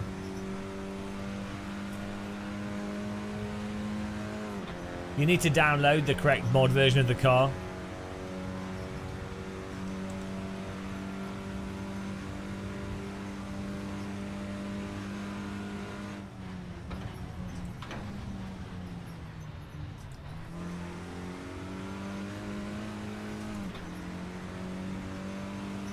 I do quite like how it's sequential, because I'm a bit lazy with H pattern.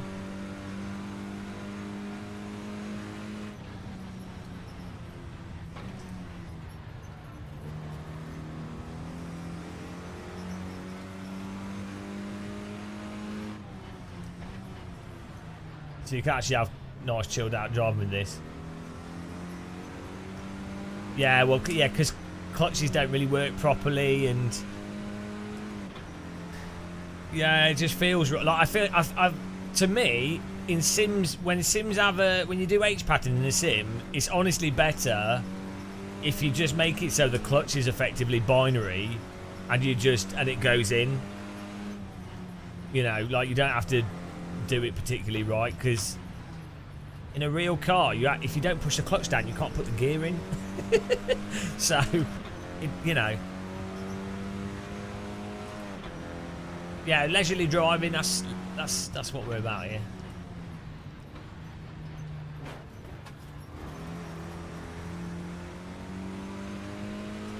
Hello HMPO1, never change? What? Why would we change?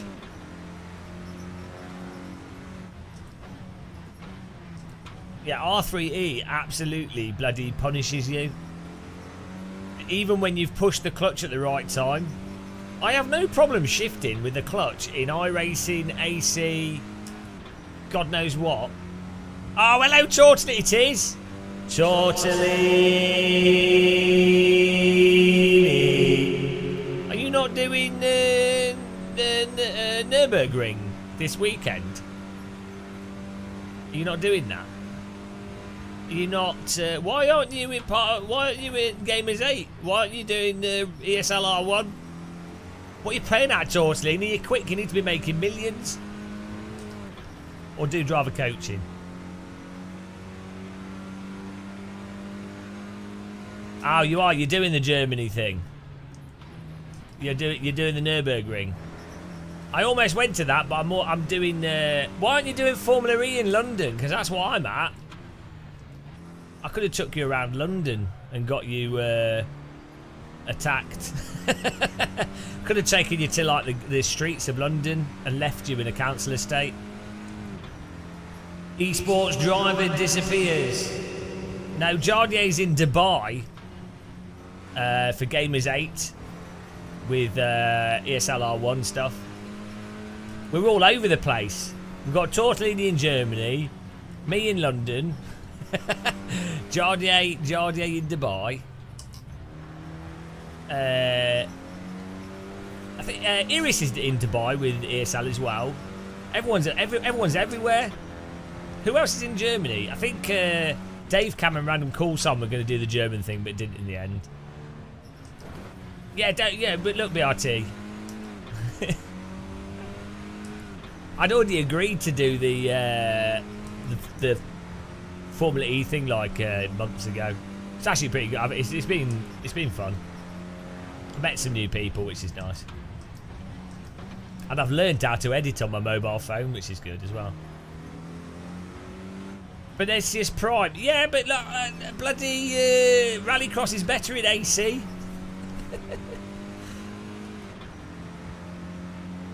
None of them are using AC because it's too good, Tortellini. It's too good. There's a direct correlation between how bad a sim is and how popular it is. The most popular sim is the worst. Gran Turismo 7. Well, Euro Truck Sim. Followed by Gran Turismo 7. Then F1 23. It literally, the worse a sim is, the more popular it is. It's just how it works. Because the worse it is, the more marketing it'll have behind it. So it'll be more popular due to marketing.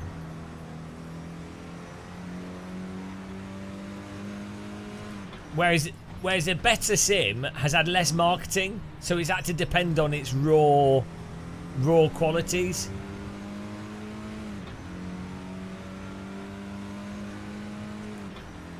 Oh yeah, well AMS2's bucking the trend, isn't it? No, AMS2's not popular to be driven. AMS2 is popular for people complaining online. Yeah, Tortellini, most of the people playing AC1 are not racing. They're driving around a motorway. If you were to, they're either drifting or they're driving around a motorway. So there's more people playing like LFM at ACC actually racing. I don't know what's going on with AC players. They're just you know, I mean drifters are mental. One MS2 argument and that. It's too easy to bot me. Also, I'm waiting for my bloody Counter-Strike 2 beta. I'm sat here playing driving games when all I want to do is be getting back to Global Elite in Counter-Strike 2, but they won't give me the beta. Don't know why. I had the beta. I had like a really, really early pre-release, super mega pre-release of CSGO because I knew someone that knew the developer. That's the key. Yeah. Someone at Valve knew me as well. I don't think they work there anymore. They I did a video on how to use a Steam controller when it first came out, and they posted it actually inside of Steam. I was like, thank you. I don't think they work there anymore.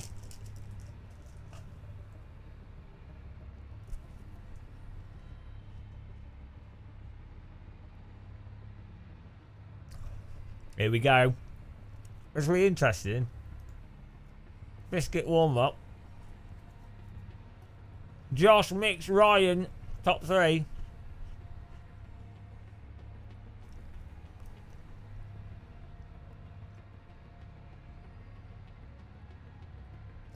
Do you have to pay for Face It? E2 Orkai, you think guns will have optics since you don't send an electric counter-terrorist group? What?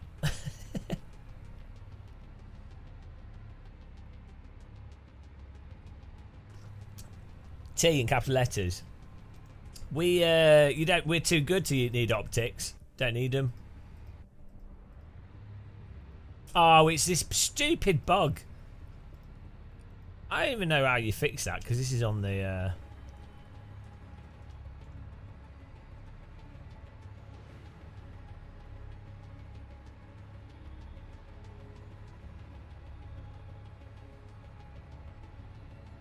How many people have subbed? All of them. You could really milk the AMS2 fanboys though. If you always did really positive AMS2 videos, you could, you know, you'll get all those fans will always look out for your positive video to get their confirmation bias. So it's actually a good opportunity for someone that does PC sim racing to get a lot of views and new subs. I'm not an AMS2 hater. I'm just honest about the differences between the sims and consistent. If I was an AMS2 hater, I wouldn't have changed the banner of my YouTube channel to Best Game 2019 and then like covered the game loads when no one else was, and I wouldn't still cover it at all. How does the haterade taste? Literally, a lot of people have bought AMS2 from my videos and my live streams. We've done like loads of live streams of racing on it. It's based on the order at which people join the server, Thomas.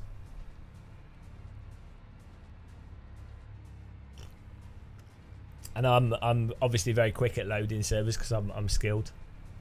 It's the real driver skill is how quickly you can join the server. Nothing to do with it being my own server. It's fun for what it is. Skydiving without a parachute. Well, maybe it's done by ping then. I don't know. If you join a server, if you don't have qualifying, you go straight to race and join the server. It'll be from joining. But maybe when you do next session, maybe it's based off ping. That would make sense. Here we go, guys. The new Clio Cup mod version 1.0 for Assetto Corsa. 18 cars. Game of Muscle server race here. Starting from third due to an amazing qualifying. Bogdan, let's go. Now, this car is not the fastest of vehicles, but it is guaranteed to bring close racing. As we find out, we have a car to our right. Two cars to our right. Vandis and Valera. Front wheel drive means that you can punt and survive, and that's why it's fun,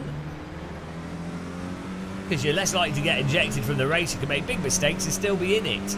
As we go over the sausage, we hold the line and we go through the first corners of Imola. This is just a 4-lap race for us to experience the full joys of this car. Now, in terms of setup, I have tweaked the setup by opening the rear diff because you want the back to come out more for extra excitement. Without that, you want the back to come out. It turns in more, it's better. No ABS, no TC. Just use the brake nicely and you're good to go. I've also moved the brake bias back a little bit. Everyone else has disappeared. It's just me versus Martin Vandis here. It's all going to be about taking exquisite lines. We need to force a mistake from Martin Vandis. Nicely, the car has pretty detailed... Look at the smoke. He's vaping. Pretty detailed force feedback for where the limit is. It's quite a mushy car, but obviously, it's a bloody Renault Clio. It's not going to be the tightest thing to drive. Down through the gears. Try and cut the chicane. Whoa! Slot. Ah, we got a track cut there. I hope the car in front has as well. I'm going to, guys, I'm going to go for the old lift and coast. Down here. Here we go. 4 on the brake. 3, 2, 1. And we've done the penalty. Pure textbook kudos. AC1 penalty served. No, we don't seem to have much draft, which is a shame because I think with this type of car, like this car when we would drive it in Project Cars 2, the two things that made this really fun in Project Cars 2 was the draft was insane, so that acts as like a catch-up. But then also the rear end was like monster loose. So this is not got as much draft and it's a little bit tamer. But I think maybe we could tweak this car so that a little bit faster, a little bit more open rear diff, and more draft, and then we're back to where we need to be. Martin Vandis, come back! I've clearly got too many baguettes in my boot, guys. That's what's going on here. I think the engine sounds are pretty good.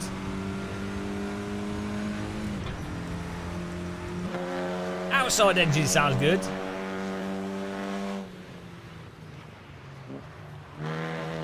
That's nice. Inside's nice as well. Bit of suspension rattling as well. Oh, come on, come on. Where's the rest of the grid?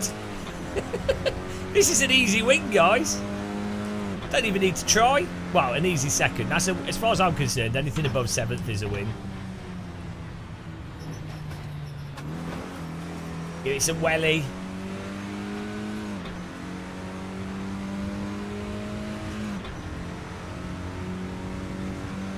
Coming to the end of lap 3. We got faster though. We're going to have to do this car at...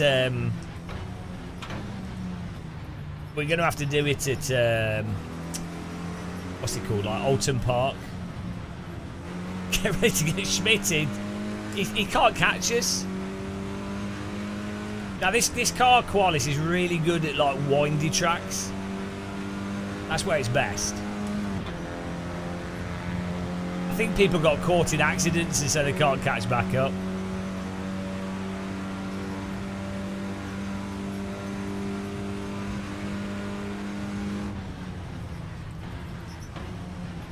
There's a shift protection on it as well. What a line! This is like bogging down. Cleo at Nords.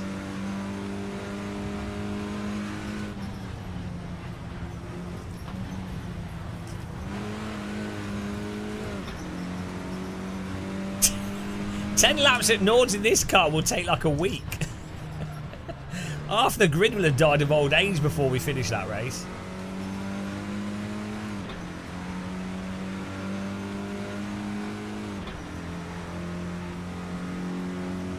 Maybe we could do like a 40 car grid in this at Road Atlanta. Oh! That's alright. Nailed it.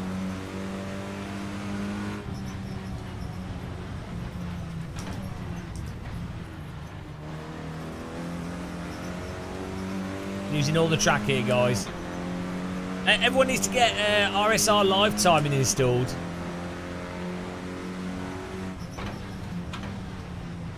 So we can... oh, Christ, I've done another track cut. So we can compare lap times. Mazione. There we go, we're going to do the old penalty shuffle.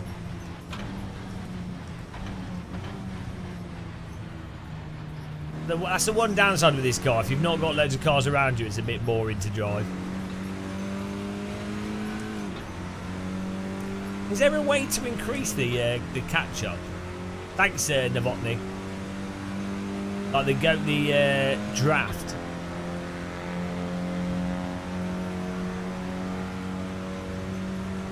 That's a very realistic line. Look, Benensis Prime, I get the impression that you're triggered. You're deeply upset by the fact that this is the ultimate simulator. And it's easy to be upset. I know you like AMS too. I realise you can't detect that the clutch is slipping apparently in that sim. Yeah, that is true, Craigs. I would not install it based off that alone, personally.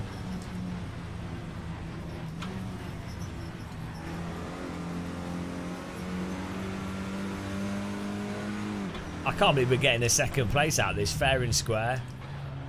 Through raw talent alone. We just need a way to disconnect P1 out of the race. Should log into it and kick him and then go back to my screen.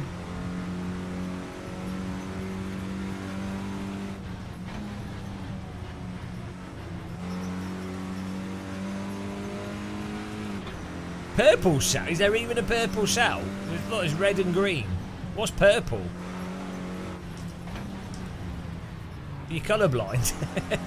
You're playing the colourblind edition of... What does purple shell do? Oh, is it... No, that's blue. It's not purple, it's blue. Oh, we just diagnosed BRT with colourblindness. It's the blue shell BRT, not purple. Your monitor needs recalibrating. Your Nintendo Switch is broken.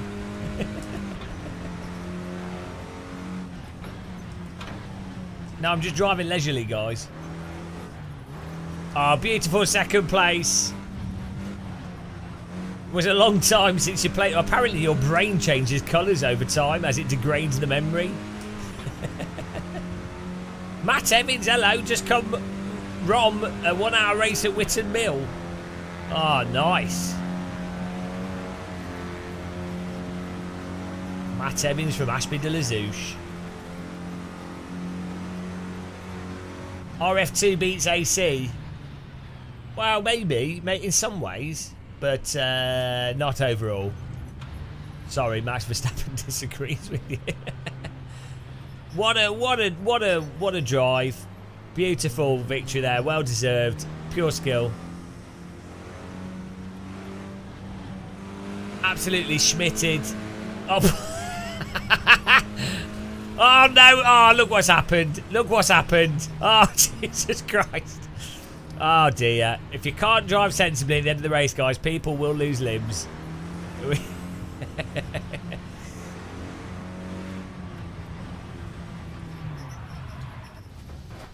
Right, look at the result. We need to do this car on another track here. Should we do? Should we get Dono on here? Well done, Martin Vandis with the win. Myself second, Thomas third, Gerard Paul fourth, Mixel 38 fifth, Gasper Dev sixth, Ryan is seventh. Congratulations, what a drive. Well done to Gasper for the 205. Peugeot 205, fastest lap time, 205.6. Nice one. Let's do the same car. That was good fun. Let's do the same car but on a different track. Good driving there, guys. I didn't see anyone, so I'm just going to assume it was good driving. Right, let's change track here. Festive music. I was driving behind you, then AC turned on my 5-second penalty to a 10-second. Well, you obviously double cheated, so you deserved it. Right, we're doing Donington. We're doing Donington. Download it if you haven't got it. The latest Donington. I hope everyone's got it. Donington 2018. It's called Donington Park 2018.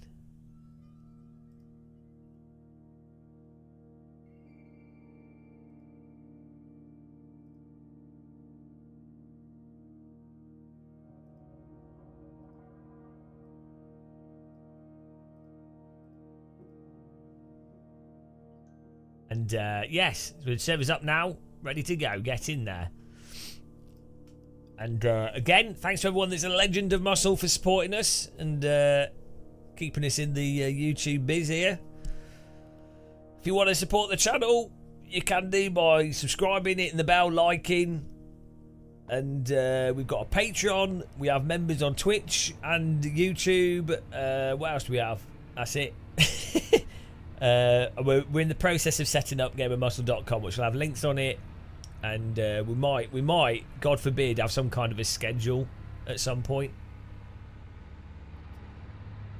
So for people that want to do racing with us more regularly.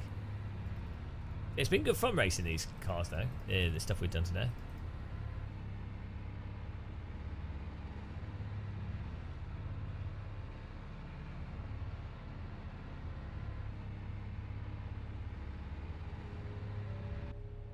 No way what? Here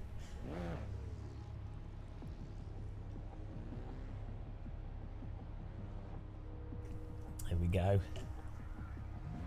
I want the schedule. No way. I know. Every time I try and do a schedule, we just end up breaking it within a week because I'll have like an insomnia session. Before I know it, we're live streaming at 3 in the morning.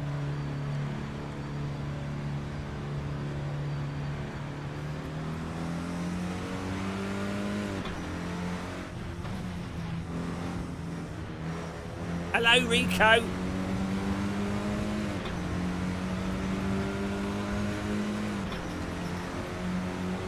Oh, we got proper British sky on here.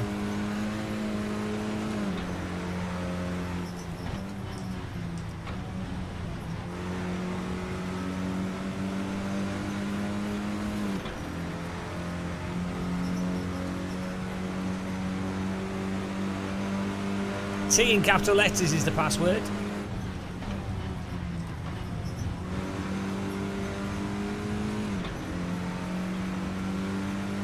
Almost.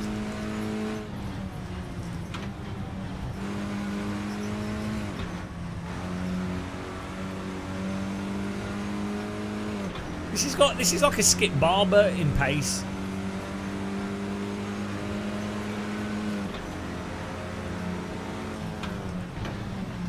Ah! Okay, you don't. Oh dear.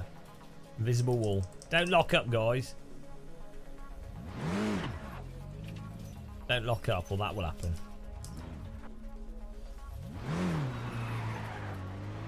Oh, I did what I did. Ultimate driving machine. The bumwa. The bum. That's how you pronounce BMW. I think all cars should be pronounced as the letters. Like VW should be v, and the v. What other cars are there that we can apply this logic to? The boom, the boom, the mga, and the vo. That's how you say those cars. He's having a seizure. the seat, the Seat.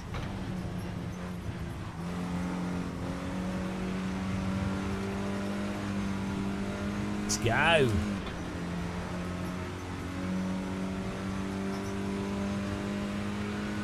Do not lock the rears, guys.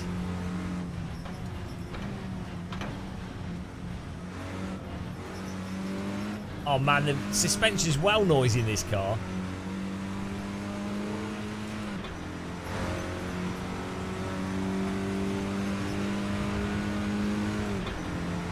General Motors. Gum.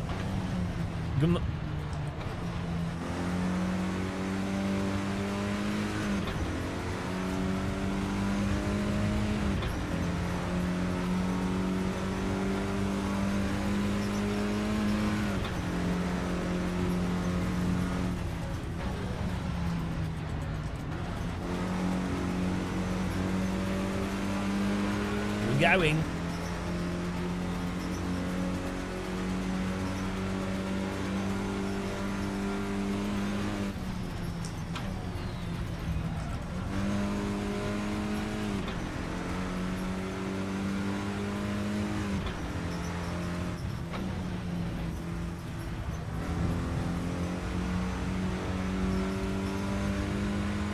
You better not bloody skip qualifying again in this.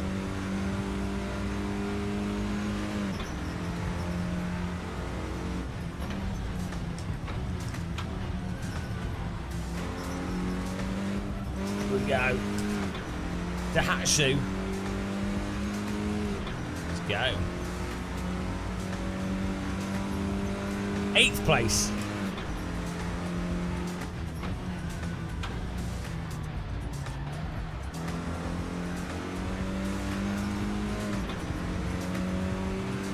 I think someone needs to put the Smart Car Roadster into Assetto. Smart Car Roadster racing, I think, would be really good. They're small, obviously incredibly powerful vehicles. Smart Car Roadster with V6s. Now we're talking. This could be a new sport.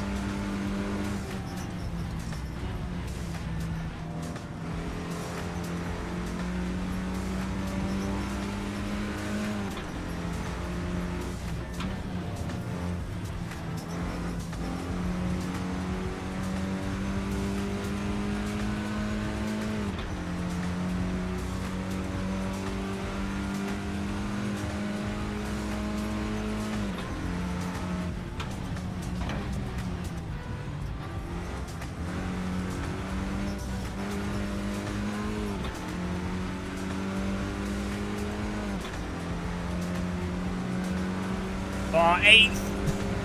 Get in there.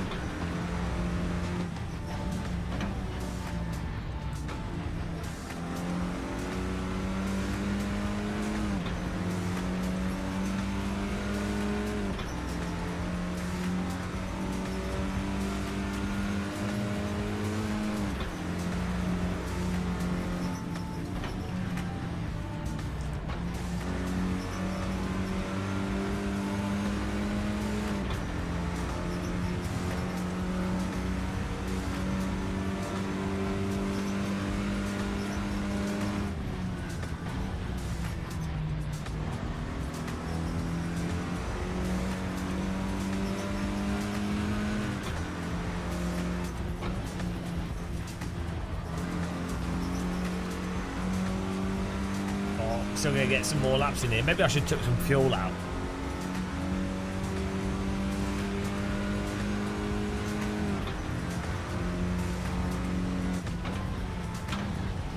Oh, caught it. Back. Oh, we did gain time though. Back was slopping like something special there. Oh, we just done exactly the same lap time twice in a row. Fantastic.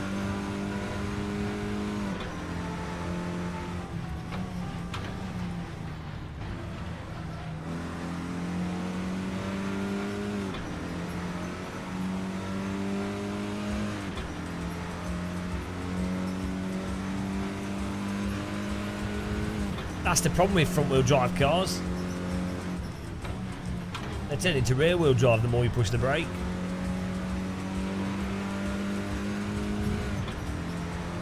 It's like towing a caravan.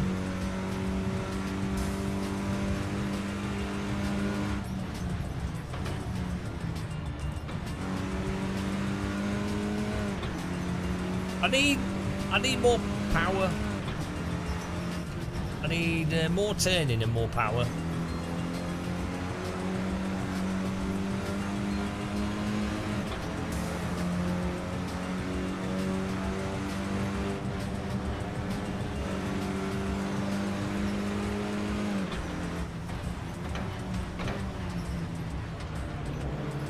Go, go, go, go, go!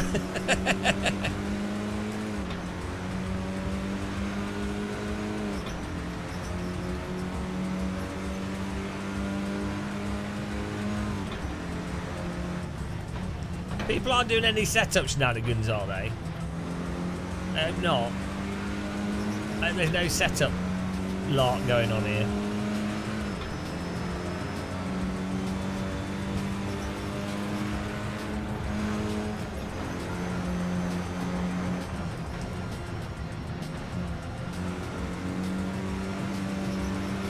Where's he going?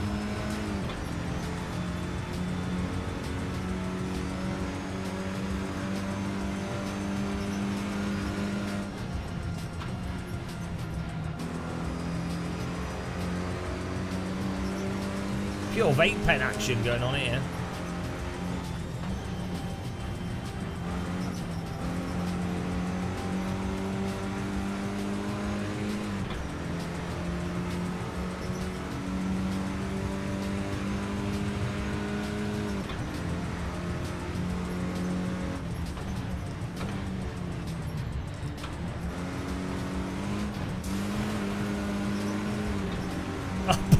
Thanks for the bump. That actually got me going faster there. Yes, we're 11th. Jesus Christ, I'm slow.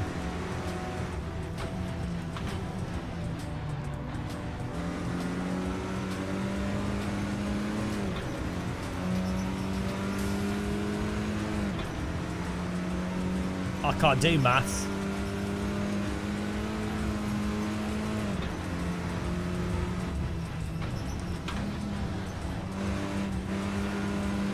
Oh, way better through there. There we go.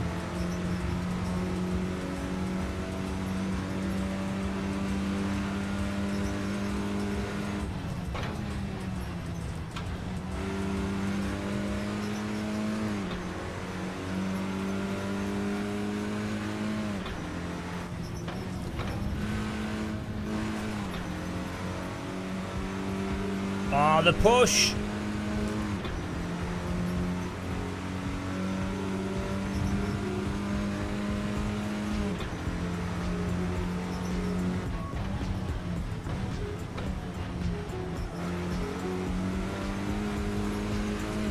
Are we going? No, there's no fixed setup. We don't have a fixed setup for this. 10th. Get in there.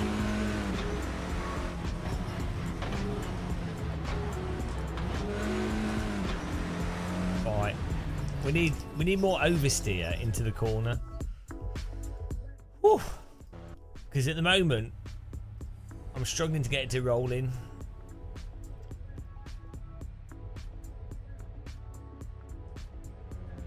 Already at the lowest suspension. Have we got any ARB options here? No. It's like no. Jesus, there's nothing.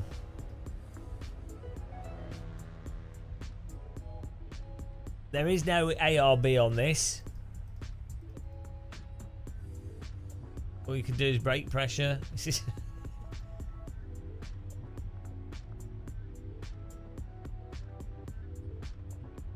Oh. Yeah, well, yeah, but then rear tyre pressure causes other issues. We do the toe.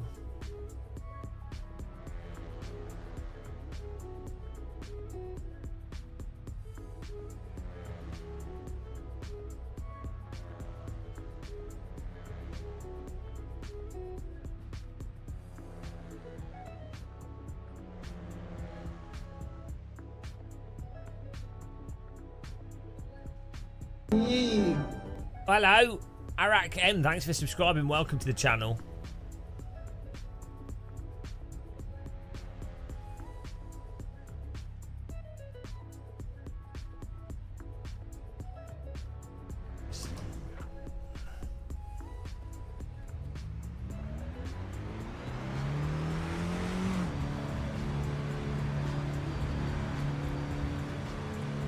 The Project Car's 2 tyres in the rear. Oh, that's true, yeah. Move the seat. Someone literally commented on an AMS2 video. They said the reason the cars are understeery, you need to move your seating position in the car. It's like...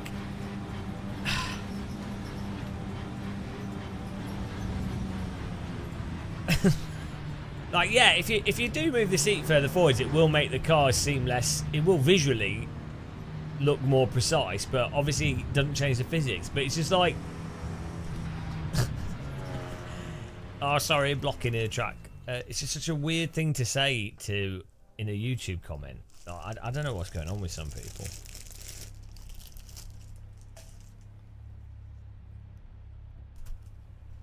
That is true. It does change the weight distribution in go-karts.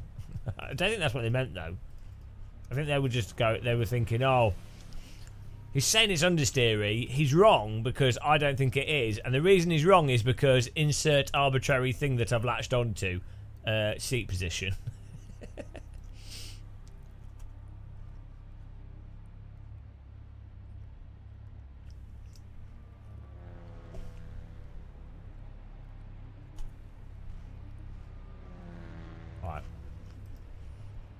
Oh dear, why are you guys so quick at this? We need to ban all these drivers. Ryan, Joss, Martin, Vandis, Gregor, they all need banning. These guys are all cheating. What have they done to the car? They're all aero boying. They're clearly, did they take the seat out? There's clearly something going on here. No, it's not my slow driving. We got this.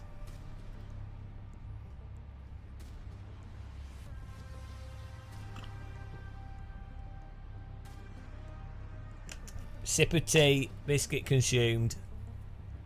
We're ready.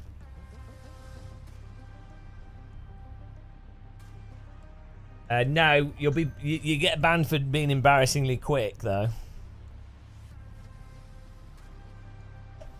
So keep that in mind. This better not. We need to work out what triggers the bug that causes it to go back to quali rather than go to next session. Or maybe if we force it to next session, it won't ever do the bug.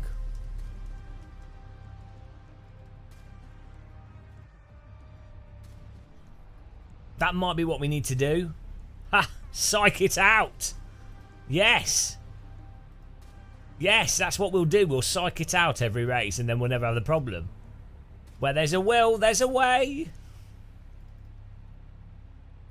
We've worked out, we've beaten AC. Here we go, guys. 4 laps of Clio Cup madness. Hang on. Yeah, Renault Clio. Caught on camera.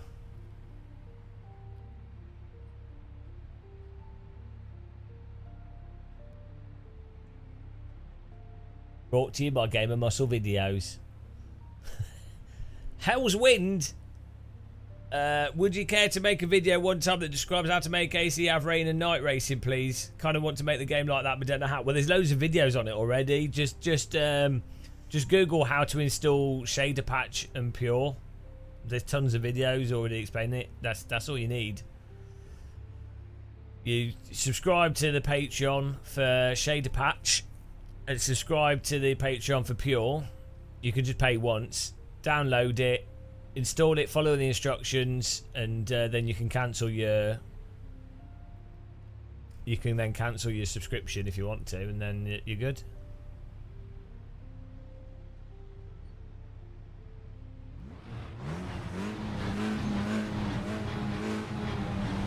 Here we go.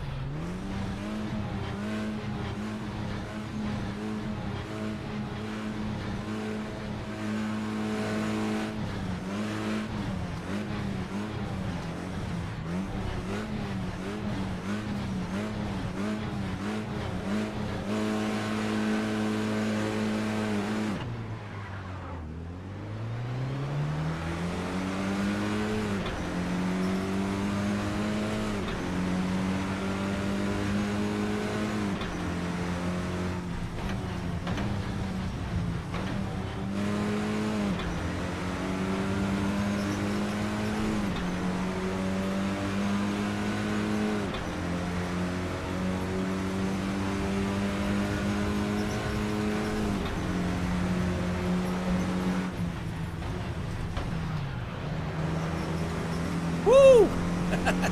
Bit aggressive. Smoke up front. I thought we were going to drive into a big pile up there.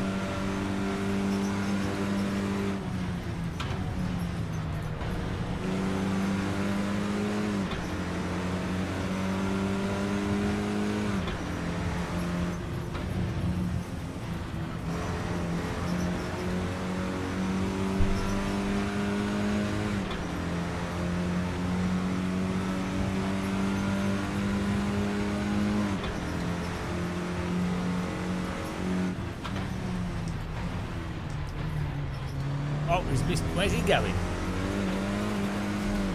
That's weird. Oh, Thomas has got to slow down. Off to the gulag.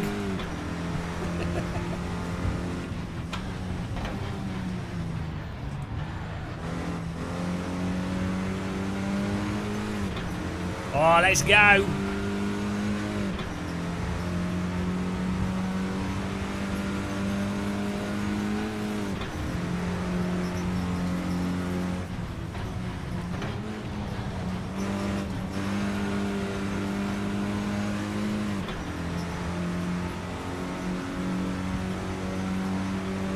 Oh no, Jake Paul's got pace.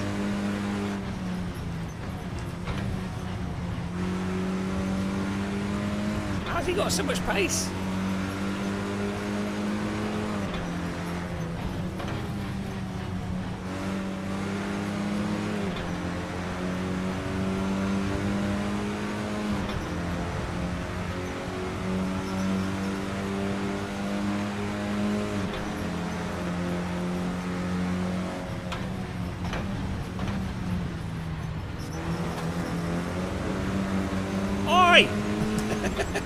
It's not the racing line, you gotta slow down.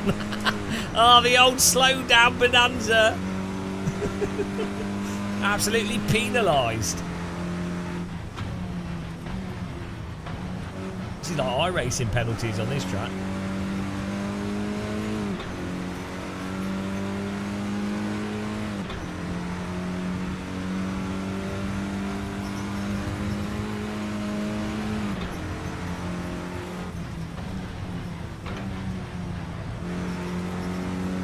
Whoops, I'm a bit slow, Thomas. I don't trust the grip.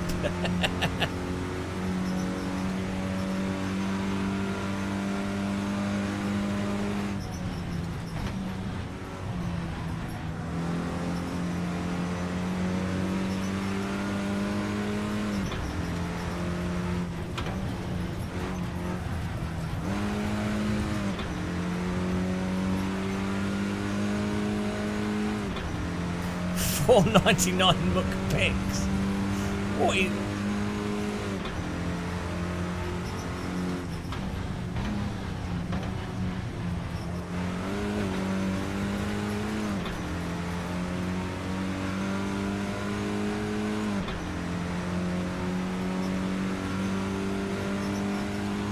Oh, Josh has got a cheeky slowdown. Naughty boy.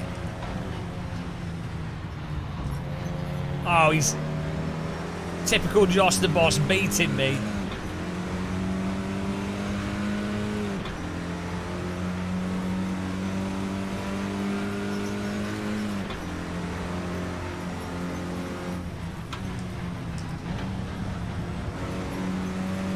Oh, someone's in the wall. Oh, who's that?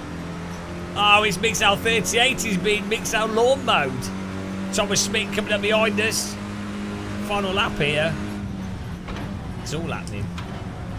Mixel 38's been bin sacked.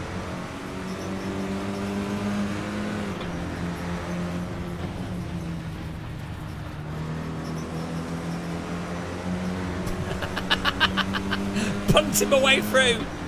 We need to add more draft to this car.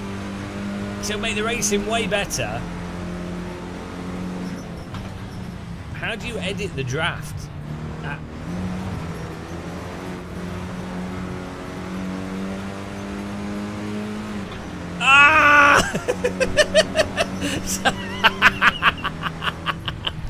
Oh, I think Tommy's still got the place there. Bin sacked. Oh, good racing there. Oh, can you not? Oh, how do you make a car produce more draft? Can you like... Can you not fake the... could you not add an invisible like mesh to the back of it or something? Make it look like a double-decker bus. Why is the draft so small in AC compared to like some other sims?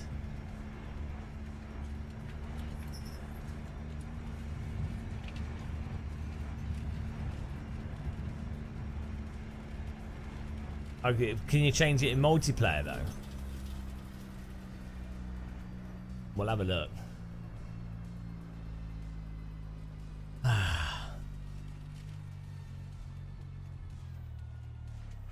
Yeah, good driving there. Let's look at the results. Let me check the service settings, see if we can adjust it. The thing is, the amount of draft this has is like iRacing after they changed iRacing. iRacing had loads of draft previously, and then they like in more recent updates they reduced it. But I think I like draft. Like for casual racing, it just acts as like a fun catch-up mechanic that means you get more overtakes. Like. And it means that you can't just win on raw pace, basically. Martin Vandis with the win. Ryan second. Jamie Waney third. Joss in fourth. Thomas Smith in fifth. Myself sixth. Gaspares in seventh. And the fastest lap goes to Ryan with a 1:17.541. 5:43. Can't read. And Gazgors did the fastest sector 3. There's a laser beam through that. He must have stonked the chicane. Yeah, well, I mean, but yeah, as I say, BRT, I think it's just fun having it. Right, let's check the server settings here. Server filter. There's no wind direction. No, there's no like.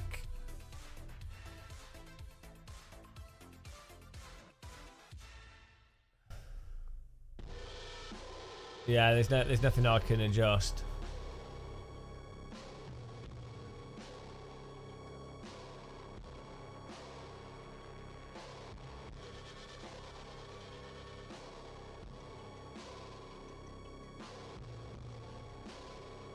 Add mega wind. Shall we try? Hang on. Let's add. 35 kilometers per hour is the maximum. That'd be really funny if you could have like 500 mile per hour wind. All the cars would be flying along the track. That'd be well good.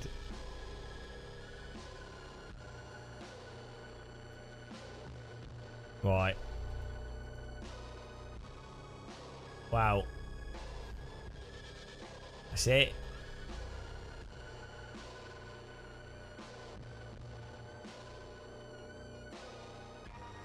Nothing else. There's nothing else. Right, can you edit it in the car? Where is it in the car settings? Right, let me have a look here. I don't think you can.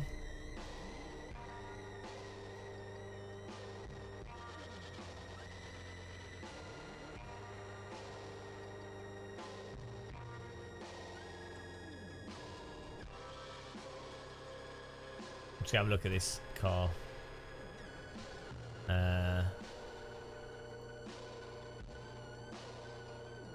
Where do you view the physics files? You have to unpack them, don't you?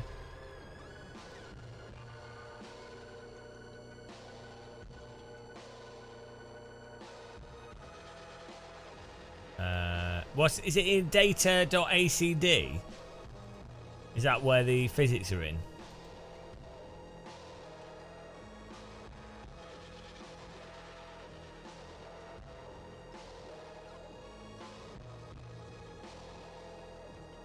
What file do you need to open that with?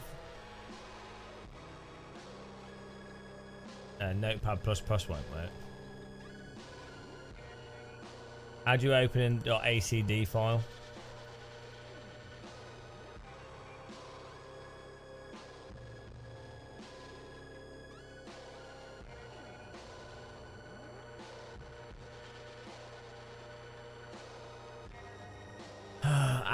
How do you unpack it?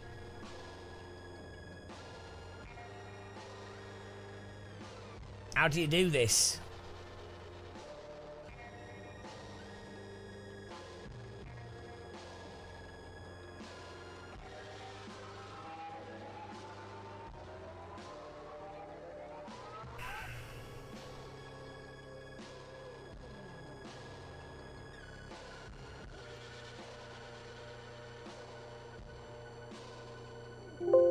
Like, how do you read a data.acd file? So, because I want to see what we can edit on the car.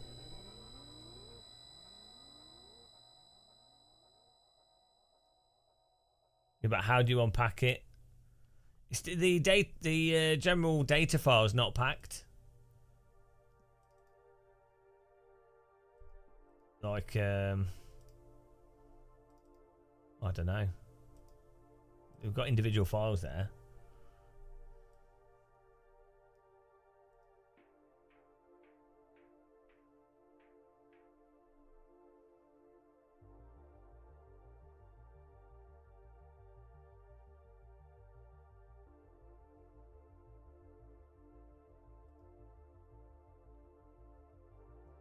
Okay, I'm in the content.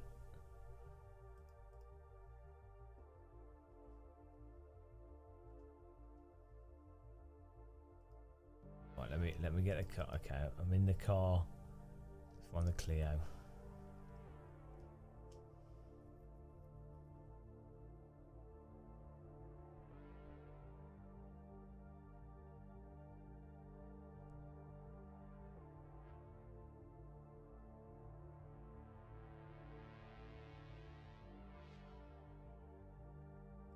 Okay.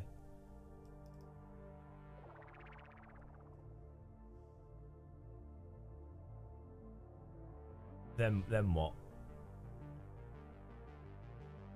All right, Channel VR. Thanks for watching. Hello, skip to my loo. Hello.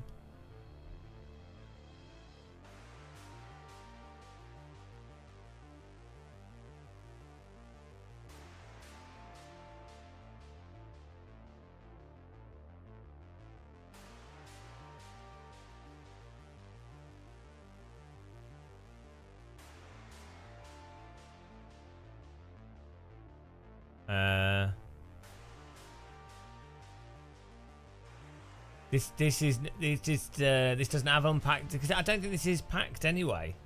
He has pack data as an option. We don't have unpack as an option. I think we just need something that can just read .acd files.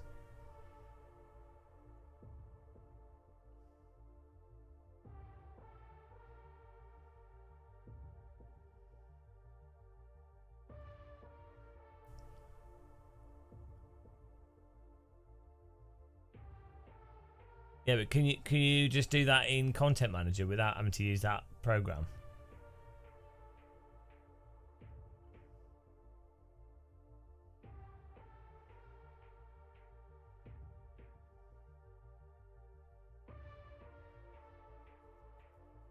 Oh well. No, Alt J will pack it. It's Control Alt J, not Alt J. Alright, it doesn't matter. Let's just do a race. Thank you, Skip to Milu. We'll do another race. Let's do a different car though.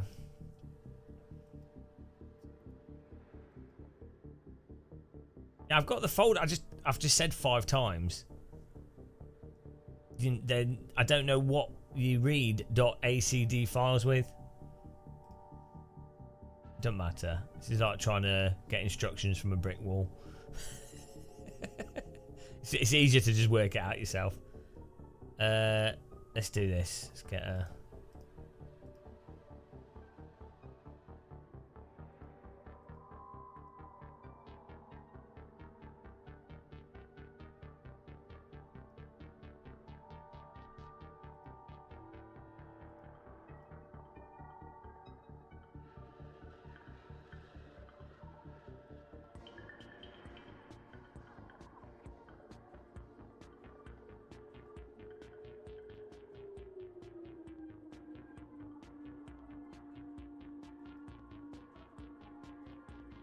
Right, you ready, guys? Servers up.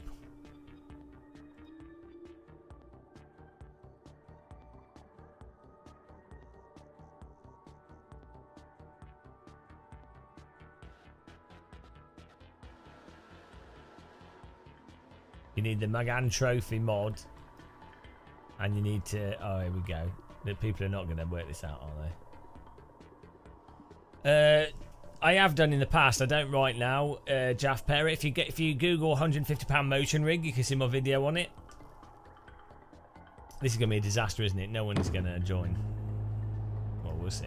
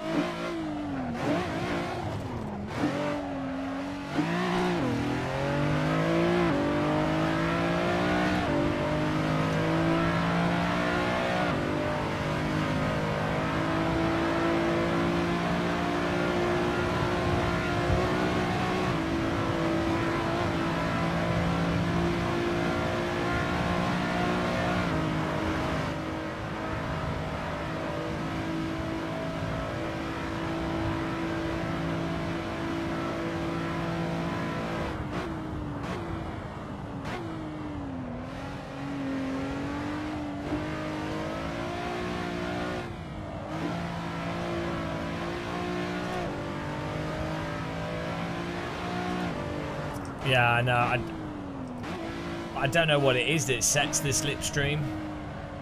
It's not the same for every car, is it? So there's got to be something. Maybe it takes something from the 3D model data.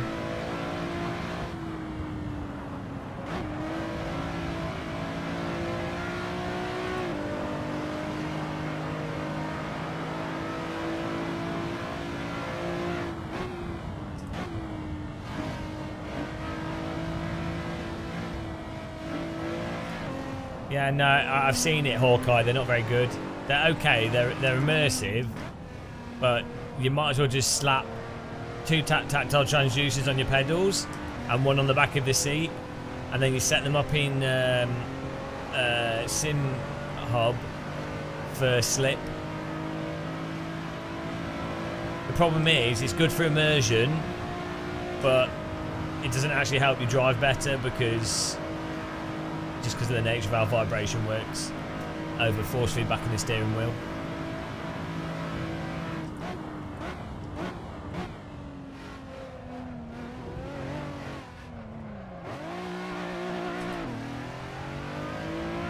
Oh, nine people have got in. Not bad.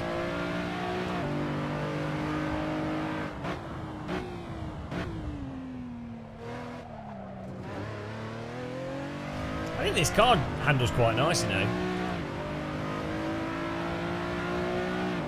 Yeah, just Google £150 motion rig and you'll see more the knob sound setup, and that's probably the cheapest, easiest way to get really nice tactile transducers.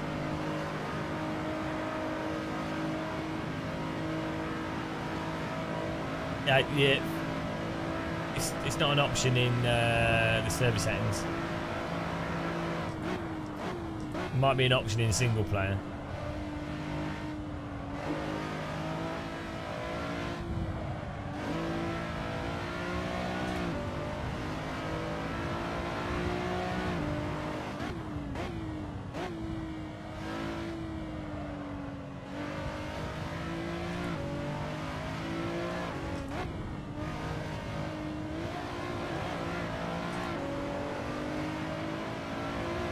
Yeah, but you can literally just use SimUp and have it beep when you need to shift if you want to.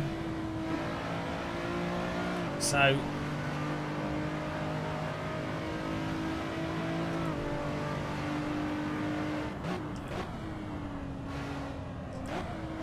I can see what people like them. I've used the ones where you just have a seat that you sit on. It's not terrible, but it's like,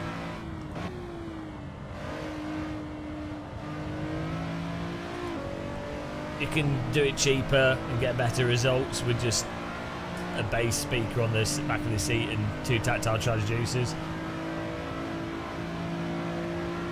Like with the 2 transducers on the pedals and 1 on the seat, I've had it set up to be on a par with what you find on like really expensive rigs that are they use exactly the same tactile transducers.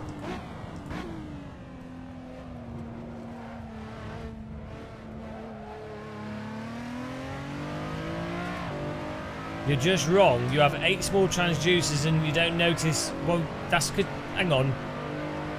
Just because you're not noticing your force feedback is wrong, doesn't then think through the logic of what you just typed there.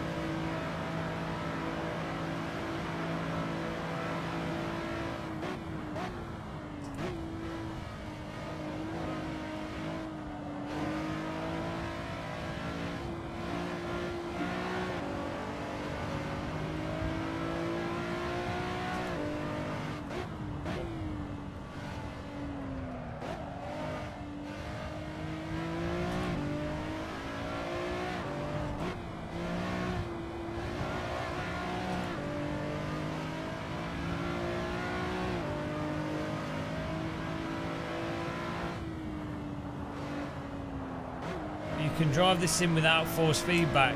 You can drive any sim without force feedback, without transducers.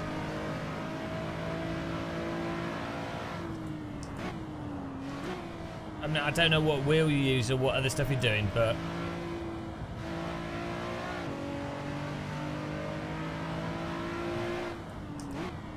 the whole point of a force feedback wheel, as I say repeatedly, in the force feedback that's good, is that you have a range of dynamic load. Tactile transducers can't do that. They can only vibrate more or less. So they're great for knowing that you're pushing the car harder because they vibrate more, or they're good for knowing that the front of the car's understeering or the back's understeering, but you can see that visually anyway. And you can feel that through a force feedback wheel. And when it comes to actually balancing on the limit, you can feel the load through the wheel regardless. So, I mean, I don't know how quick you are or, you know, what else is going on.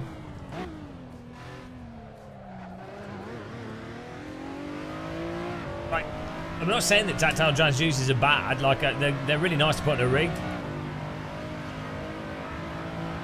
They do let you know that you may be pushing the car more, but you can see that visually, and you can feel like you can tell the balance of a car through the force feedback in the wheel.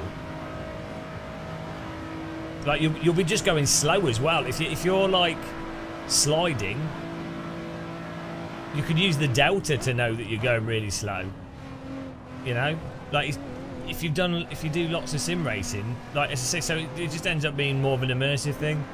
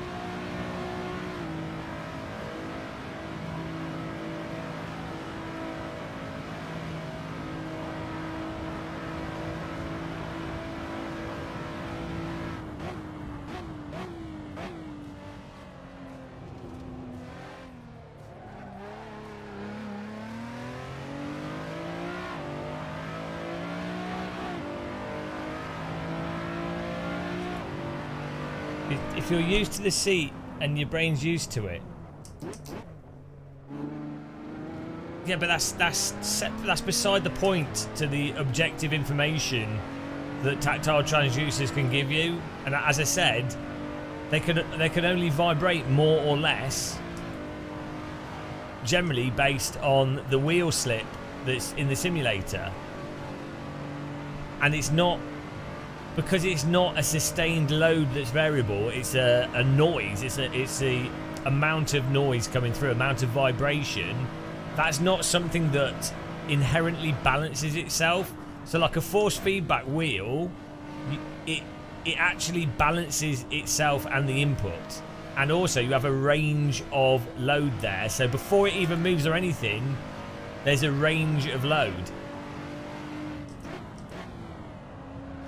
I mean, I guess you could kind of say that more or less volume from a tactile transducer is a range, but it's really not. It's not something you're balancing the vehicle from. It's literally just, oh, that's vibrating more, so the tyre's slipping more. But I mean, you can literally use audio to do that capacity in iRacing or any sim. And I'm not saying it's not nice and that it doesn't add to immersion. Yeah, but G's aren't what's important. It's like I've used like every simulator on the market. I'm just telling you the objective qualities of what they can and can't do with those with transducers. It will make the rig feel less static, but it will let you know that you're pushing. But you can do all those things without those tactile transducers. You can know from the visuals, from the sound, from the forces in the wheel. It doesn't give you information that you wouldn't otherwise have. Or, I mean, in some capacity it does, but it's not like it's information that affects that you wouldn't otherwise be able to gain to drive perfectly fine without, if that makes sense.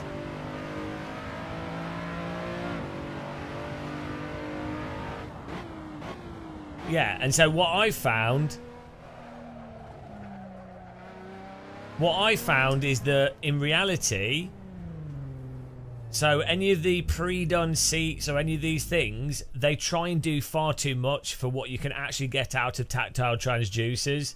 And also, so if you're using Dayton audio pucks and a butt kicker, what you find is ultimately the best setting to use is to set it to the amount of slip triggers various frequencies of vibration to get the most possible information that's pertinent to driving from. But then what you find is that AC1, iRacing, R Factor 2, AMS 2 or Project Cars 2, what you find is that they all put out different amounts of slip information, so you then have to dial it in for every single bloody simulator, which is fine if you use SimHub, but when you're using other software, you're then beholden to the arbitrary developers settings that they've put.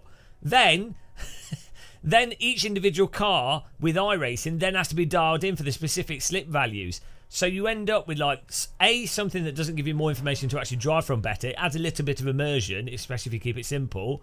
But B, if you then want to actually try and get as much information out of it as possible, you have to dial it in individually and spend ages dialing it in. 3, 2, 1, go! Thanks. This is probably one of the best cars to drive. FFB feels great. Got it a few weeks ago from your streams. Thanks for this and the online races. Thank you. Well, I appreciate it. I think a channel member got us the car, so don't thank me. Really appreciate the donation though. Thanks for supporting us, Fav. Just ranting about tactile transducers. Like, this is what this always comes down to with stuff. Is I know I sound like it sounds like I'm just dismissing other people, but it's like I've used this equipment, the equipment for like hours, like hundreds, 200 hours plus on all the simulators. So I know every single specific aspect of those bits of equipment, what they can and can't do, what the limitations are. So as I say, with tactile transducers, they add to immersion, they can be fun, they will make it more obvious if you're oversteering and understeering, but you can get all that information from sound, you can get all that information from a steering wheel. You add them to your sim rig. I do think it's one of the best value things you can add to your sim rig, and it's much cheaper than a motion rig, hence why I did a £150 motion rig video using it. But I definitely found that using SimHub, 2 tactile transducers on the pedals, 1 on the back, or you could have 1 in each corner, but then you have issues with setting it up, cable length. You also have issues with what type of rig you've got and how the sound goes through it. So the setup I did, all in all, is like for bang for buck, convenience, ease to set up, information you get from it, that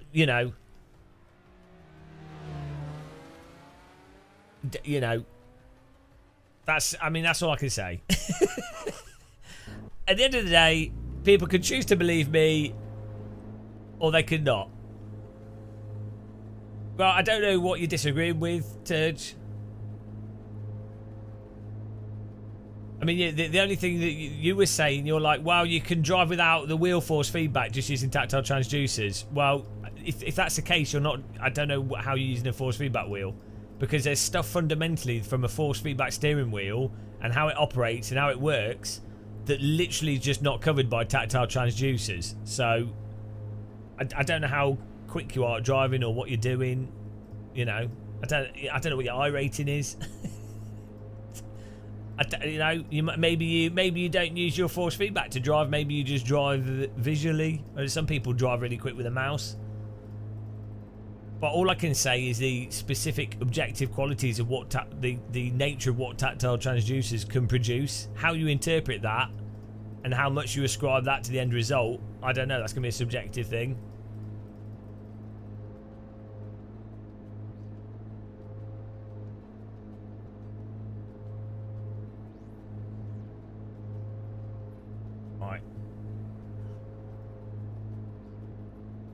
It's not been peer reviewed, but you can't use the G-forces of the seat because it's not G-forces. It's just it's more or less of a vibration. And even if you were literally just using G-forces as a cue in a driving simulator for where the limit is, that doesn't work properly for you to be able to drive properly on the limit from that information, because it's the wrong type of information for driving at the limit. You need to specifically be able to feel where the tyres are at. I mean, in theory, you could use like a single degree of G-force to like I mean, I've tested it with the AccuForce wheel and also with the software that guy put together for us with ACC, the ACC force feedback app, and with some other software. You can strip everything from a game and just have G-force.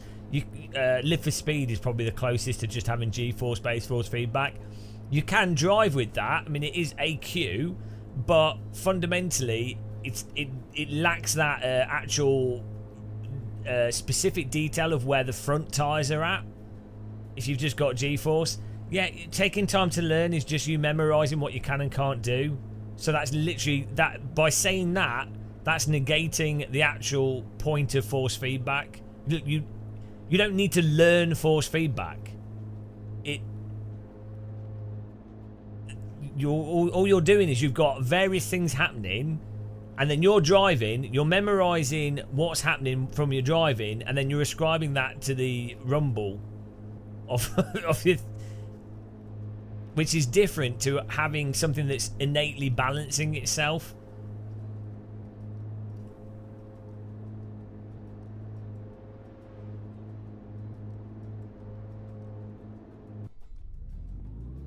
Yeah, but I don't know. Like you, oh God, I have to break this down to such a level to get anywhere with this. So, like, you must agree that there's a fundamental difference between a sustained load left and right on a steering wheel, right? That's fundamentally different from a vibration. So you would have to agree. No. Okay, well, we're not going to get anywhere.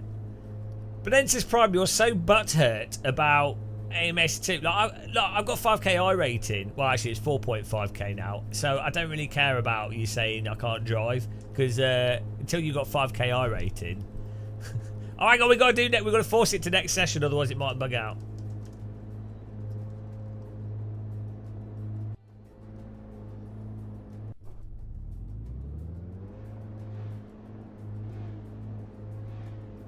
I'm not riled up. Why do people assume I'm riled up? I'm just explaining stuff.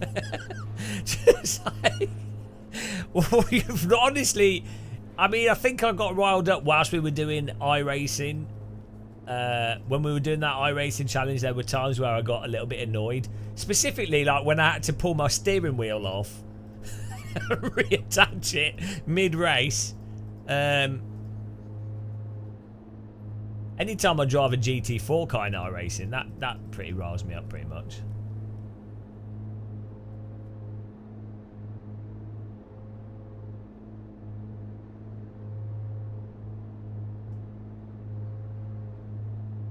So the problem is I try to explain things in depth when really all I should say is, look, if you enjoy tactile, if you enjoy it, enjoy it. I don't give a shit. Go and get tactile transducers, stick them on your sim rig. It definitely adds to the experience. It's cheap. It's cheaper than a motion rig. It does give some information that you don't get from a steering wheel. You can tell if you're understeering more. You can have it vibrate for ABS and stuff. Great. It adds to the immersion. Great, do it. There's no reason not to do it. It's not expensive. Fine. The problem is, if I go into the level of actually breaking it down as to what its limitations are, you know,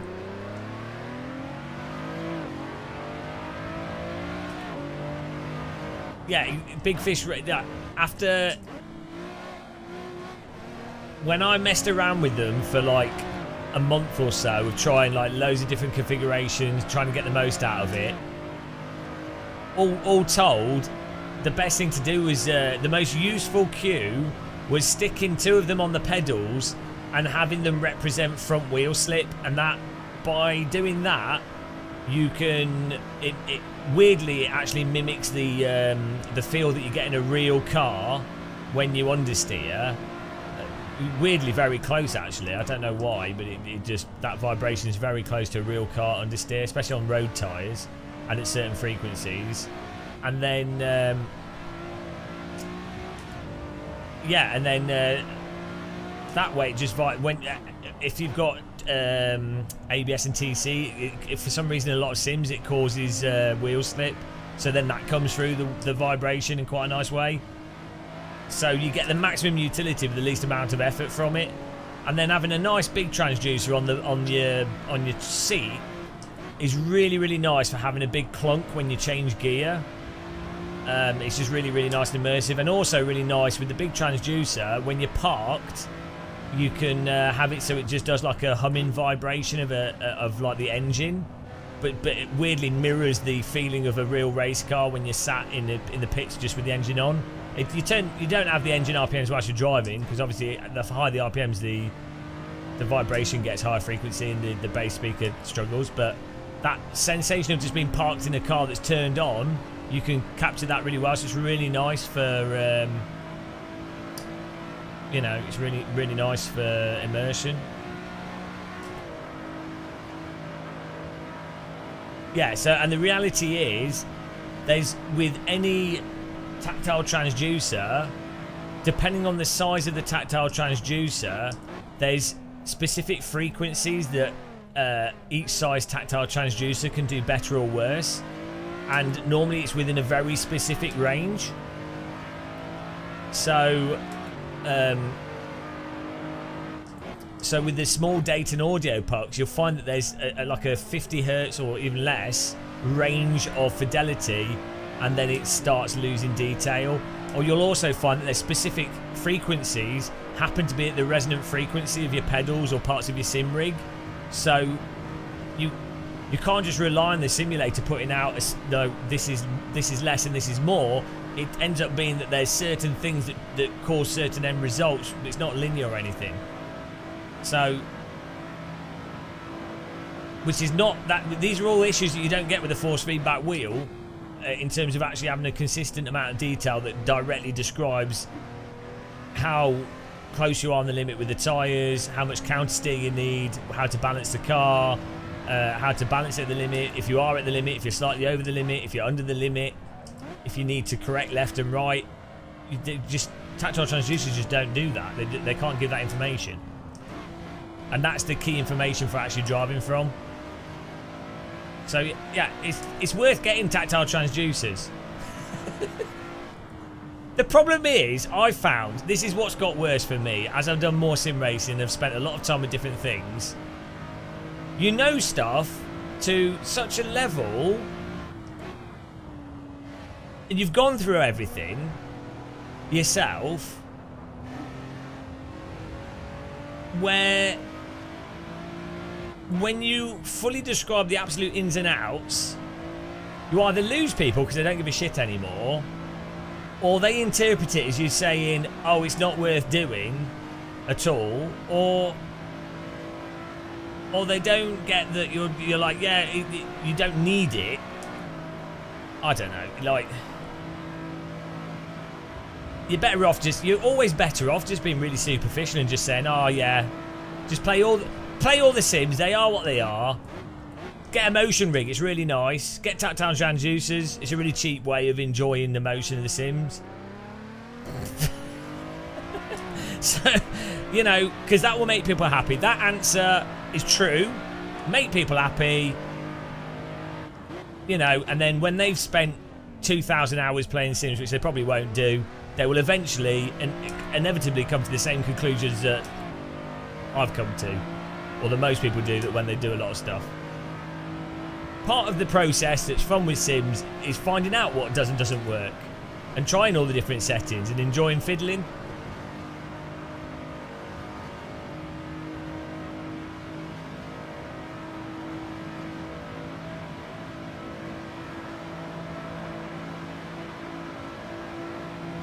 Who doesn't enjoy a good fiddle?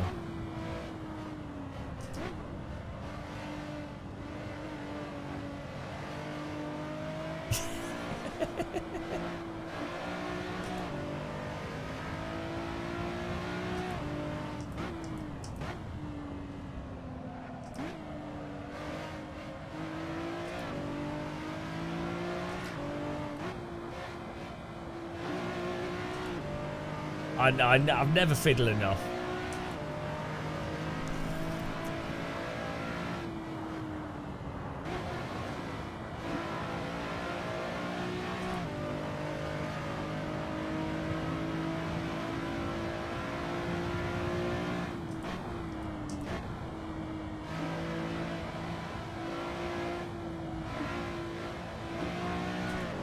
Alright, well thanks for watching. Yeah, Google £150 motion rig. Watch that video. And yeah, I think some of the rumble seats, some of those options could be good. They can be plug and play. They might add to the experience.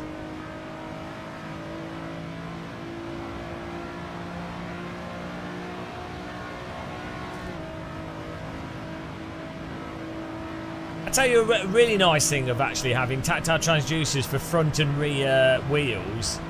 The sort of 3D effect you get of something going under the car.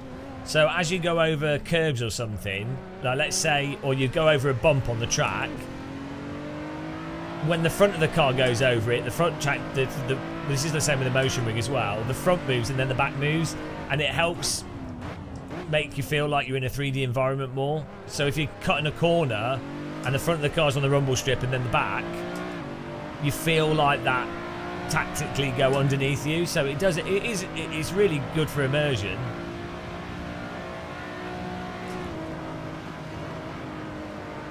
Like it makes you feel like you're operating more in a 3D space.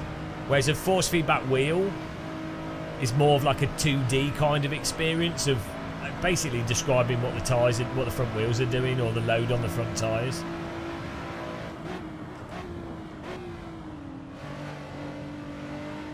But the other thing though, the fact of the matter is, for iRacing, it's all moot anyway. iRacing is literally memorise a hot lap and then just do that repeatedly.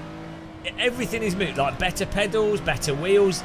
If you've got like a bog standard DD wheel, so it's, you know, it's precise and it's not got a lot of dampening, you know, you can whatever, and it also does self-aligning nicely and, you know, corrects the back a bit. And then you've got like a load cell pedal, whatever the cheapest load cell pedal is, and let's say like a monitor that's like ideally 120, 90 hertz or better, you're done. In terms of what actually is it relevant for iRacing and performance, which what most people are going for is performance, you're done. Just do more, just learn the fundamentals of driving and then do shitloads of laps until you're 7/10 within pace, and then don't race anybody in the race.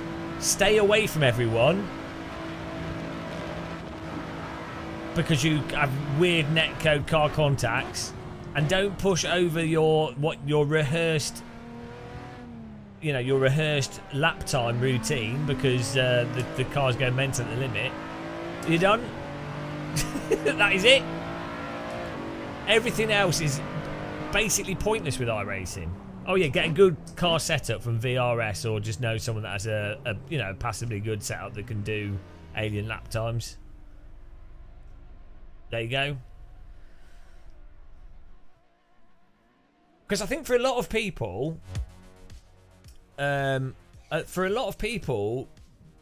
3,000 I rating would be like a huge achievement for them from their perspective of how they're coming into sim racing. And to be fair, no, it's, you know, if you don't do any, if you're new to sim racing and you've got to like, and given how hard iRacing is to drive, it's, you know, it takes a lot of time to get okay.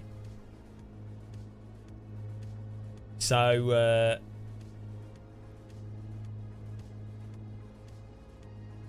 but yeah, the point is 3,000 to get 3,000 I rating, you don't really have to be that good at driving or sim racing, and yet for a lot of people that'd be a big achievement. So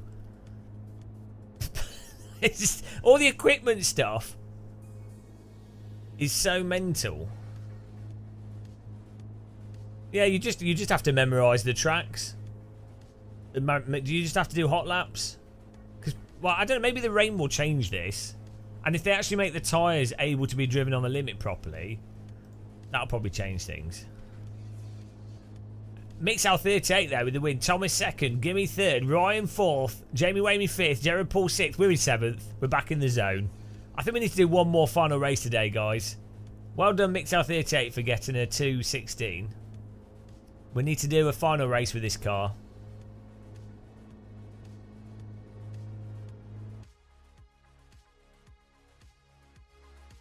One more race.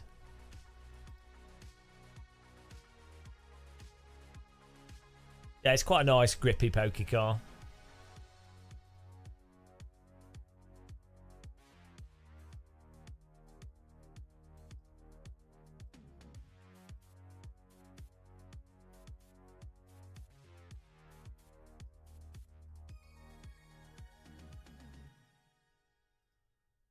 Oh.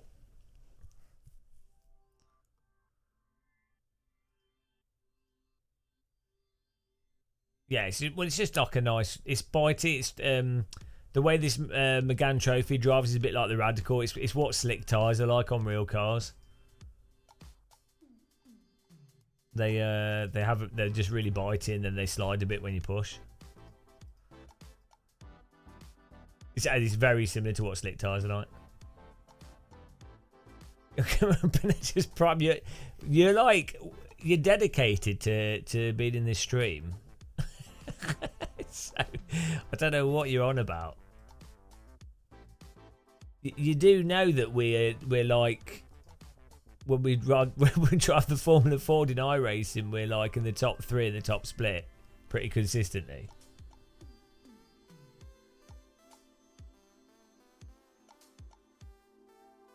Okay, maybe you don't watch this on Twitch or anything. Alright, here we go. This should be good.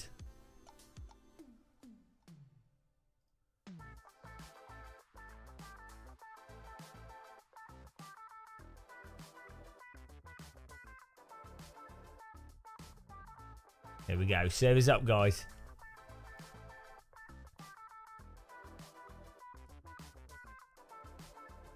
Thanks everyone for supporting us, and we had with those donations today as well from Hawkeye and Crowder's Garage. I think someone else did as well, and Favre. I didn't even notice. Mental. Thank you. ACC is the same way, Hawkeye. Basically, you drive with the eye. Yeah, it's robotic driving because it punishes you for. Well, the force feedback doesn't have the detail to balance the cars properly, and it punishes you for sliding at all.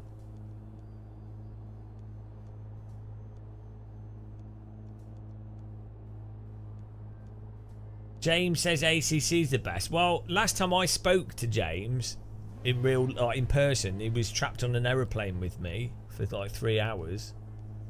He said he preferred AC generally, but he's good at ACC. I think he likes it still.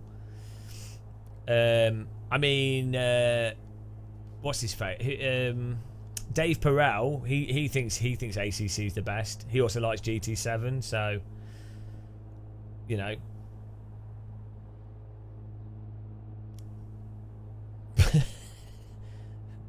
But I don't know what you're on about, but it's just like you seem to be like on this weird obsession thing.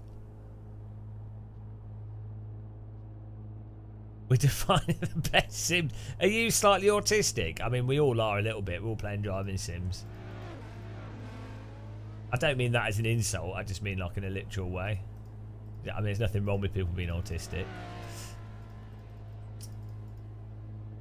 I think sim racers are definitely on the spectrum. Like, I mean, you wouldn't do sim racing unless you're slightly on the spectrum because it's so repetitive and so like do you know what I mean? Monotonous.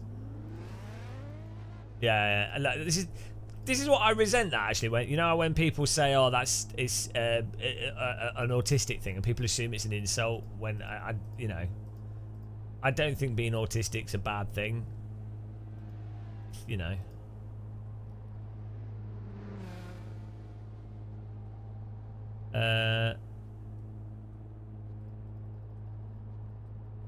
Yeah, don't worry. It's so weird that no one can decide. Well, they can do. Max Verstappen's decided.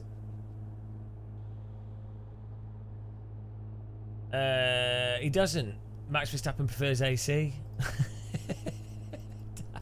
He likes it. The competition is why people play. That's why I play iRacing. You're guaranteed to get a close race with someone on a similar skill level at any time of day in multiple cars.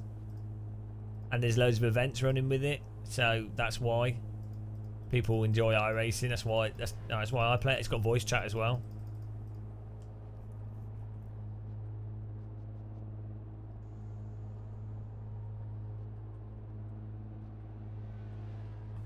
Right. Oh, this looks nice.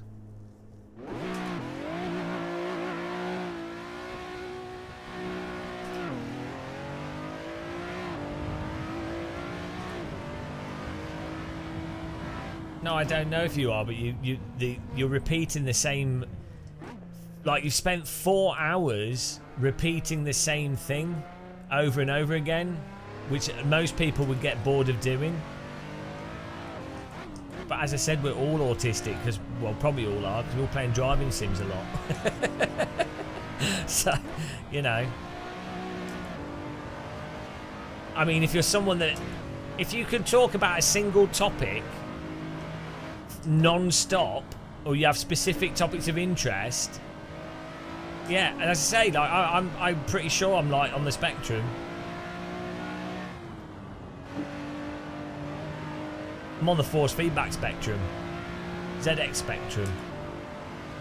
I'm trying to understand why you're constantly just typing the same message. Like, I get it. It's it's fine.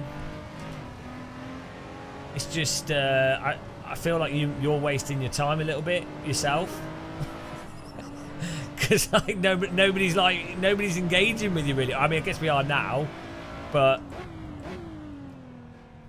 it's not like you're not winding anyone up. People just, it's just, you keep saying the same thing.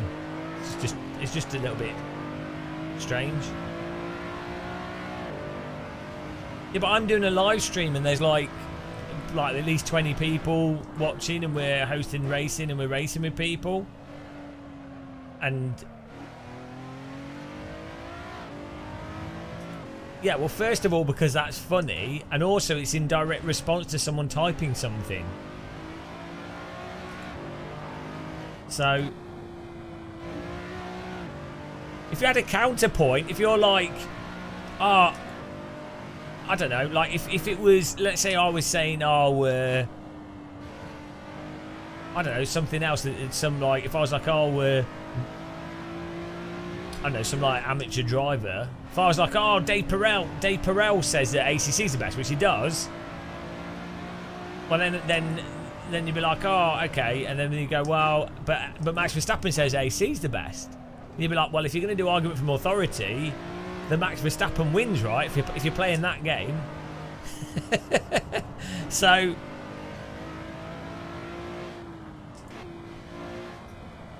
you don't think there's a best sim at all? So okay, let's work through the logic of this.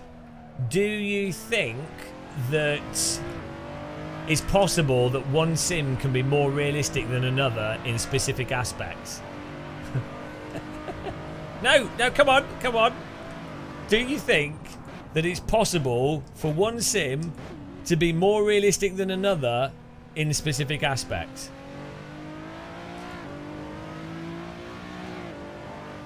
Yes or no? Hello? No, stick to answering these questions here. Can a sim be more or less realistic in specific aspects than another sim?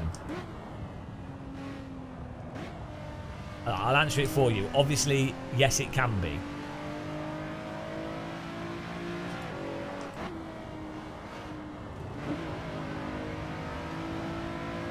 What is probably the most important aspect of a racing simulator when it comes to capturing how a car handles? Or what's the most important part of a car?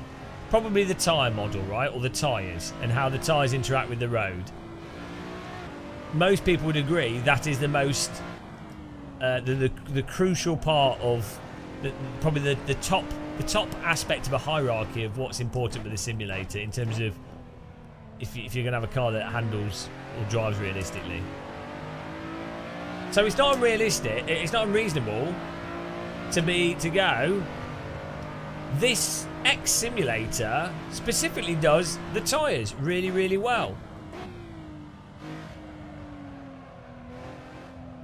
Therefore, for driving, this simulator is the most realistic.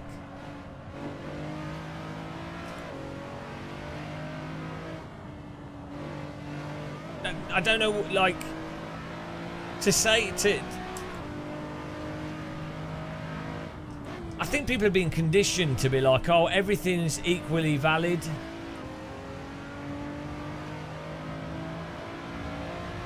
It's Edward Dog. Well, I have, and I know lots of people that have, and we also, so it's fine. Donut, probably a bot. I didn't. There's some automatic deleting.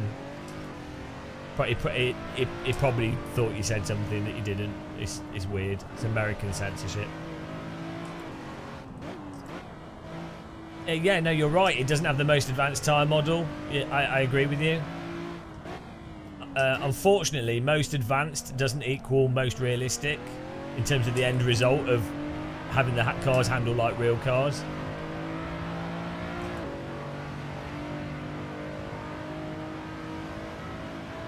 Yeah, well, I mean, AMS2 actually has a very advanced tyre model as well. AMS2 R Factor 2, but that doesn't equate to the most realistic end result. And it also equates to a more complicated model to deal with and to get realistic results from.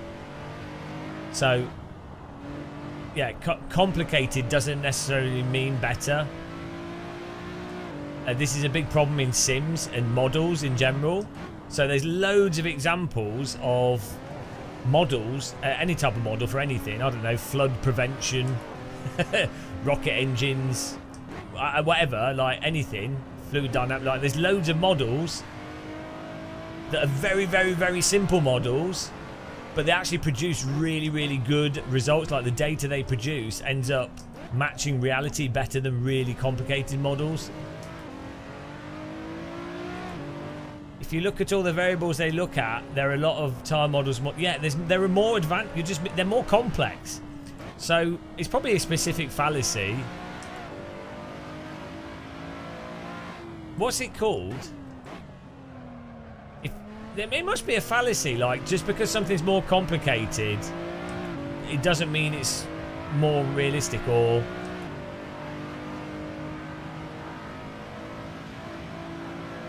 So what we're left with is objective feel. Subjective feel. Well, it's not really feel because you can literally load up the driving simulators and load up a skid pan track, a circular track, and you can literally see that there's things that you can and can't do with the cars, which are things that you can and can't do with real cars.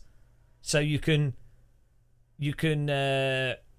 so in iRacing, if you try and drift cars that you could drift in real life, they won't. The process of what you do on the steering wheel and the brakes does not line up at all with the process of what you do in the real car. So it's not a subjective. It's not a subjective thing. Like you can literally see the inputs that you're doing. You can see the way the cars are moving. That you can't argue something subjective just because you're ignorant to the differences. Charlie Beckett, yeah, it's not a secret. It's like a really known thing in anything.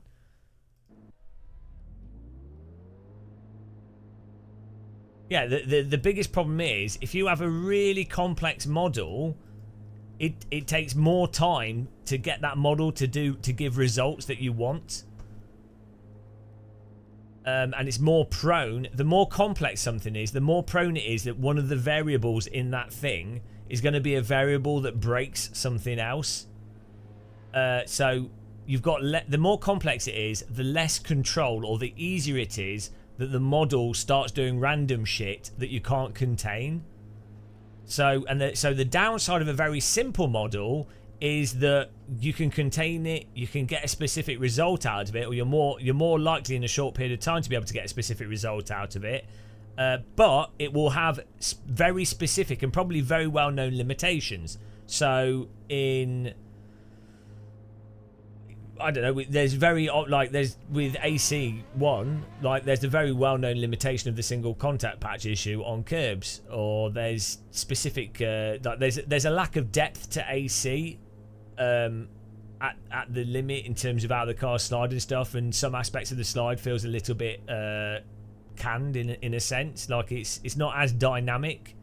The behavior of the tires in AC1 in terms of if you're driving on a colder, warmer track, or if you push the car more or less, or if it doesn't have dynamic racing lines, so it's a much more it's artificially consistent.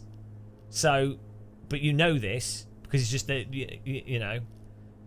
So that's a limitation of a more simple model, but it does mean that you have something that's much more controllable and much more easy to work with.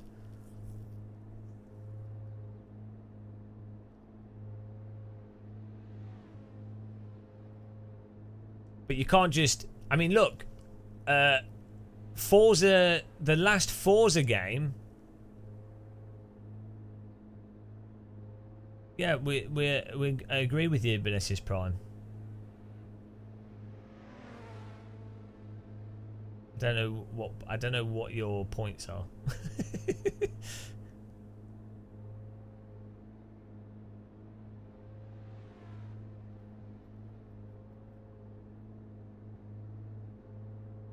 Yeah.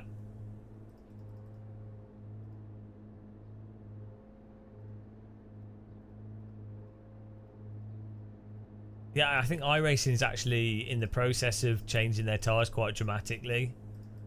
Because the reason why iRacing's tyre model is how it is because they iRacing, or the central physics programmer, is was aiming, and this is what a lot of physics programmers do. They want to create like a unified physics tyre engine that then can be applied to everything. Because in theory that results in less work, and it means that your cars are all sort of consistent across the board.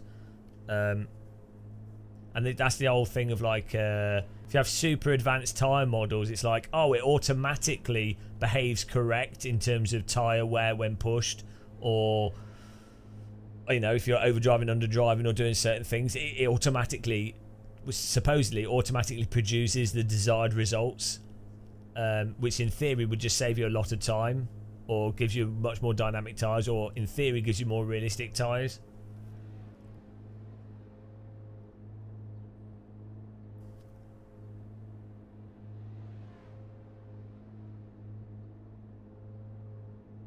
Yeah, none of them are perfect, but you have to agree that even if nothing is perfect, something can still be better or worse than something else, right? It doesn't just because nothing's perfect doesn't instantly make everything equally as good at a specific thing. It's exactly like when people go, oh, I don't vote in elections because all politicians are terrible. It's like, well, yeah, all politicians are terrible. Some are worse or less than others. So vote for the better one, or do whatever you can in your agency to make things better.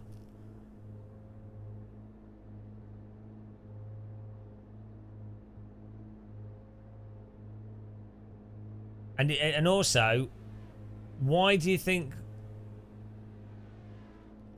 I mean, like, it's frustrating because I've had conversations with... Oh dear, I don't know. I mean, it speaks for itself. If you don't know, you don't know.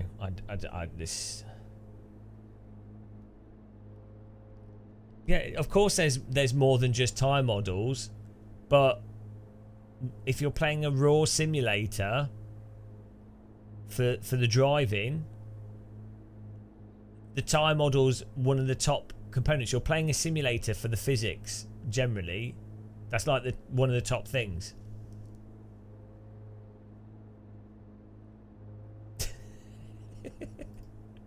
It's like, oh dear. Yeah, there are lots of aspects.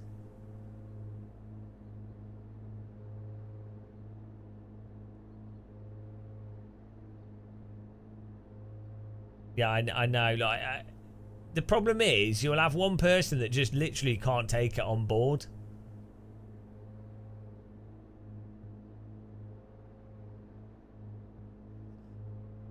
But the elephant in the room is that super high-end simulators used by car companies for testing in multi-million-pound scenarios drive like bloody AC. That's a bit of a clue.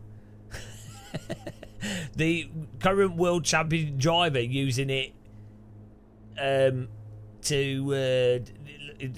like Max Verstappen said, AC is like one of the best to drive. Magnus Carlsen is like I don't know what you want. Just deal with it. Oh, I forgot to do next session. Here we go. We're doing next session. Nice. We've got 10 people in here. Oh, nice race.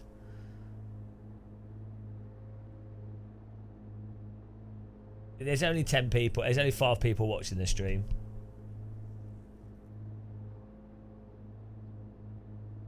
No, I keep doing it. I just need a sound clip of Max Verstappen, but people then go, well, that's an argument from authority, which is fine. It is.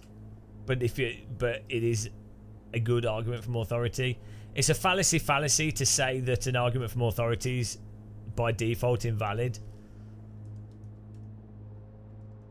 Because, you know, it'd be like me. It's like me going. It's like me going. I went to my doctor's, and the doctor said, did a checked me over, and the doctor said, "Oh, it's probably the lump I've got in my arm. It's probably needs to be biopsied and checked." It's like that. That's an argument from authority. Me listening to the doctor. But that's a pretty good authority to get, you know, to listen to. So it's a fallacy to automatically dismiss an argument from authority. It's a fallacy. So someone said, "Oh, well, I'm ignoring my doctor because that's an argument from authority." You would say that's fallacious thinking, because sometimes an authority is actually the most rational, logical thing to listen to. No, so R Factor Pro is just G motor engine, and then what the teams do, I mean, a lot of people have moved away from it now, but they use the G motor graphics engine and they put their own physics into it and their own tire models, and they often use like multiple computers. So G motor is not one specific sim. If you buy R Factor Pro and do nothing to it, it literally is R Factor 1. It has R Factor 1 cars in it and content and user interface. I've no. So, but you get, like with any game development, people buy an engine and then they do their own development work on it until it becomes something else.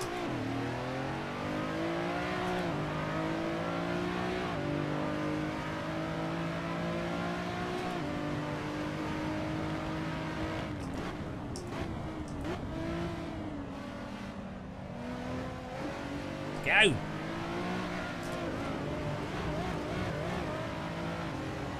Mixout 38 leading the way. Oh, sorry for poking you there.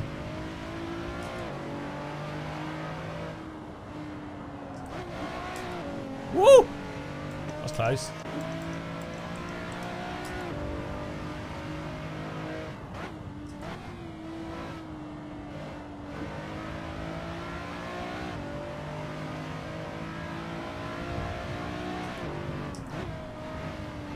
Well, Muradness is in ACC and he doesn't like it, and Daniel Morad says all the same stuff I say about ACC, which I got mocked for, but because I can't drive and I've never driven a GT3 car.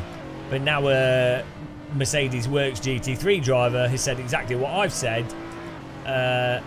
Well, you know, now he's getting slagged off. So apparently it doesn't even matter if you're a real world GT3 driver paid to actually work for a team. I know, Novotny, it's mental. It's mental. It can never end. It will never end, because even if you respond to it in the most concise way, in the most definitive way possible. There is nothing you can say. So I'm going to get the Max Verstappen clip and just push it repeatedly. It'll just be on loop in the corner. It will just be on loop. It's just a gif of Max Verstappen. Yeah, that's it. I am preaching the truth of AC. In 100 years' time, people will be like, "Ah, AC1 was bloody good." It's weird that only one YouTuber was valiantly sticking to the guns of actually and not being distracted by more popular games that drive like shit. They said it'll be the blessed Mitchy Hoyer and Game of Muscle, the two people that will play good simulators regardless of the view numbers. Mitchy Hoyer with the two R Factor 2 players. Their sacrifice was valiant.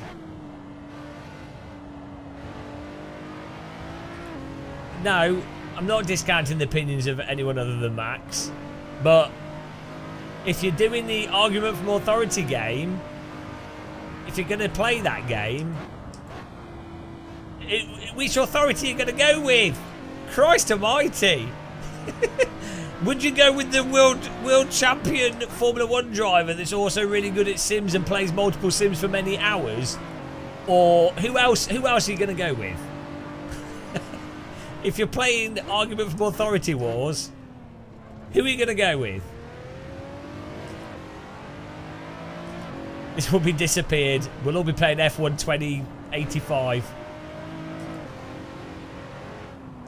Max literally told everyone to uninstall R Factor 2.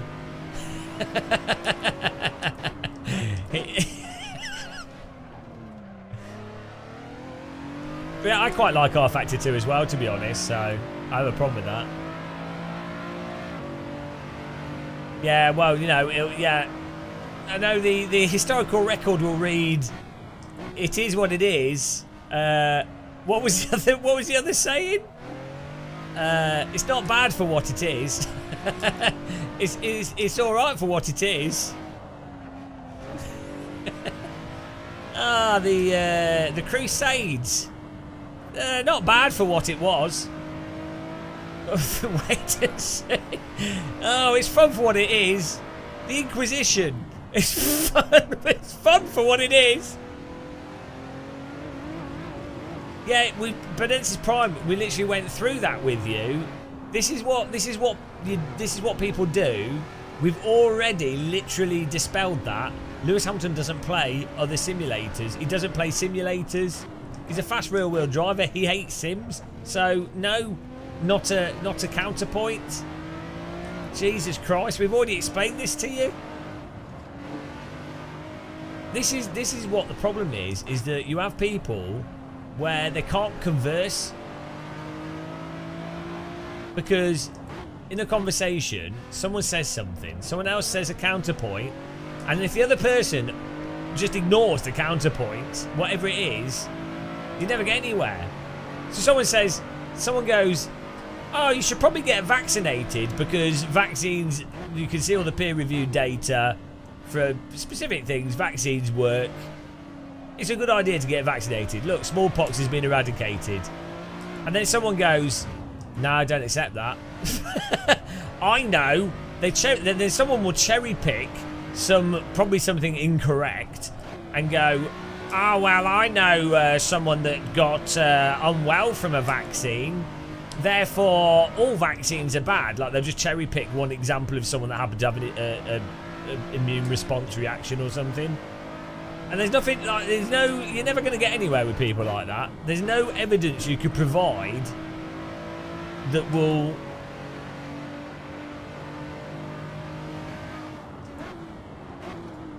make them change their mind on it, because they'll just keep cherry picking some individual thing Done.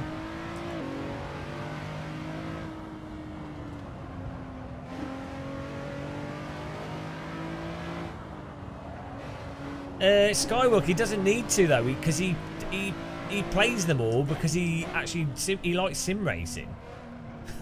Because he's mental.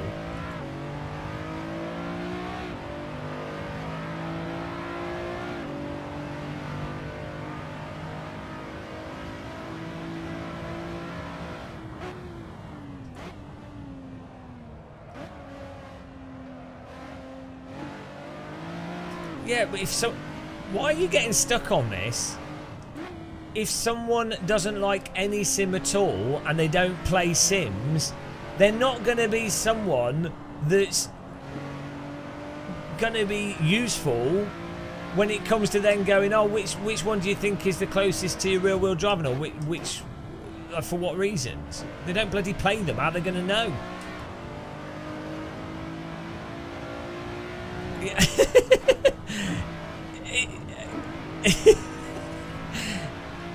Oh, jeez. Like, you're never going to get anywhere. There's nothing we could say. Nothing we could say. Yeah, but it's like me going, Gordon Shedden, BTCC champion driver, and I've literally talked with him for like over an hour, and he hates driving simulators. They make him motion sick. He thinks they're all terrible. Well, he's not going to be... He's a very good rear-wheel driver. He's not going to be a good person to talk to about which bloody sim is most realistic because he doesn't play them. So, he's not going to know, is he?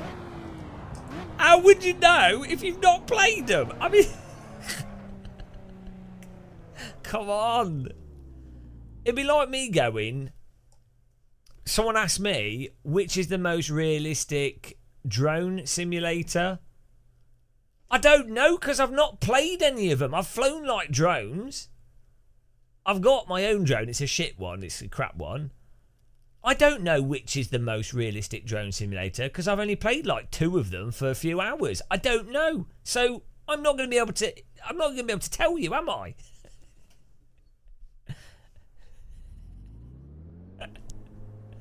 Oh my god. Do we do one more race? Do we suffer one more race of this? Oh my god. Mix L38, Ryan, Jamie Wamey, well done, top 3. Mix L38 with the win there. You drone, I know, Paul. I don't know what the solution is. Maybe it's to just ban people that can't continue, like they can't. They don't adjust their view based off what's being presented to them in a conversation.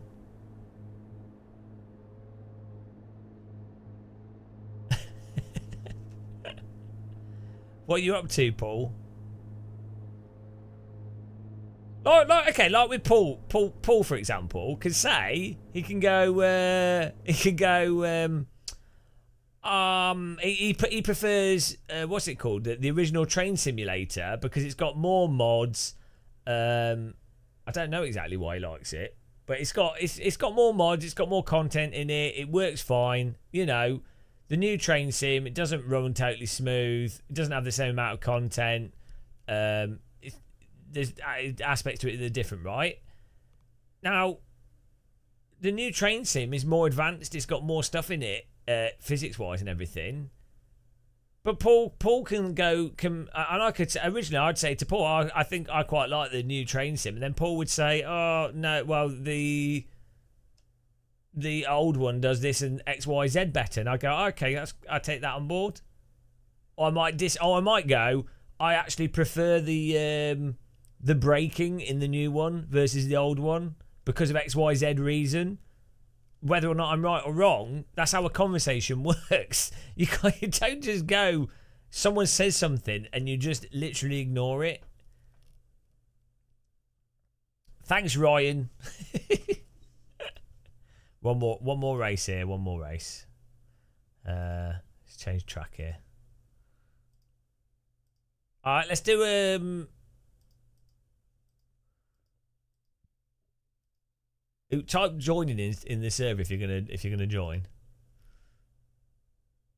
That's true, Paul, but I think that quote's actually not very useful, because the fact is everyone's got an opinion, but some opinions are more valid than others. So everyone has an asshole. Some assholes produce more shit than other assholes. So you know what I mean? So saying opinions are like assholes and everyone's got one, it's like saying, oh, everything's valid. It's all subjective. So I don't agree with the statement. You know.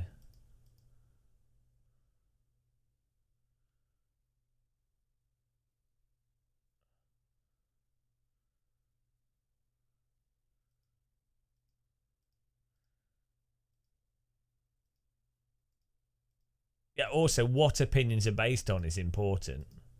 So again, you then get back to saying, actually, let's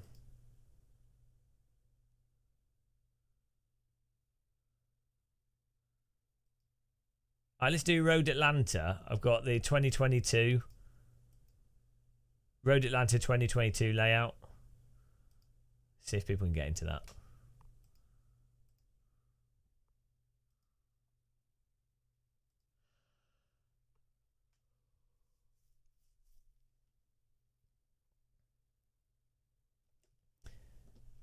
Yeah, do you know what happens though? When you ban people or time them out, they then go, oh, what it is that you can't, that it's because you've disagreed with Game of Muscle.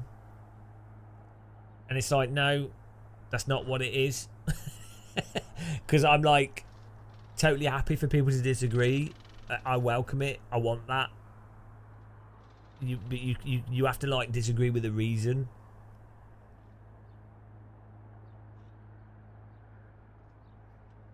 Oh, people are getting in. That's cool.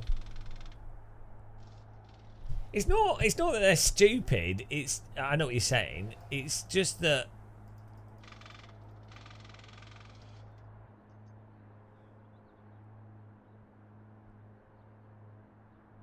I don't know.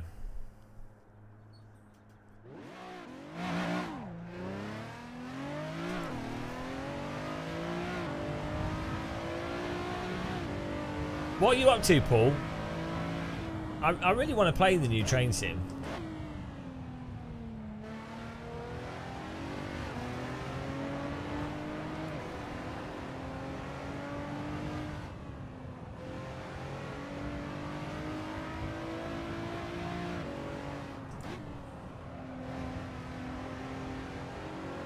Paul, yeah.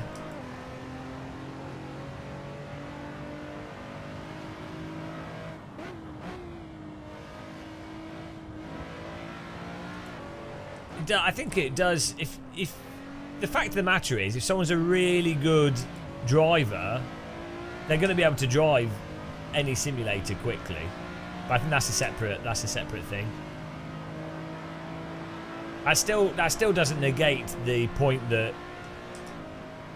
one simulator is, you know, it's not weird that in reality one driving simulator would be more realistic than others. You know. Well, I've just driven off the road. But this skybox looks nice. The subject that never stops.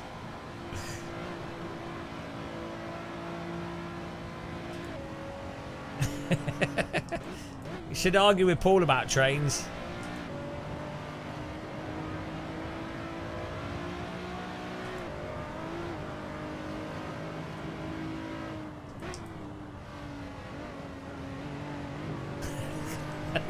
The guy's been banned.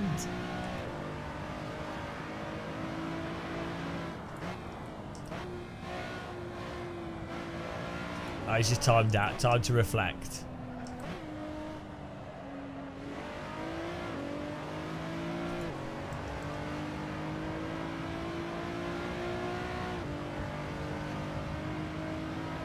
But yeah, I mean, I can't wait for iRacing to get new tyres. And it'll be really, really good. My hope is, like, if it's vaguely like R Factor 1, R Factor 2, AC, for me, that'll just, like, it'll be so much more fun to drive some of the cars in that game. Especially like Formula cars, the Radical SR10.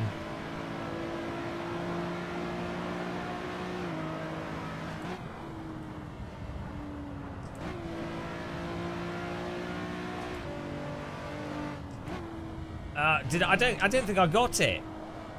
Was it on Instagram? Oh yeah, no, this is what I was going to say, Paul. I thought I had you on WhatsApp, but I can't find you on WhatsApp anymore. So can you send me a message on WhatsApp again? Unless you don't have WhatsApp anymore. I don't really check Instagram that much. I just use it for posts when I'm sponsored, or like if I'm doing a random, if I'm taking a picture on my phone. Yeah, for me, the rain in iRacing is awesome. Because I drive better in variable conditions, whereas most iRacers don't, so it's going to make driving way better for me. Oh yeah, I sent you that picture of the train I was on. I need to read your response. Yeah, I got this weird train in London, and it was like proper old. Had like buttons on the doors and everything.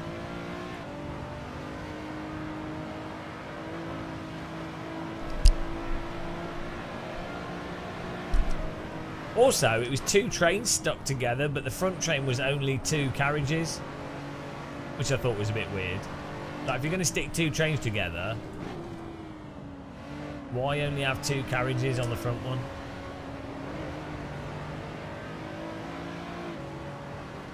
Yeah, I know, that's it, Paul. This is why, that's one of my biggest things for Range Sport,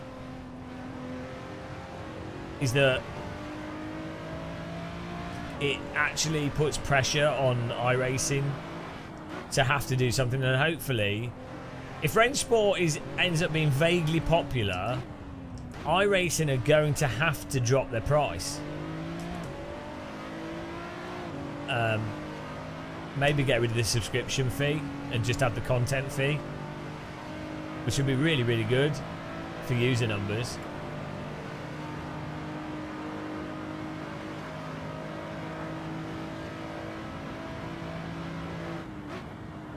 This is also why it's worthwhile YouTubers like me saying, like, if I don't put my view out there of AC being particularly good with its tyre model, or iRacing being particularly bad with its tyre model, or, you know, it forms a narrative or some part of the framework of the views of the games. So it is worthwhile doing, even if most people disagree with me, or even if most sim racers disagree. Most real-world drivers actually that I've talked to agree with me, but yeah, I know, Paul.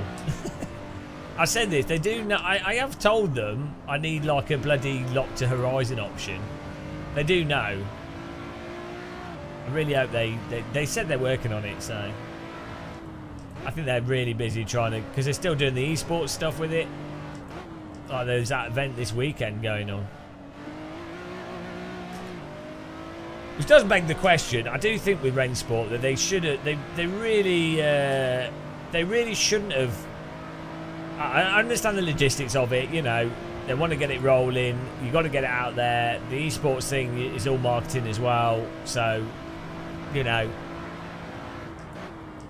But I think it's a shame that it would have been nice if the game had another 2 years of development, and then they started doing the esports stuff.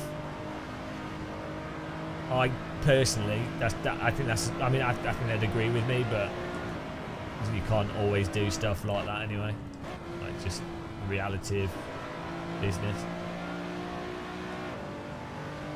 Yeah, well, I mean, in a sense, it's kind of absurd having an esport with a game that your general public can't play. Only has a few GT3 cars in, and they're driving the same 6 or so tracks constantly, over and over and over and over again. It's like, well,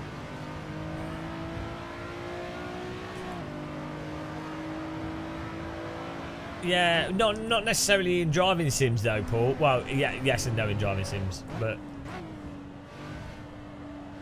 I think it's all esports and driving sims is more of a marketing. If you think of it more as a sort of marketing exercise for large businesses where they're not as price sensitive, whereas all the esports stuff where they're trying to extract direct value from the esports, that bubble has gone, I think, where because people realise there is no money to extract from it directly. It's just good for like visibility if you're a car brand or if you want to market the game directly.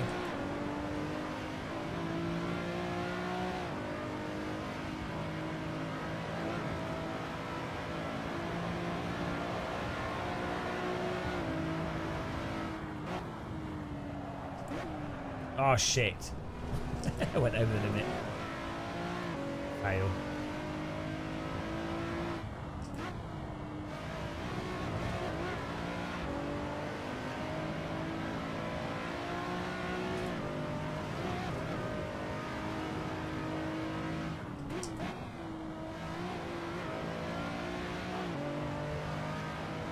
Yeah, we both went into the corner too hot.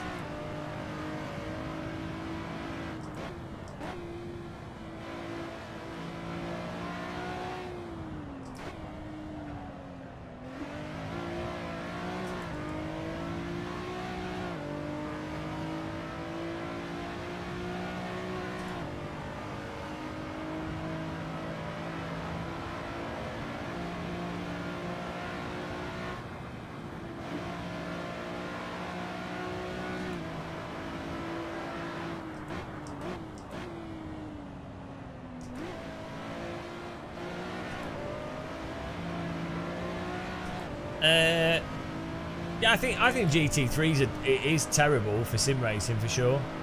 Like, the problem is they are not good cars for racing. They really do not make sense for if you want to test who's got better driving skills. It really doesn't make sense to have that with GT3 cars unless you're doing like 3+ hour races.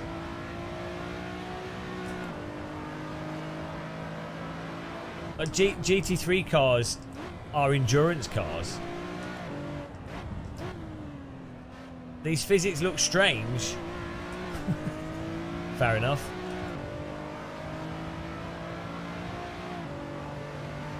Yeah, the reason why it's popular is because people know what a Ferrari is, know what a Porsche is, you know. It's not about the actual driving, it's like Formula 1. People know what a McLaren is, or what a Formula 1 car is, or, you know, what a X-race driver is.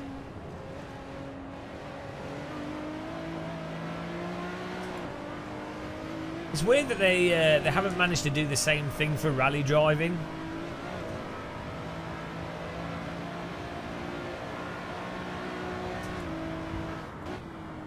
Like, I guess they got rid of all the cars in rally due to the cost of it.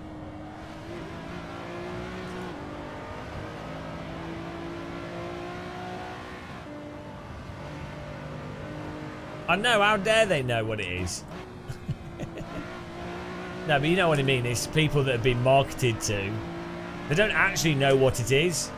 They've seen an advert of that brand, of you know, wealthy people drive this, therefore it's an exciting thing. So it's like what, like YouTube channels, which were just people walking around London filming supercars, would get like millions of views, and they're not doing anything. It's like, oh, there's a supercar. What is a supercar? A very impractical vehicle. What does it do? Well, it doesn't drive you from A to B particularly well. It doesn't go that quick on a racetrack or even on a road. Oh, but it's got a fast 0 to 60 And, well, this famous actor drives one. And it's expensive. Oh, okay, that's exciting. It's always like the lowest common denominator. Exactly. Well, it's expensive. It's basically just a marketing tool tied into the lowest common denominator base worst components of humanity. Even within supercars, actual legit, well, you know, really, you know, supercars have been like stand out for like how they've been built and everything. Even they get less notoriety than like whatever happens to be the most marketed supercar. Like I'd imagine less people appreciate a 90s Bugatti than a modern Bugatti.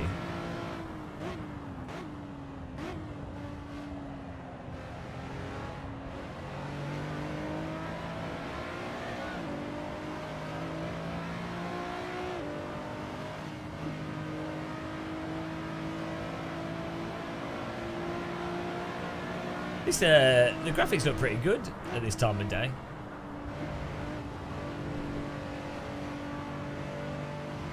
Probably a little bit dark. I turned the headlight brightness down. This probably should be a little bit brighter.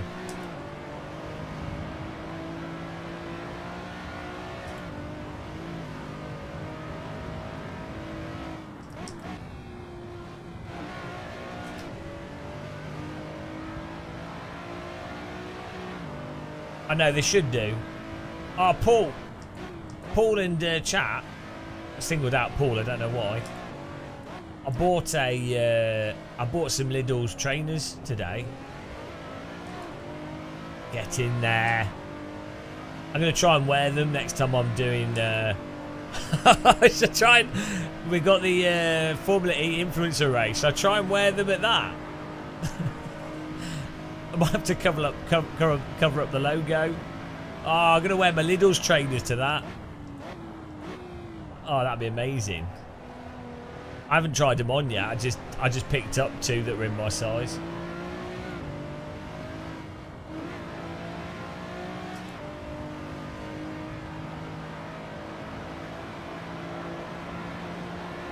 Hang on, there's two authorities. Oh, he's back again. Jesus Christ. One says sim racing is not useful for informing real driving. The other apparently claims AC is the most useful. Both have what? And can someone time him out again? What are you even talking about? These two authorities. Wrong. And we're back again. It's like being in the UK in the train strikes. It's always a train strike. Paul's actually single-handedly responsible for the train strikes in the UK. In fact, I need to check if the trains are running. Hang on. Oh, I got you, Paul. Yeah, Paul, did you get a new phone? Oh, no, I have you here. Hello. That's weird. It deleted your name, but your phone number's there. How do I add contacts? Create a new contact. Paul Smith. Just doxed you if the camera changes. Whoops! Just realised if it changes to the behind view, everyone would have seen your phone number. Whoops-a-daisy.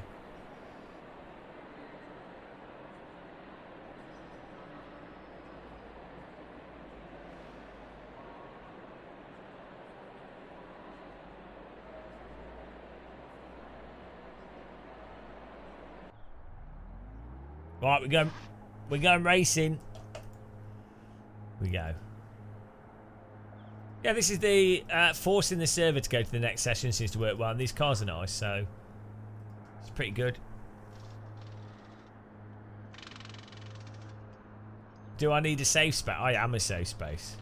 Has Paul just messaged me? I bet he has. Yeah, there you go. We sent me a picture. What is it? Oh, not another willy pick. Oh, here we go. He said, If I'd seen the front, I'd be able to tell you where they were built. I think they're new worker, which was built in the early 90s. If it's 4 carriages long, it's a class 465. If it's 2 carriages, it's a 466. Usually they run them as 2 465s and 1 466 together to make them 10 coaches long. Ah, thanks, Paul. I missed that. I could have read that on the train. Me and Paul basically, I just send pictures of train stations to him. That's my hobby. Guess the train station. It really is a 6-coach willy pick. That's what I'm into. Well, Bugatti existed twice before the Veyron. Yeah, you have the 90. What is it? 93 to 96 factory. With the rebranding, and then you have the French. Was it a French company that bought the brand as well? And obviously you have the 1930s, like original Bugatti.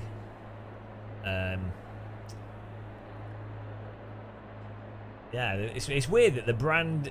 I don't think there's been other brands where the brand has like died entirely, and then being bought in a different country, and then like used, and then gone again. It's really weird to keep. It's strange, isn't it? Yeah, I guess it's VW now. Oh, okay. Bugatti. Bugatti. It sounds like something a monster would say when it comes out of your cupboard. Bugatti. Right, here we go.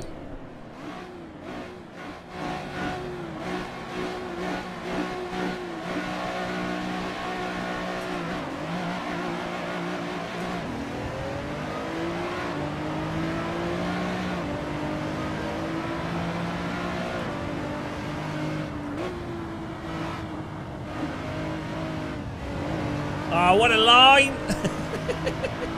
Crash avoided. Good takedown, guys.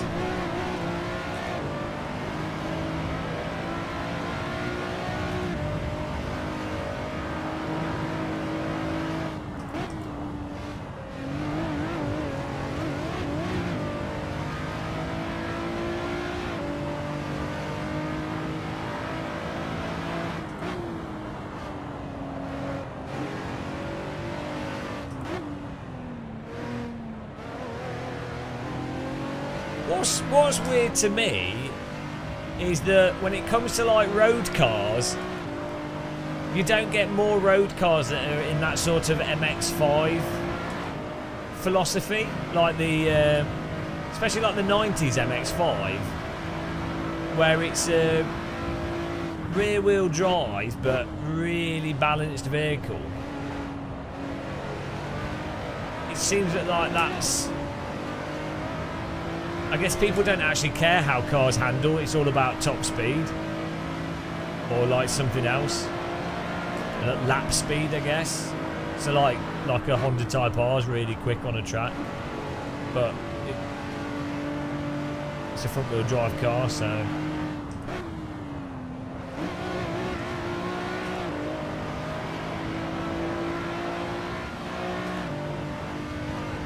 Yeah, it's just strange to me that what's another car? Is there another vehicle that's basically an MX-5? I don't think there is.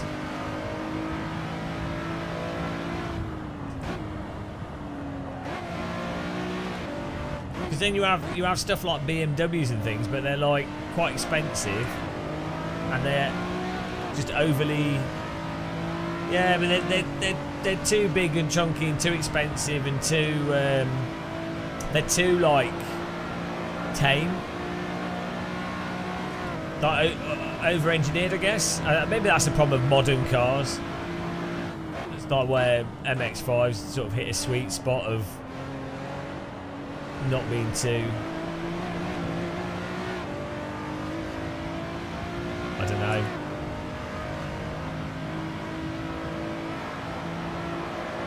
Yeah, modern cars have so much shit in them. So, like, my parents have, like, a 1-year-old VW, right? And the amount of shit in it, like, well, first of all, it's got a touch screen with touch buttons that don't work half the time. Then it has, like, lane assist that's bloody weird. Just all this shit on it. It's like, you don't need it. Reversing camera's nice. I think auto braking to stop you running over children's quite nice, but when you're driving along in it, the speedo changes as you go through different, like, there's an animation of the speedo from when you're going through different zones and stuff. It's quite nice that it's got, like, on the LCD display for the speedo and stuff, it tells you what the speed limit is, like it knows, which is fine. It's like playing train sim, but these weird animations, like, just superfluous bollocks that someone's put in to, like, go, wow, this is a feature. It's like, no, it's just pointless shit.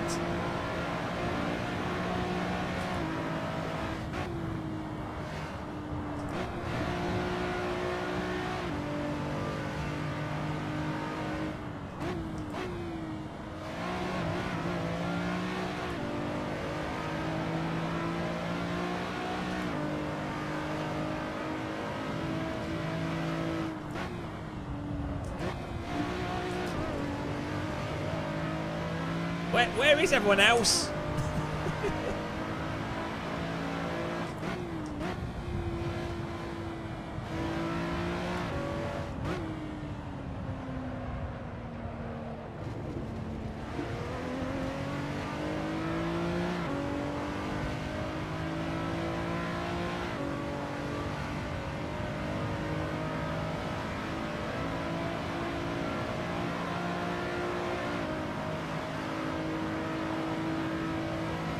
Yeah, I don't know why I don't know who thought touch screens were a good idea. Well, I know who thought it was. The reason why you have touch screens is because if you find out that the user interface is wrong, you can do a software update. Oh, here we go. Yes, it's really toxic. Oh, Jesus Christ.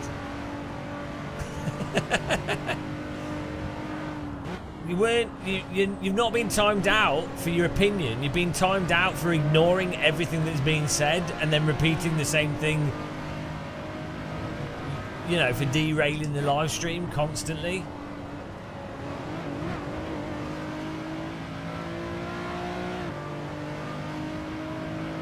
Toxic. Really toxic.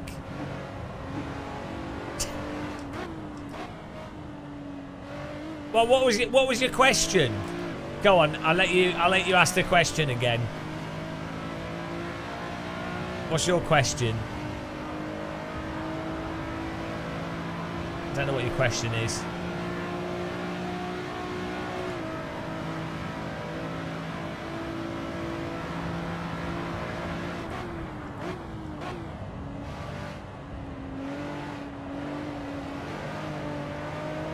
You are, Paul, you're pretty toxic, to be honest. With your dirty train sim driving. You disgust me. Paul derails trains. Forget Sims. That was lucky. I'm getting a beautiful second place. Pure skill. Why is Lewis Hamilton's opinion... We explained this to you. Because he doesn't play Sims. We literally answered that. This is why you're getting timed out. Because people are answering what you're saying very specifically. And then you're just repeating some random thing that doesn't make any sense.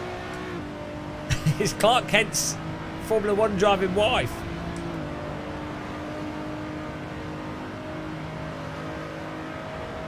Yeah. Which Formula 1 driver would you take more credence from?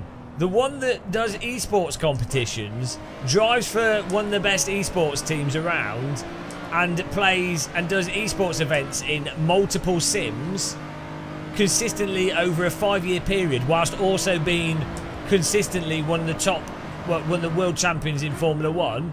Or do you take a driver that's won a lot of Formula 1 races but has literally never done an esports race in sim racing and has promoted a Simcade console racing game once and has specifically said that they don't like simulators and don't play them? Which person in that scenario is more or less likely to have a view that's of value to someone else listening to their view? And let me just, I don't know. Let's just run the calculation on this.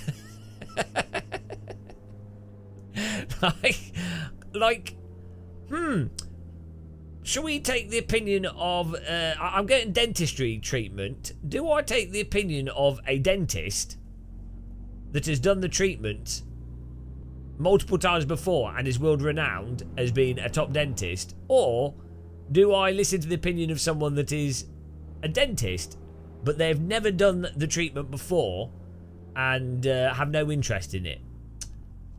Let's think about this. I'm not sure which one I go. I'm not sure who's probably going to produce the most likely useful information here. Let me just think about it.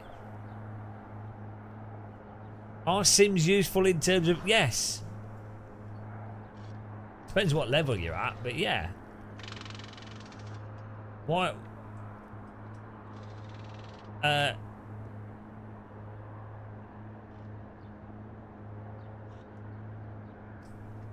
Right, there we go. That was nice racing. Now, hang on, do the results here. Thanks for joining us, guys. Gimme on first, myself second, Josh third, ATS PP Pog is in fourth, Martin Vandis fifth, Dr. Longmount sixth, Zanster in seventh. Fastest lap goes to Joss, 1:18.055, laser stonks. Great driving, guys. That was good fun. Thank you everyone that supported us this stream with subs and donations and people driving. We had some nice racing, good fun driving. Enjoyed those cars. The Clio Cup was fun. We definitely have to do some more AC.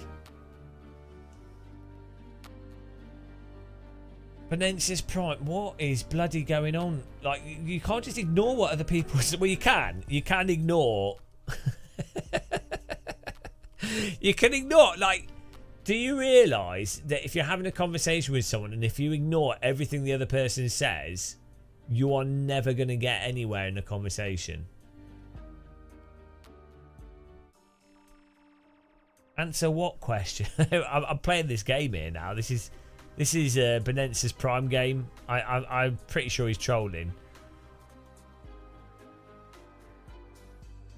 Are sims useful in terms of preparing for real life racing? Hamilton says no. Hamilton's not said that.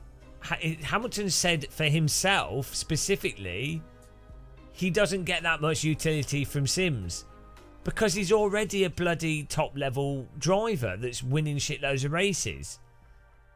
Lewis Hamilton is not Bob that's just started driving. He's also done go-karting from the age of 4. So if you do lots of go-karting, that's going to have probably more value than sim racing in general, but you can do a lot of sim racing, and I'd imagine Max Verstappen is probably a better driver than Lewis Hamilton, purely because Max Verstappen's put more time into go-karting and sim racing and other stuff. So you've misinterpreted what he said. For him,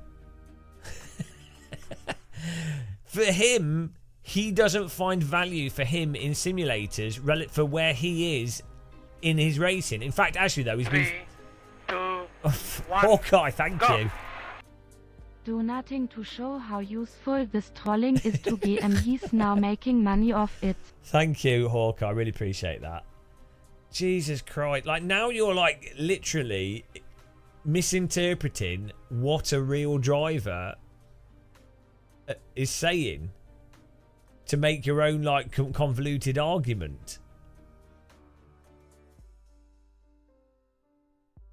But Hamilton's actually started using sims again in the last few years, I think.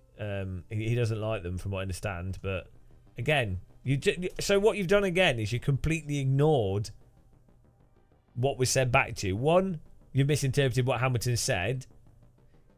Two, it's irrelevant. You think he's wrong. In what way? You can't ask that question. You're not. Right, look. If someone's explained to you why your question is wrong because the foundation, what's it called when the question is incorrect? Like the foundation of the question's wrong, so it doesn't work.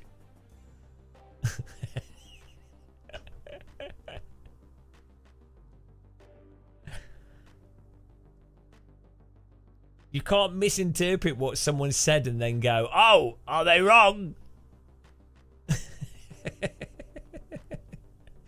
No, it's got a name where if you a false premise or something.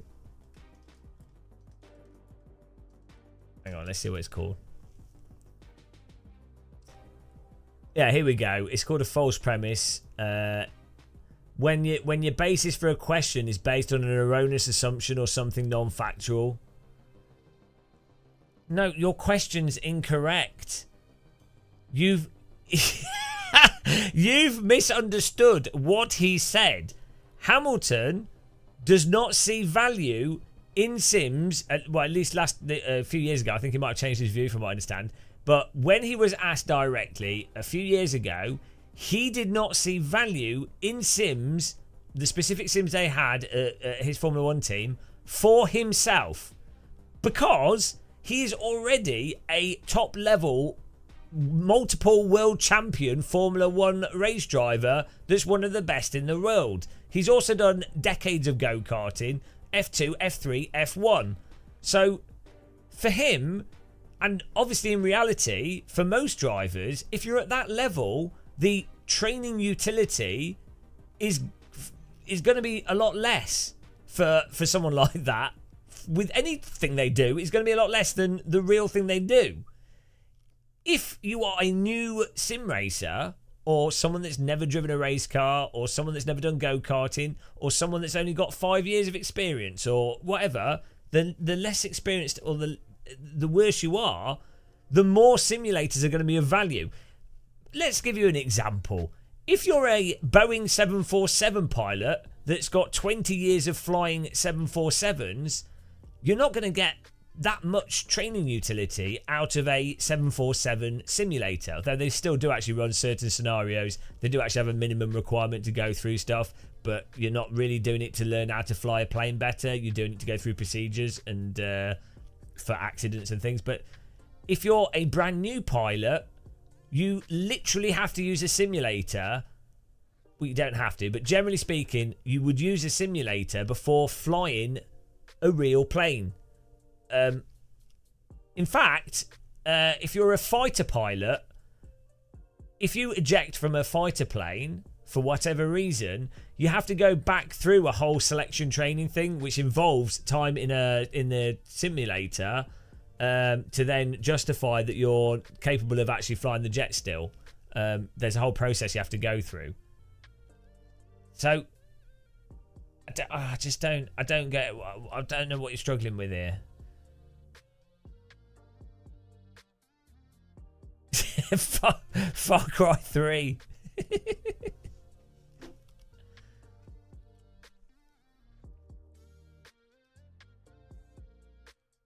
Well, they don't require it, do they? But like, it just makes sense.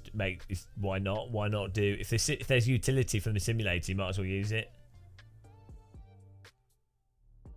What about other drivers who prefer different sims? Good for them.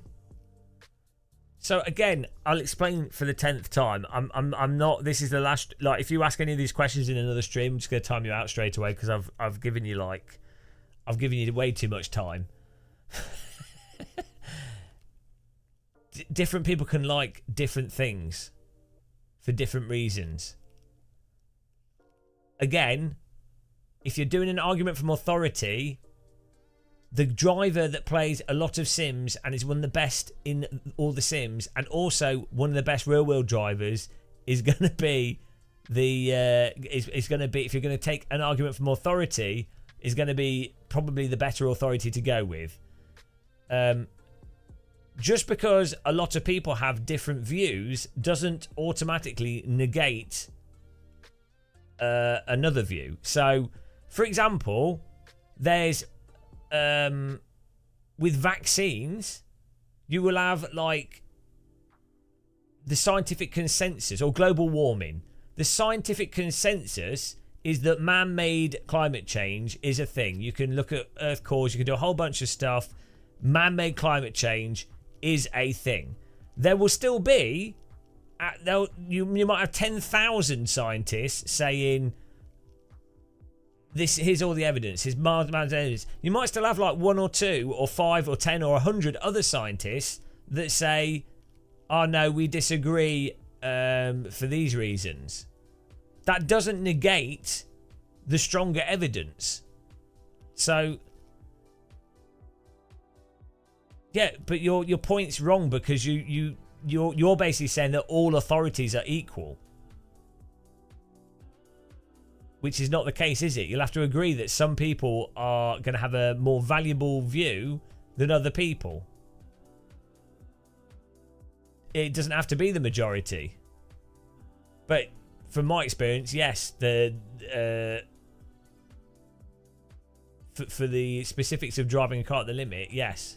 I just... We're not around to be I'm giving time to Benensis Prime before we time him out forever.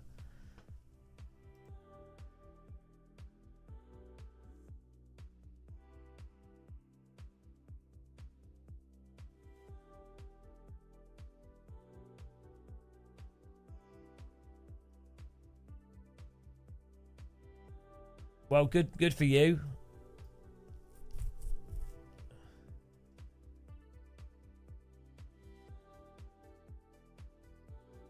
Sim racing doesn't accurately mimic real driving enough to allow being a professional driver to be an expert on sim racing. I don't know what you're saying.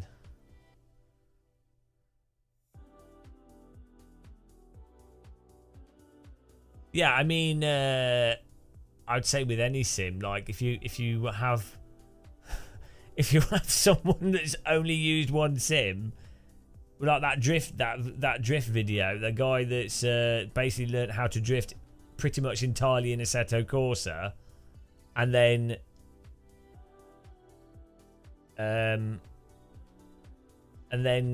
they go into a real drift car, and within half an hour they're like driving in a way that a top pro drifter would drive. That's a pretty good indication of the quality of the sim. And drifting is something that typically driving simulators don't do a good job of. Race Room has a whole page of professionals. Yeah, guess what? I'm on the list of Race Room VIP drivers. So I mean, that probably undermines that, doesn't it? I'm literally there as a VIP because they arbitrarily put me as a VIP because I asked them because I thought it'd be funny. So so I'm on that list. Sorry.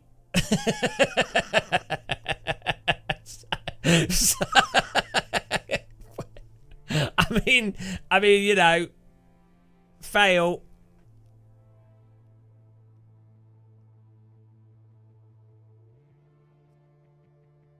Try harder.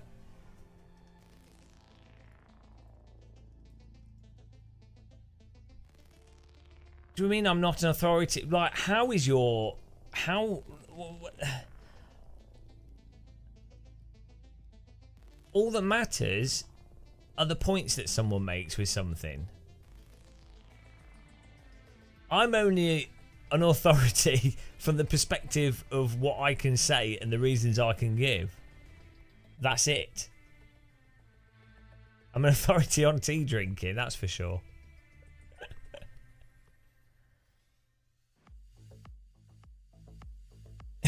It's not a troll.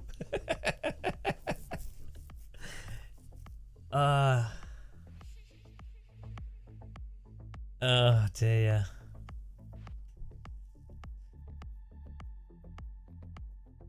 Oh dear.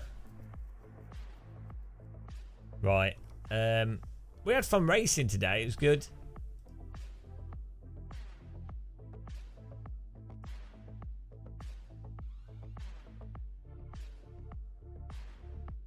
Yeah, well, okay, Benensis Prime, which is your favourite simulator?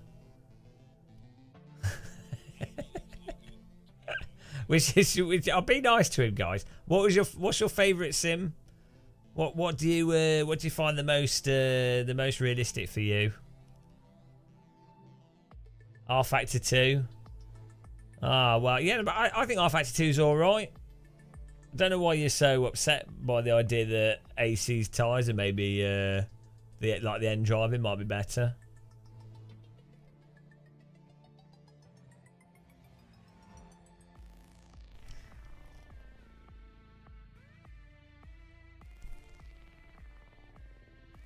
Oh, here we go. Right, let's hang on. Before we go, let's have a quick look at the AMS2 comments on our video. There's no best sim. So I've just explained this. We've literally explained. This is the problem. This is how you're going to get banned. When someone has explained stuff. Yeah, okay. They all do something best.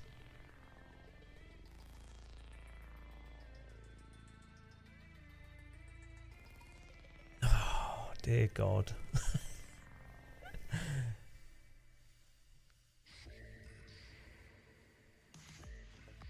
It's weird. I guess people can't like keep like multiple ideas in their head at the same time.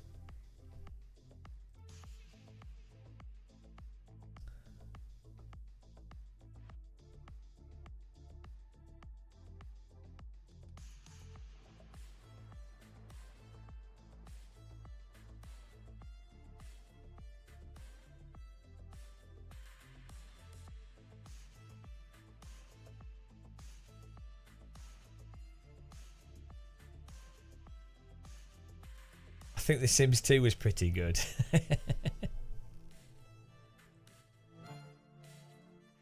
No, we literally explained that. I mean,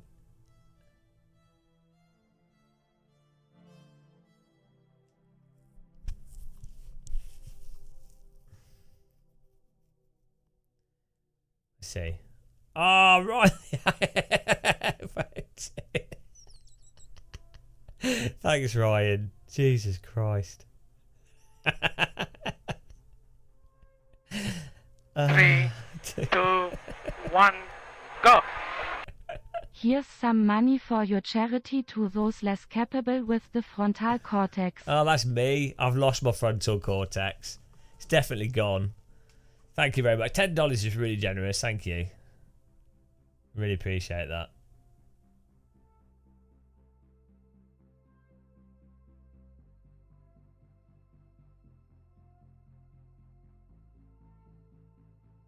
There's the reality, and what sim matches the reality most should be the winner.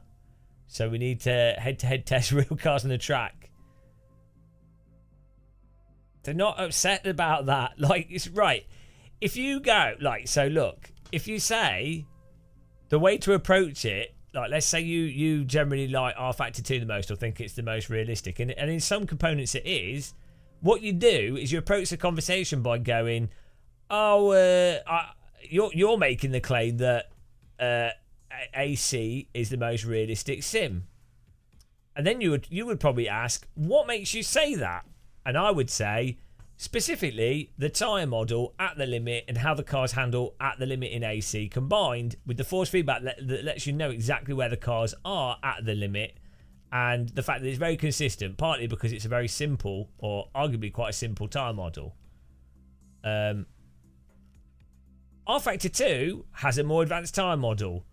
I think it has more realistic suspension.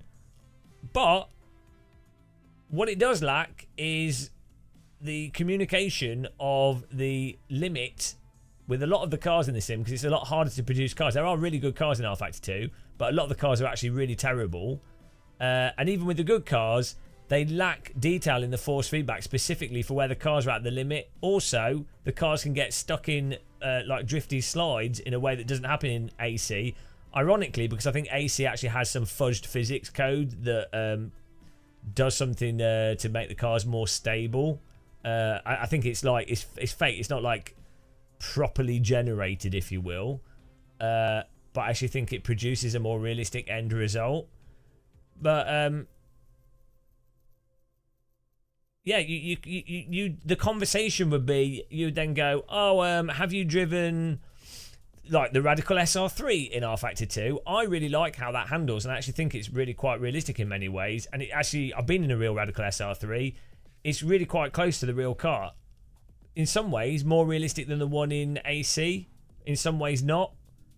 You can so this is how the conversation actually goes, is that you introduce the specific piece of information that backs up what you're saying. You don't just go, you're wrong. So, and you can't just go with an argument. You can't just say, oh, everything's valid, or no, but you're not saying a specific thing, Benensis Prime. There are aspects of R-Factor 2's cars that are, I think suspension, diff simulation, drivetrain simulation, I think the aerodynamics, there's a whole bunch of stuff that I think R-Factor 2 does much better than AC, but specifically how the cars balance and drive at the limit when held in small amounts of slip due to the tyre model, it doesn't capture the essence of driving to the degree that AC does. R-Factor 2 has wet rain, dynamic track, it does more complex stuff. It does more, but in the specific scenario of driving on a dry track at the limit, it is not as concise as AC at mirroring what real slick tyres do when driven at the limit in dry conditions. And it doesn't have the force feedback, does not line up to the same degree of where the limit is at as it does in AC. Therefore, AC, when driven at the limit, ends up being more realistic. It's probably why Max Verstappen likes it. It's why very fast, I know other drivers, rear-wheel drivers, that are very quick in Formula cars. They like AC because it allows you to shuffle the cars in a very tight window on the limit with the force feedback to tell you what's going on, which is what you need. You use G-forces in real life. That's why it all lines up. That's what makes it more realistic to drive.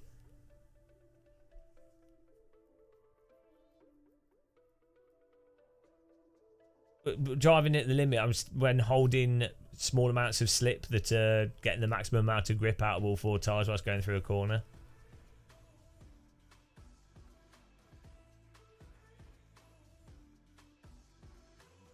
I'll die right here, right now.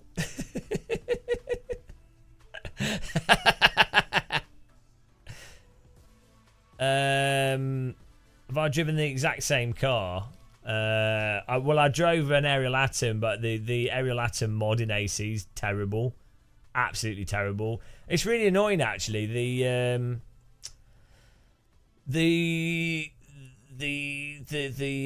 Caterham is really bad in AC as well.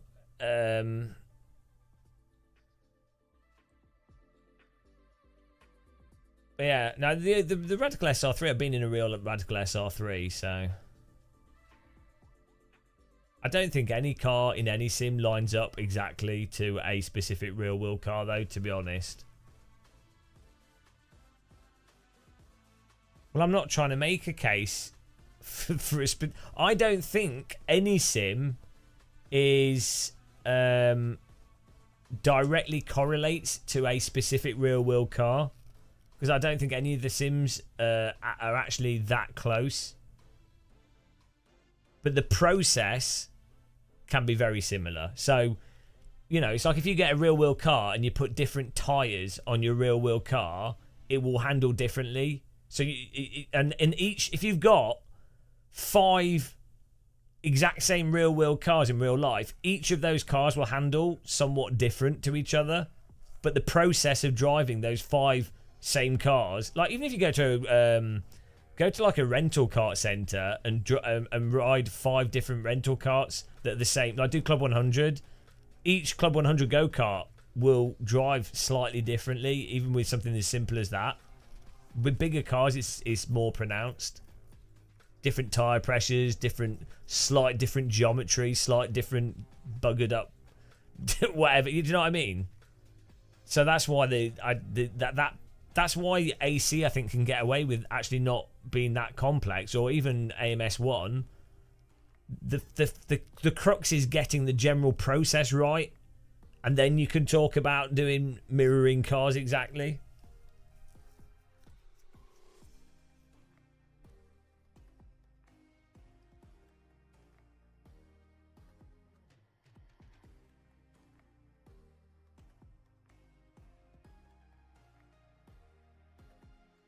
Your argument settles around how the force feedback feels at the limit. No, it's just one of the things that AC happens to do very well.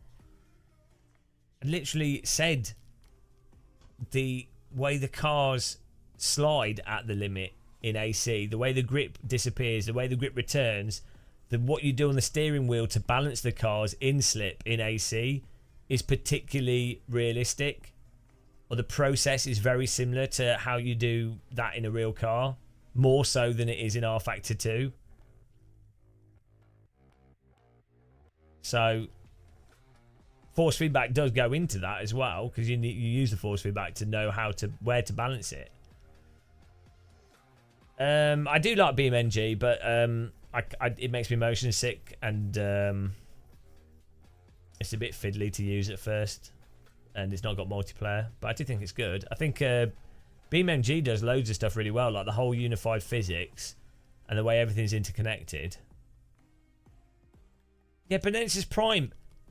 Jesus Christ, you ignore everything that's said.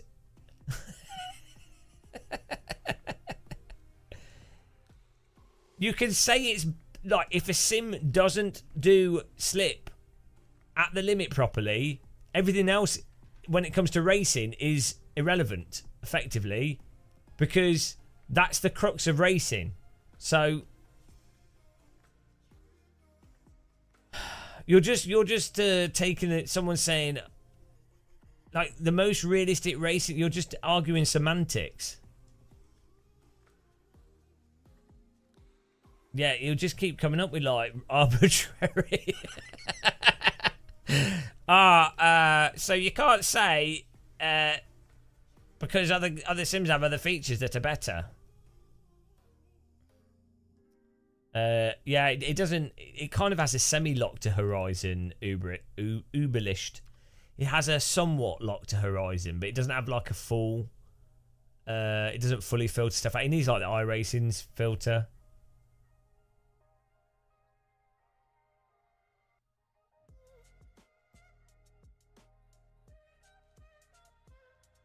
It's the best purgatory sim.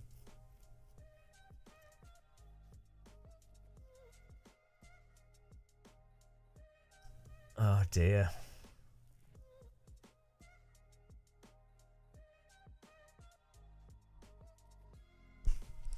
Right. Well, it was fun streaming. We had a nice little 7-hour live stream. It was meant to be like a 4-hour stream. This always happens. I always end up streaming far too long. Thanks everyone for supporting us. We did have some really some fun racing. Oh, here we go. I was about to finish. The basis of all these arguments comes down to very specific, largely subjective justifications. Well, yeah, then you're just going to start arguing from subject. You're just going to say everything's subjective. Fine, okay. Well, you're never going to have a productive conversation. So the end result is it's all subjective. Therefore, well, well, you'll never know. Nothing can improve, can it? It's all subjective, so you can't know. There's no conversation to be had on any of these things. They might as well all just be the same. It's all subjective. So, you know, or maybe, you know, I mean, subjectively, I think Forza is very advanced. Subjectively, I think Gran Turismo 7. It's really, you know, they've nailed it. Yeah. Well, it's all subjective. It's too complicated, and it's all completely subjective. So, you know, it's not like you can take the cars to a centrifugal circuit. It's not like you can go and drive real cars and then drive a simulator, and you know, you can. It's not like you can literally see visually.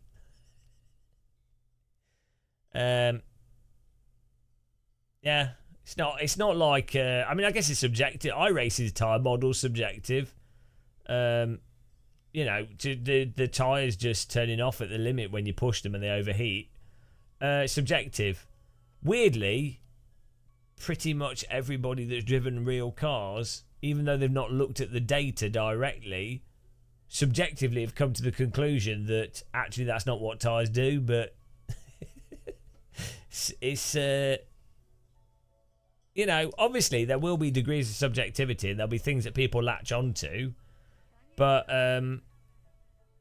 you can't dismiss all arguments by going, oh, yeah, but no, Benensis Prime, literally nobody has said that all simulators are better in every regard. Why? Christ almighty. Literally 5 times, I think now over the last 2 hours, we've said iRacing has better suspension. R Factor 2 has better suspension than AC or whatever. Like, there's a whole bunch of stuff.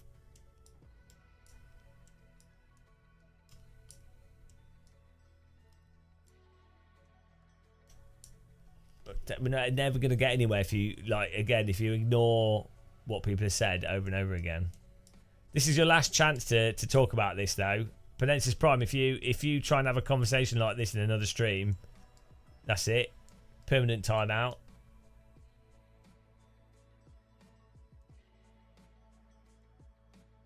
AI will code a sim. Well, I was actually thinking about this. I think what you could do is you'll be able to play Sims, and you'll be able to, you know, you'll be able to, like, go through them, and you'll be like, oh, I want to make it. Forget what's realistic or not. You'll be able to play it, and you go, oh, this is, well, like, say MS2 now. I could play that and I go, right, the weird clutch diff slippy thing and the how slidey it is.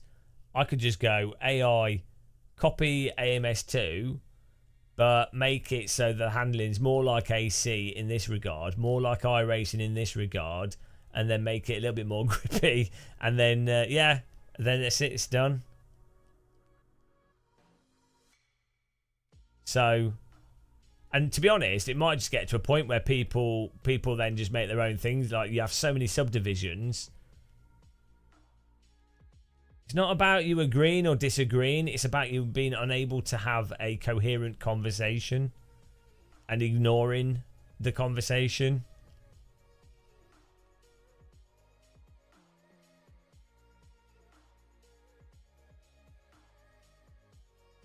Yeah, at the moment, for capturing driving at the limit, AC is the most realistic simulator. If your goal is to experience driving a race car in simulated form and the process of driving a race car as fast as possible, AC1 is the most realistic simulator. Yes. If your goal is driving in the wet, no. If your goal is driving under the limit and then trying to get certain tyre data out of it, no. If your goal is driving on curbs without the car rotating in a stupid way, no.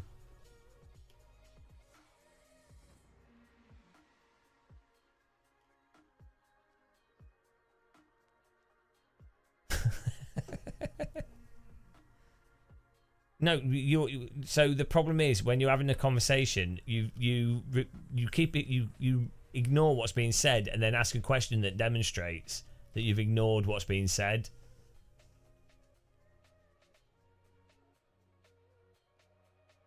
Yeah, AMS2 graphics with iRacing's camera filtering and iRacing's online but with race room netcode.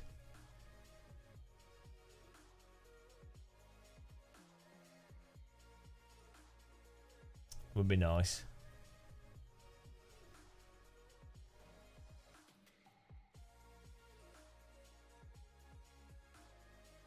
This is why Max Verstappen got booed at Silverstone. It's fun for what it is. Tic-tac-toe. It's fun for what it is. It is what it is. It's fun for what it is. Right, that's it. We're ending the stream now. It's been a good stream. I had fun. I'm going to put a spoon up my nostril and scoop my brains out. We had some good racing now. That's nice. We are doing... remember to follow the Formula E Twitch. Because I think we'll be on their live stream on Sunday. And what else? What else is happening?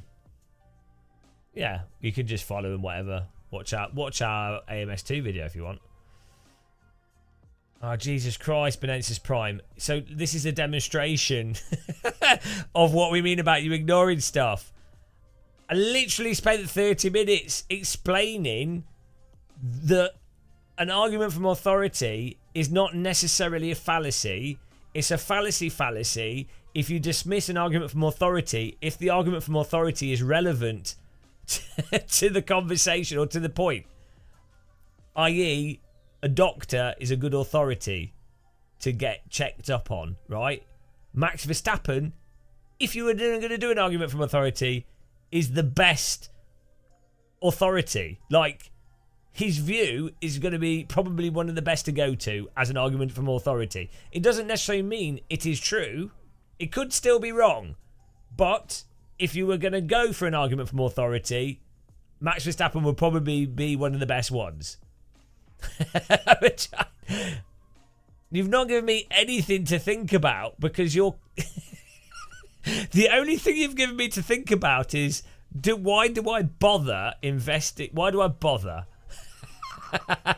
Why? The only thing I think about is why, like, is it worth... It's really not worth derailing live streams. The only reason it's worth derailing the live streams is because it's funny, because it's torture and it's entertaining seeing me being tortured, and it gets me to think about the different fallacies and codify the fallacies in my mind, so that when I have a conversation with someone else in the future, I remember that it's an ad hominem, or it's a fallacy, or if it's a non sequitur. You know, it's useful for that. Yeah, and again, Benensis Prime, you repeated yourself. We've explained. Jesus Christ. Do you not see the problem in repeating? You've just repeated something that I've really clearly explained. Why that's not an adequate response. I know, Hell Knight. Oh dear. It's the same people that get stuck in the logical trap that you can't. There's no way. They just keep coming.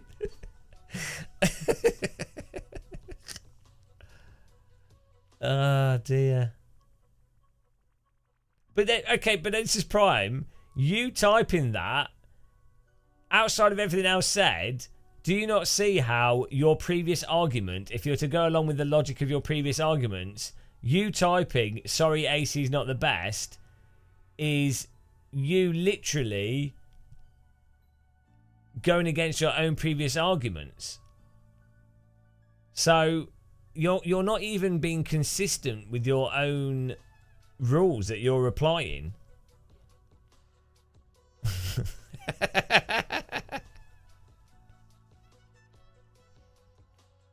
Well, you could say that, but you'd need to say which specific things. You can't just type, you are wrong. Well, you can. Yeah. This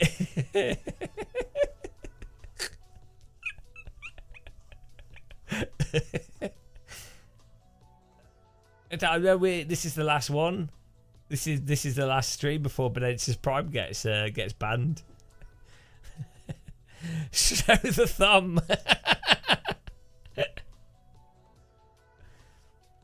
No. It's funny. No. Ah, there is no best. What about George Best?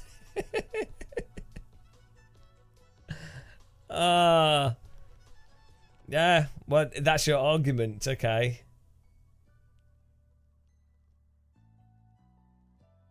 But you just said that you thought R Factor 2 was the best before, so again you've contradicted yourself. So yeah, well that's it. Well, that's the problem with arguments from authority, isn't it? That you could have, there's different authorities. So that's why generally argument from authority is not effective. You need to look at the actual specific points.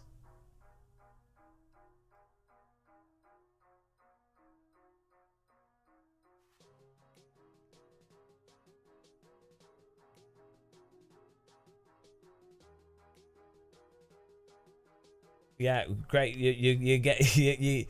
You're gonna work out in a minute that yes, there are specific. Like you seem to be struggling with the idea that yes, some sims do some things better than other sims, but you seem to have. I think you've got. I think what it is that you've got an ability. Either you're completely trolling, or you have like a memory issue or something where you can't hold the previous thing in your head. So. Like you've forgotten. You're either trolling or you have like you're unable to remember what's been said before.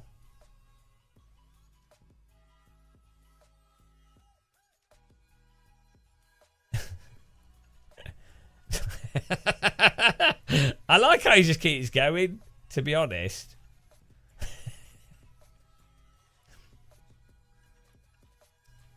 No, we went through that. We literally explained the specific part of AC, the tire model at the limit, combined with force feedback, which is very pertinent to race driving, and that's what it does particularly well, which other simulators don't. And you could argue that's probably the most important component for actually racing a car, is how a car handles at the limit, which is derived largely from the tire model. But right, it was 1 minute until half past. Well, you clearly don't, so it's fine.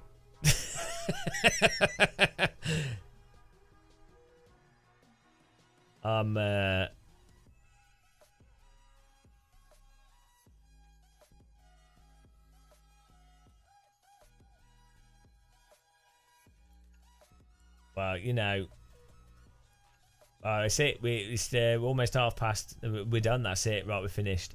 Thanks, guys, for watching. I like to get things to a round time. Good fun racing. We'll do more racing soon. And thanks for the support, guys. Really appreciate it. Mental donations and subs as well as usual. See you guys soon. Bye.